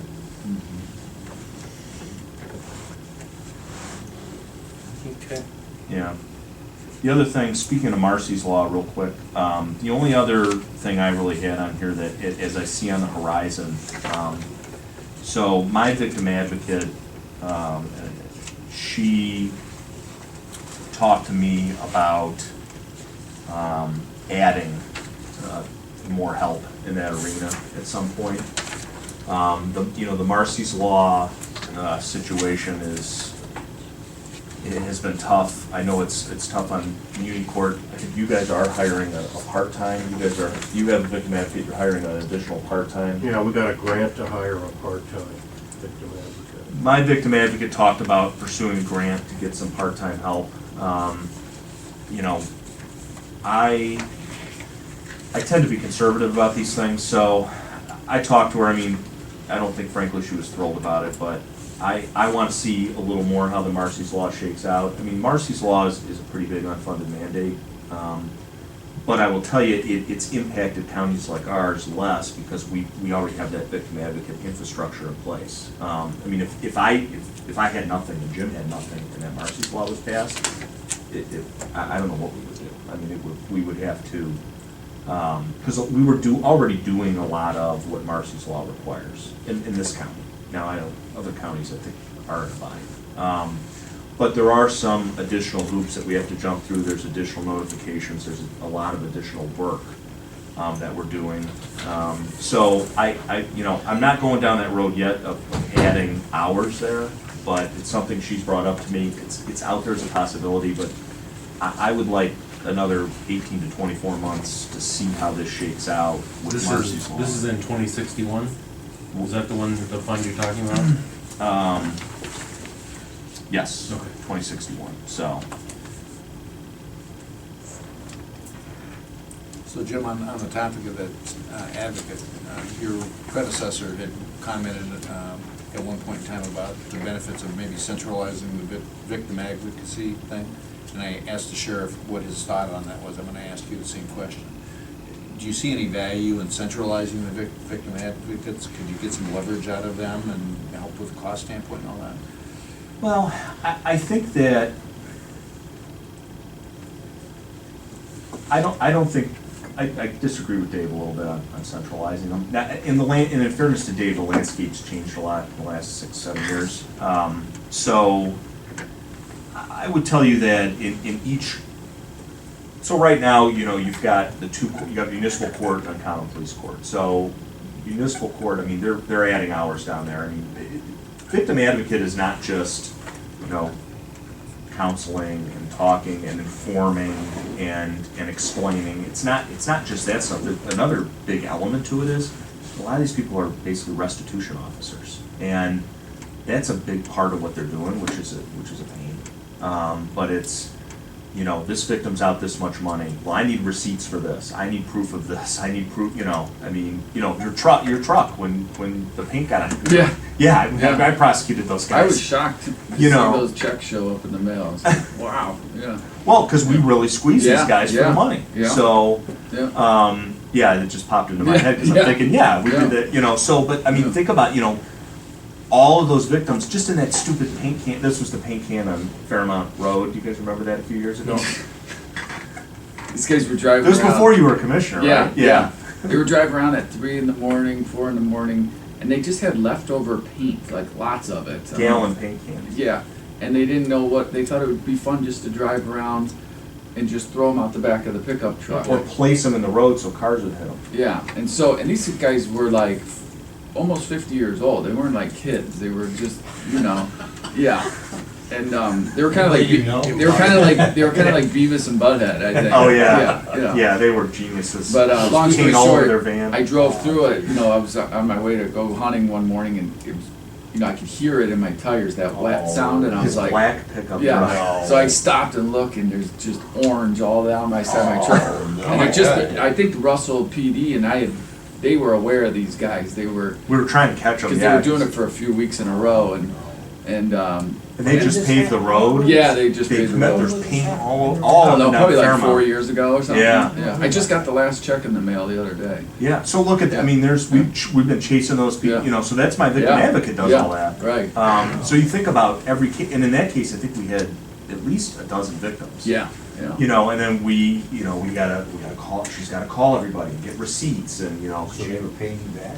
Yeah, the restitution to get it detailed and get the paint removed and all that stuff. And, that's you know, good. it was, you know, it wasn't, I think maybe it was like $400 or something, but times, you know, 15 people or something. It Yeah. was, you know, Yeah. and plus the road itself. Yours was kind of the most expensive. Yeah, mine was. Restitution. Yeah, You had mine the was, nicest vehicle. Yeah. No offense. yeah. It was my brand new pickup truck, black, you know.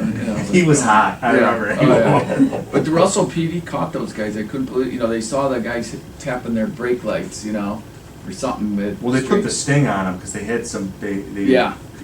they were able to They figure found out. them somehow, and Yeah. you know, yeah. So not to get But anyway, sidetracked, but yeah. yeah, so, you know, so that's a lot of what they're doing too, is chasing down this money. I mean, Tracy is, you know, it's constant with the union.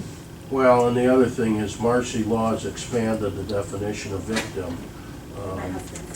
Technically, the victim advocate is assisting persons who have been involved in a violent crime, assault, some sort of sexual assault, something of that nature, but has also helped out by getting involved in restitution. But now, under Marcy's law, that is a mandatory requirement that we have to contact all people who have had property damage and who may be interested in pursuing restitution for their damage. Yeah, so you could imagine, you know, one of these, you know, high-speed chase or the drunk guy in the car, you know, he's turfs 20 lawns and, you know, in the process, you know, so victim advocate's gonna have to call every homeowner, did you have damage? If you had damage, can you quantify it? Can you give me some documentation? You know, we actually have the affirmative duty now to reach out, not just people coming to the police like the old days and saying, hey, this drunk idiot tore up my lawn. Now we have to affirmatively go out and try to Why get would your these people. victim's advocate do that, not your investigators? Well, they help the victim advocate sometimes. If she has trouble tracking somebody down, they'll help her, but, You would think that the sheriff's department, the investigation component would do that versus the advocate. Well, the restitution doesn't become an issue until after they plead guilty or are found guilty. The sheriff's department and the police departments often will advise the person to get them an estimate of damage, and they'll put it in the report. But if the person never gets back to them, then we have to pursue it. a lot of it's a verbal, or nobody's home, or it's the middle of the night. I mean, anytime you have damage, they're supposed to do this now? With Marcy's law. Mhm. We're supposed to try. I just had my mailbox taken out Saturday night, and. You know who did it? I just got a voicemail from the Grange Insurance. Okay. So I'm gonna submit everything, so it's like Yeah. $80 to replace it. So I had a plate that the Department of Transportation bent up in the road last year, and Oh, yeah. Oh, it yeah. flattened both of my tires and 12 other citizens. Could I have gotten the victim advocate involved and gone after? It's not a crime. road guy? Yeah. it's not- Well, it was a crime, okay. But if it was a crime, yeah, we would, you know, Well, they held this lady, because apparently they had reasonable, it was the patrol. And apparently it appeared that she was on something that caused her to drive in a bizarre manner. I mean, The you only should be damage- able to get reimbursed. Huh? I mean, Yeah. you should, as a practice, we always put the victim's information and a value, so, I mean, you could. but you usually get a verbal, right? Yeah. I mean, you don't, Oh, yeah. you know, Right. if you're the officer, you don't sit there and Right. say, hey, Yeah, come we back don't. two No, they weeks just- later and they say, get gave your me- written estimate. They gave me a slip of paper Exactly. with her, Right. the crash number, Yeah. the policy number of insurance, so I called the 800 number, and I finally just heard back from them, I just have to take a couple of pictures of my evidence. And I wasn't aware that there was somebody employed that was supposed to seek people out, where there was a crash report where it's, this damage, and that was the only damage. If that she we was really- charged, yeah. She was charged. Yeah, but, there's insurance there. Yeah, there's We deal with insurance. a lot of people who don't have insurance. Yeah. tend to be less responsible. So I don't know how you sort out, I mean, you know, not only are we wasting time tracking me down, because I'm gonna be covered. We look for certain types of cases, usually OVIs, criminal damaging, criminal mischief, sometimes criminal trespass. Yeah. Something that would indicate that there was property damage done. Well, they had that report, she just went off the road right by my house, took out the mailbox, and then went cross-country about 150 feet. I think she kept her foot in the accelerator, because she got the end of that, and apparently she hit something, went up on its nose and flopped on its side. It was a Jeep. And it's like, to go across that much terrain, she wasn't slowing down, because she would have stopped. I'll keep a lookout for her. Yeah. Keep an eye on her. She's dangerous. Well, we got only Yeah, about that's 5 all I minutes have, left, so so did did you have wanna some go over your thing? request? Sorry. Just quickly, just so you understand how my office operates. The Chardon Municipal Court is in the municipality of Chardon. Under Ohio law, the law director of the municipality where the court is located has the responsibility of prosecuting all criminal cases filed in the court except those of another municipality. So, other than the villages of Burton, South Russell, and Middlefield, any criminal case filed in municipal court is my office's responsibility. Sheriff, Ohio State Highway Patrol, the township police agencies, we get, Not to interrupt you, but so why wouldn't Middlefield then don't they go to Chardon Muni? They do, but they have their own prosecutor. They have to pay Oh, for I see their own what you're saying. prosecutor. Okay. Yeah, Dennis Coyne is a prosecutor for those municipalities. Okay. So any other case, it's my responsibility to prosecute. And we get a pretty wide variety of things. Most of the cases are from the townships, the sheriff's office, and the state patrol. But occasionally we get state cases like workers' comp fraud or something like that. It's kind of a wide variety, but we have 3 part-time prosecutors, Dennis Coyne, Steve Patton, and me.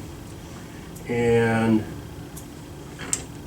under the revised code, the commissioners are responsible for financing part of our budget. And the state code talks about all those cases filed in the name of the state of Ohio. Now, quite frankly, that's every case that would be filed in municipal court unless it's filed by a village of the city. However, the revised code also says that although you are responsible for financing a portion of the police prosecutor's budget, you shall determine a reasonable amount. And such amount as the commissioners would prescribe. Ohio case law has said that's up to the discretion of the commissioners to determine how much you believe you should contribute. The finance director for the city, Matt Ragonchik, put together a table here, and he listed the cases that come out of the city of Chardon, which are about 5%. Those that come out of the county, the sheriff, the park district, and the dog warden, and that's about 26%. And the total budget is $284,774. The current contribution from the commissioners is $40,000, which makes up 14% of our budget. And he has asked me to request a contribution of 25%, which would be compensation to the city for prosecuting county-based cases. We put our victim advocate in a separate budget. She's not included necessarily as part of my office, so the victim advocate is not included in here. It would be the 3 part-time prosecutors, and we have an administrative assistant who helps us when we're in Muni Court. And what, Jim, what would these dollars be used for salaries, for who? They would go to the police prosecutors. That's you? Or you're the? Me, Dennis Coyne, and Steve Patton. It would be divided amongst, contributed to our salaries. So who establishes the proper salary rate though? I mean, you're asking us to contribute, but we don't have any say over what the budget is. It's the city council. I haven't had an increase in my salary in probably 10 years. And the two assistants get whatever the... As the law director, or as the police prosecutor, or both? You have I'm the law director and the police prosecutor. And do you get paid separately for both? Or? I get a salary from the city, but they have divided it between the police prosecutor and the salary. So I have not had an increase in compensation for serving as law director or police prosecutor for about 10 years.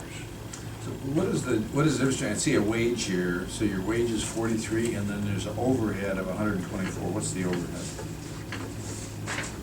I'm a little confused with that. Let's see. Oh, yeah. That would be maintaining an office, paying a secretary, copier, all of that. So it's cost rental. allocation from the city? Yes. Yeah. So when they do like their 3%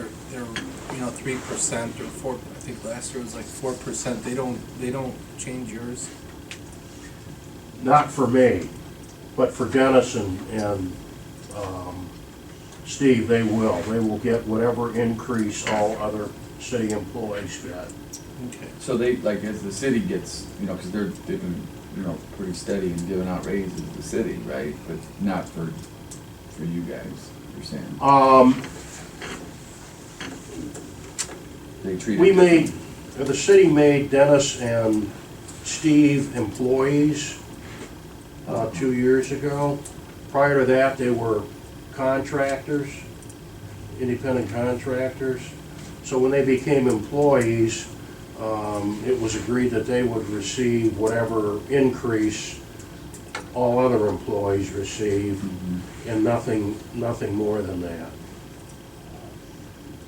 Basically, we were negotiating the independent contractor contracts every 2 or 3 years.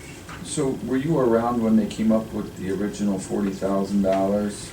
Originally, it was $30,000. 30, and then they went to 40 and. It went to 35 for the police prosecutor, and then we got an administrative assistant. Okay. And there was $5,000 that was contributed towards her salary. Because if I'm not, was that about 6 years ago? We've been getting the money for the police prosecutor. No, for the increase. Since Craig was here. Yeah, Craig, it was like 05 or 06 is when that started. But the increase, I'm saying. The last increase was in 2008. 2008. Other than the last the prosecutor's increase was in 2008. You added the administrative assistant in 2014. Right, because I was going to say, I thought that was part of that initiative that we had done. Oh, the Harold, or the. I don't know if it was under that. I can't remember what Muni Court had gotten for that. I think Muni Court got some sort of a probation. Probation. Did it go from 2 to 3 probation officers? It went through my office, but it went to the court so that they could get basically somebody who would do drug screenings on the probationers. And so there really hasn't been a big change in caseload, right? No. It's just cost of doing business. You're saying it's going up, or right? Right. Yeah. Cost of doing business and.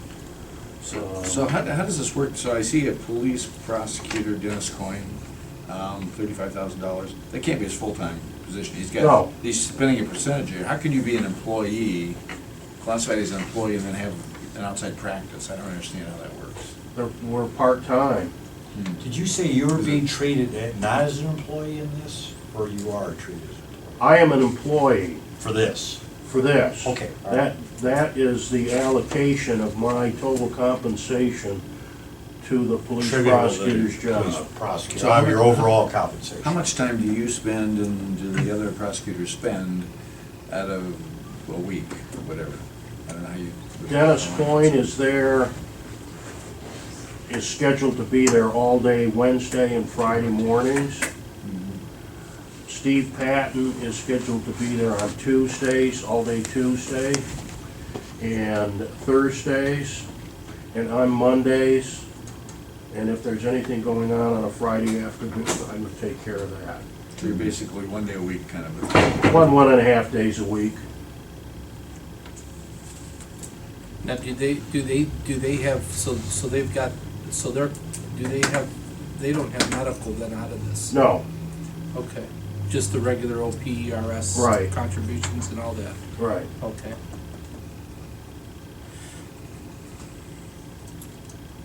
And I see like on here with the Geauga Park District, they don't give anything out of their budget directly to you guys for some They're not assistance? required to. Have you guys attempted to get anything from them on that, or? No. The There's no- townships get a free ride too, by law. Right. Right. It's just, you know, you're not even counting the townships, and that's Right. the, it's kinda like with me, right? Mm-hmm. They get to use us, and we can't charge them. So Like you have, Chesterland yeah, and, you have big police departments in those 3 western townships. So if the Get a free budget, prosecutor. Yeah. so if the county's paying right now 14% of the budget, Right, the balance of the budget is being paid by the city of Chardon? correct. So like Bainbridge and South Russell, Chester, all those. Middlefield, South Russell pays, they pay for their prosecutor. Yeah, They they have right, to. They have Burton and And I think Middlefield. they pay about like 12 grand a year or something, is what's in the budget. But like for Russell and Bainbridge, Chester, All the townships pay nothing. Yeah, Nothing. that's a lot of cases. I think Bainbridge cases. oh, Bainbridge has gotta be brutal The with the meat, stores. yeah. Yeah. Think about every shoplifter Yeah. he gets. I just get it, it's over $1,000. Shoplifting used to be unheard of in this country. So if we increased our contribution, the budget doesn't change. No, We're just increasing the amount we contribute Yes. to the budget. So right now Chardon has made the decision, was there an increase involved here? no, these are the 2017 figures. And the increases for 2018, there'll be no increase for me as a police prosecutor. The assistant police prosecutor and the administrative assistant will each get about 2 or 3%, depending on what the city decides. That would also be reflected in PERS, Medicare Workers' Comp. And the overhead would not be increased, the overhead in that section there would not be increased. So we're being asked to consider increasing the cost, but we don't get any additional value, you're not getting a raise. I mean, there's nothing. I'm coming out not, of but the it, so- others are. And this budget has been the same since 2012, basically, is what you're saying, right? It hasn't changed.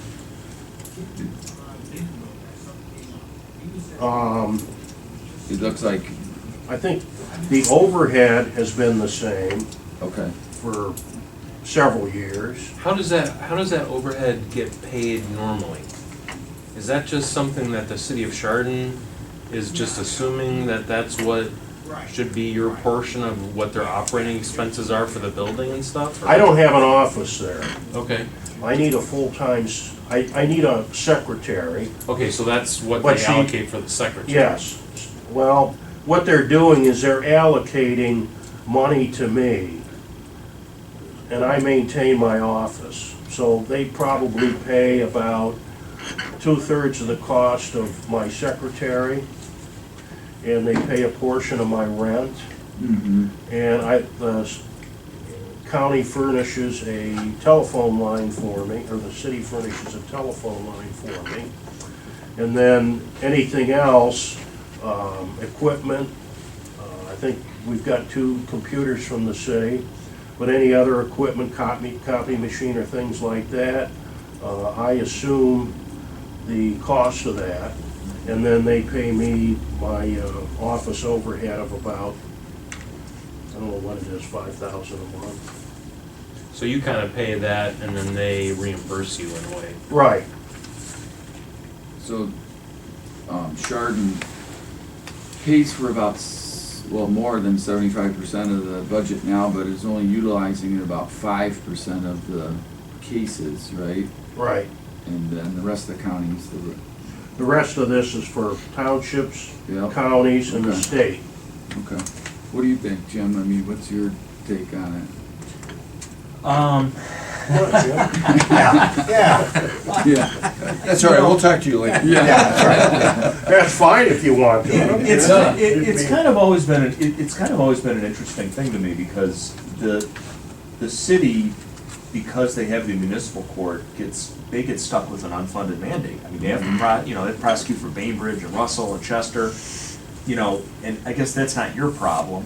And they just get a free ride, kind of like, I mean, I have 5 civil attorneys, I mean, a lot of what they're doing are the 16 townships. So Yeah. you're paying for that. Yeah. So So we're already paying quite a bit. yeah, you're paying for that, but I'm saying but you're not paying for that in Muni Court. So you're not. We are paying for any residents of Chardon that have to come, have. No, you're not paying for the township prosecution. So Right. you're Yeah, paying yeah, for no, their I get legal that. counsel Yeah. through me, but you don't Not the pay for their prosecution. prosecution. But Yeah. I think what they're asking for is, they are looking at just the county entities, being the sheriff, the park district, and the dog warden, and saying, hey, that's 25% of our caseload.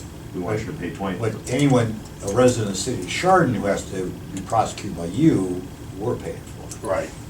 I'm If sure it's a that's. felony prosecution. Yeah, I'm sure that's a much smaller number, but. You pay for all felonies, yeah. Right, Yeah, right. but the city of Chardon's 5% of the Right. muni cases. Right. So, and I have got, South Russell's have 2%, if Chardon's 5%. But yeah, it's a tough situation because this is one instance where I do think Chardon gets a raw deal because by having the muni court, they have to prosecute all these cases that aren't Okay, we theirs. found one instance where. Well, yeah, but Just one. 95% of the cases aren't theirs, and they're paying for Yeah. 90% of the prosecutions. But who gets the fine money? We don't. Yeah, the city doesn't get it. The city doesn't. And all of the court costs go to fund the court budget. Yeah, I think the city has to provide them space too, right? And you can't. Right. Wasn't the city able to charge the court though, like overhead, or that's all provided for free? I'm not exactly sure how it's done. 20 years ago, that court was a moneymaker, but in the past, probably 12-plus years, it's been running in the red. And I think Judge Topeka is doing everything she can to keep the court costs high enough so that her budget is covered. But even if there was a surplus from the court costs, that would not go to the city. That would go into separate municipal court funds, the computer fund, the, Special projects. yeah, special projects. I would just tell you, I've always thought Muni, you get a very good value because you have, like, I couldn't afford Jim, I couldn't afford Dennis, and I couldn't afford Steve.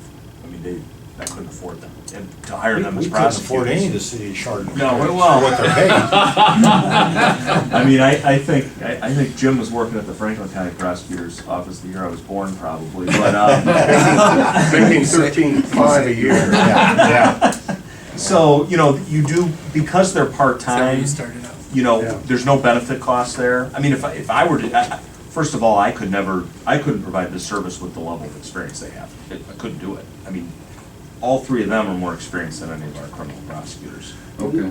But, and they don't pay benefit costs either. One of which the is nice. reasons for using part-time people is we've seen other municipal courts, they'll hire somebody, like one full-time prosecutor. He or she'll be there 2, 3, 4, 5 years, get a lot of experience, and then leave. And then you've got that learning curve when you hire somebody else. With 3 part-timers, I think we've got a lot of consistency there. And if one person were to leave, one of us were to leave, you're not going to have that void that you would have if, like when you lose somebody. Let me ask you something. You know, I mean, I'm just speaking for myself. I could definitely see this making sense of what, you know, what you're requesting. And to be honest with you, Jim, I've been here for 6 years, and I really, this is nice the way that you guys have this laid out, you know, because we never really got this picture of what this is. But what I'd like to do is, if you don't mind, I'd like to go and have a conversation with the park district too, to see if they would be willing to give some money, and possibility that I'd give you a call to say, join me to go up there to sit down and talk with them. Well, the If that's what they would Lake do. County Park District has their own prosecutor. I think they could probably also have their own prosecutor, Okay. which is what the But you're Humane- doing their stuff now, though? Right, Okay. which is what the Humane Society did. Well, yeah, but they have to pay for that. Yeah, we pay for that. They have, there's this crazy statute, they have to pay for it. Well, I won't tell you that I was the one that told them to do it. Oh, thank you. I was. All right, that's off the table then. What's the raise that Jordan was giving the other guys? What was the raise, the amount for the police prosecutors, for Dennis Coyne and those guys? Oh, What did they give the city? So probably like 8%? 3%. when they were made employees, they didn't get a raise at that time. They were just made employees. And thereafter, they will be considered with all other municipal employees, whatever the raise is. Usually, the raises in the city are driven by the police negotiations and the water department, sewer department negotiations. So they fight hard to keep those increases down, but 3%, 5%, 10%, no insurance, 30%. no, it's, I think there was a couple of years when there were no raises, probably about 6 years ago, and I think now the last raise was 3%. I could be, Well, that's the scale, then there's longevity and some other stuff in there. So- Well, they cut out longevity Did they? Good. for all new employees. Okay. Jim, let me ask you a question. Sure. These, the wages, benefits, and overhead, are these all so far in 2018, or is this 2017 numbers? Is this all 2017? Yes. Okay, and you said here the average for the overhead was over a 5-year period? Were there any large spikes in that would have adversely affected the average? No. Or any real dips that, No, there has not been an increase in that overhead allowance in 6 or 7 years. okay, so that's, that 124, 109, that's been pretty stable? Since 2012. Okay. I'm sorry, I kind of have a hard stop it. Yeah. I thought we'd stop at 4:30, No, we're good. so are we good? Yeah, I'm with you. Okay. I'm here to speak. I'm a taxpayer, and I'm here to speak against the prosecutor's budget. Am I allowed to? Public hearing. I guess, sure.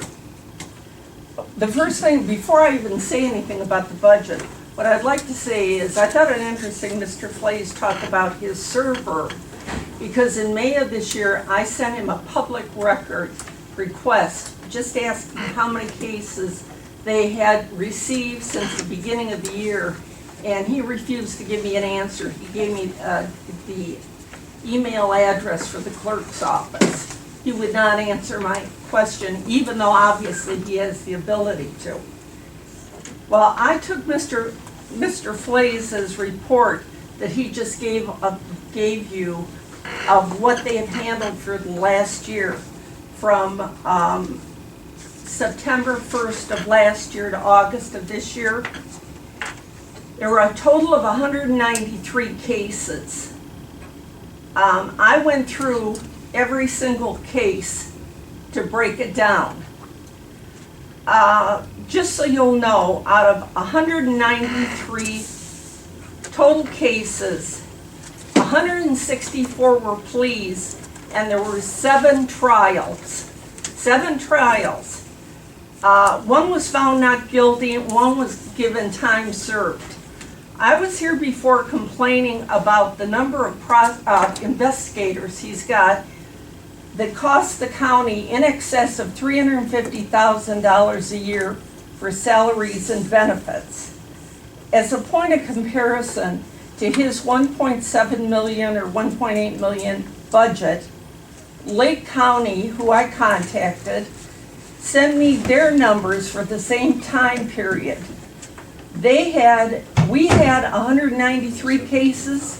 They had, with also 4 investigators, like Mr. Flays has, Lake County had 1,322 cases that prosecutor handled. Now, the other thing that I want to bring up here is, as I was going through these records, I found something that absolutely stunned me. And it had to do with the case that Mr. Flays was personally involved with. And it has to do with a man who lives in Geauga County named James Guidish.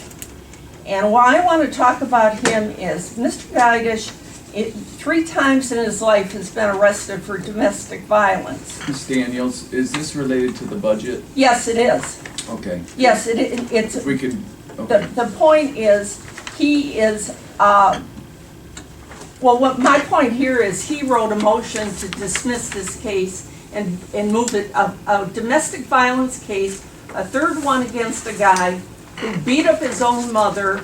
He wrote a motion that was approved to move it back from common pleas to muni court, where the sentence was suspended, the fine was suspended, and the guy was found guilty of criminal mischief, which is equal to vandalism.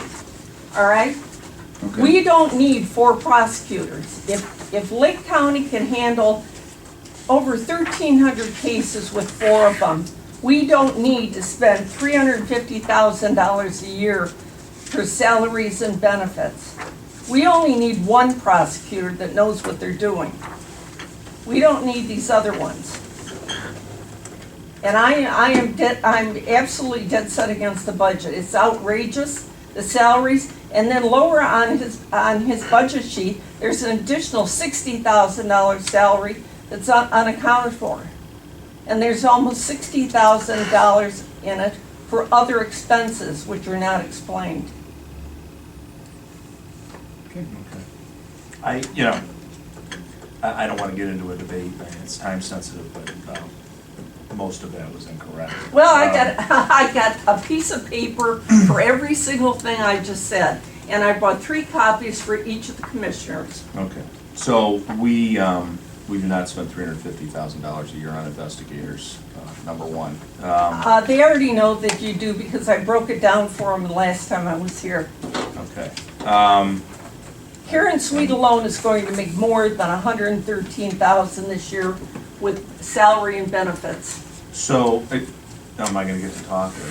I'm sure. Gonna get interrupted? No. First with Mr. Guidash's case, so domestic violence is a misdemeanor, okay? But if you have a prior domestic violence conviction, then it's enhanced to a felony. What had happened with Mr. Guidash was he was arrested. Now, when an officer arrests somebody and they have a prior conviction where they believe that it's enhanced, they'll file a complaint in municipal court for the felony, citing the prior conviction. And this actually happens quite frequently in Mr. Guidash's case. Not quite frequently, but it happens. In Mr. Guidash's case, the case got bound over before it was sent up to me for review. What happens is, if you have a prior conviction, the new charge is enhanced to a felony. However, the courts have held that if your prior conviction is uncounseled, so if you came in without a lawyer, pled guilty, then it is very difficult for us to use that prior conviction to enhance the current crime to a felony. So it's what we call an uncounseled plea case. And this happens with OVIs. If you get a certain number of OVIs, it's enhanced to a felony. Domestic violence enhances to a felony. Oftentimes, if the case gets to me before it's bound over, so when it goes to municipal court, it's sent over to common police court. The case gets to me, I'll review the prior convictions. We actually scramble, we get copies of the prior convictions from the courts, and then we try to determine whether it's an uncounseled plea and if we're going to be able to use it. In Mr. Gaidash's case, the case got bound over before we were able to review it. We reviewed the case, I reviewed it, reviewed the prior conviction, and it was uncounseled. So if we had proceeded with an indictment on I couldn't proceed with an indictment. So once it's bound over, I have 60 days to indict the case. I can't indict it. I can't go to the grand jury and say, this is a felony, because I can't use the prior conviction as an element of the crime because it was an uncounseled plea. So in that case, I had to dismiss the bind over. I sent the case back to the municipal prosecutor to handle the misdemeanor domestic violence case, which, and again, those, we don't have to launch into a long explanation, but Jim and I could do an hour seminar on the challenges of domestic violence cases and the victims, and recanting and all the challenges that we face with those cases. So, Mr. Gaidash, I did not have a legal basis to proceed with the grand jury case. When he was arrested in Akron the second time, he was also charged with drug paraphernalia, open container. He got a 180-day sentence with 90 days suspended. That was the first time he was arrested. They reduced it to disorderly conduct, which is to be expected. This is his third arrest. It even mentions in the Chardon notes here that he was previously arrested and convicted in Akron in 2002. Respectfully, I mean, this is about the budget, But my point is, there's a lot of things going on in the prosecutor's office that should not be. Okay. And we're paying for them. We're paying for them. I think that I don't care what your explanation is about this Gaidash case. When you personally, every other thing that I looked at was written by one of your attorneys. This is the only one that I saw, this motion to dismiss, that was personally signed and written by you.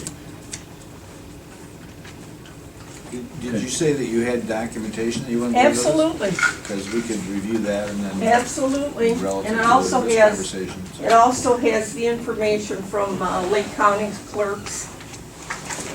With respect to the investigators, I'll just briefly say that, and I know, Tim, you weren't on the board when I came with the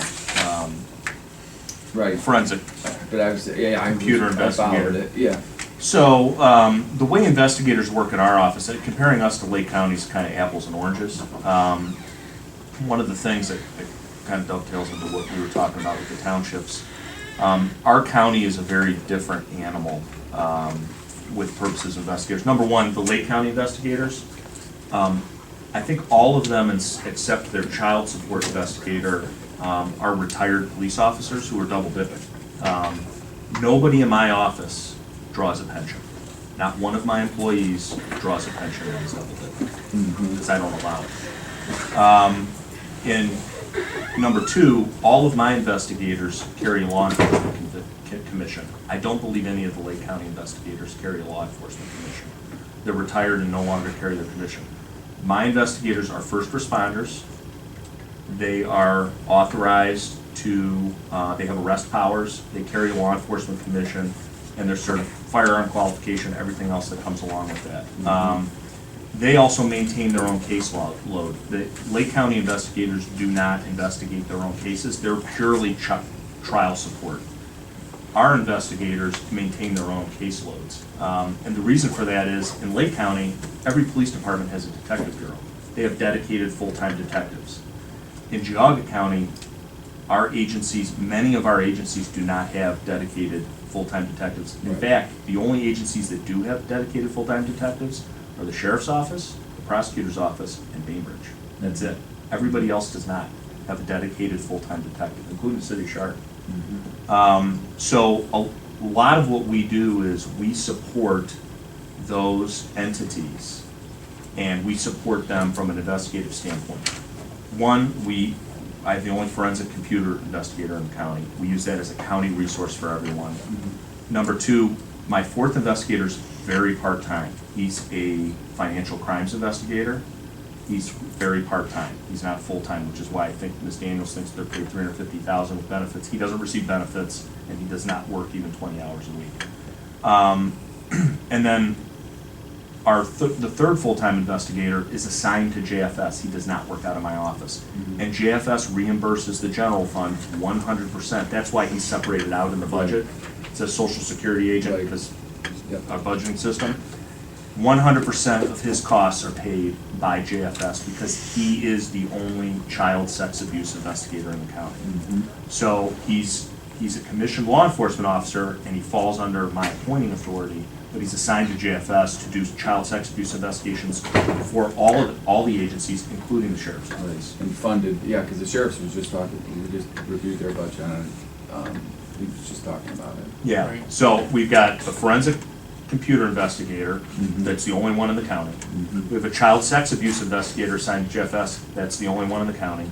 We have a very part-time financial crimes investigator, who's the only financial crimes investigator in the county. And then I have one general duty investigator who's been here long before. It's not like we have a bunch of municipalities that also have investigators out there, correct? Yeah. Let me ask you real quick, before your predecessor, I mean, what was his average staff look like? I mean, did he have? So, but when I One came, investigator. when I came, there was one full-time investigator who's still there, and one full-time child sex abuse investigator that was assigned to JFS. Right. So I added, when I came to you a couple years ago, I added the forensic computer investigator. Right.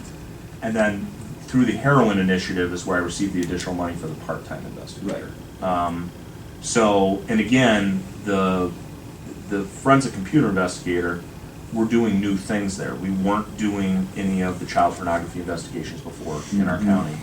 That's all new. Right. He's doing the phone dumps, and a big success story we just had, we had a convicted child rapist who shared child pornography with our undercover operation, and he's been indicted. He's been sitting in our jail for a few months now. That was in the News Herald. I mean, And that was stuff that went undetected previously. I mean, if we did not have him, he'd still be on the streets.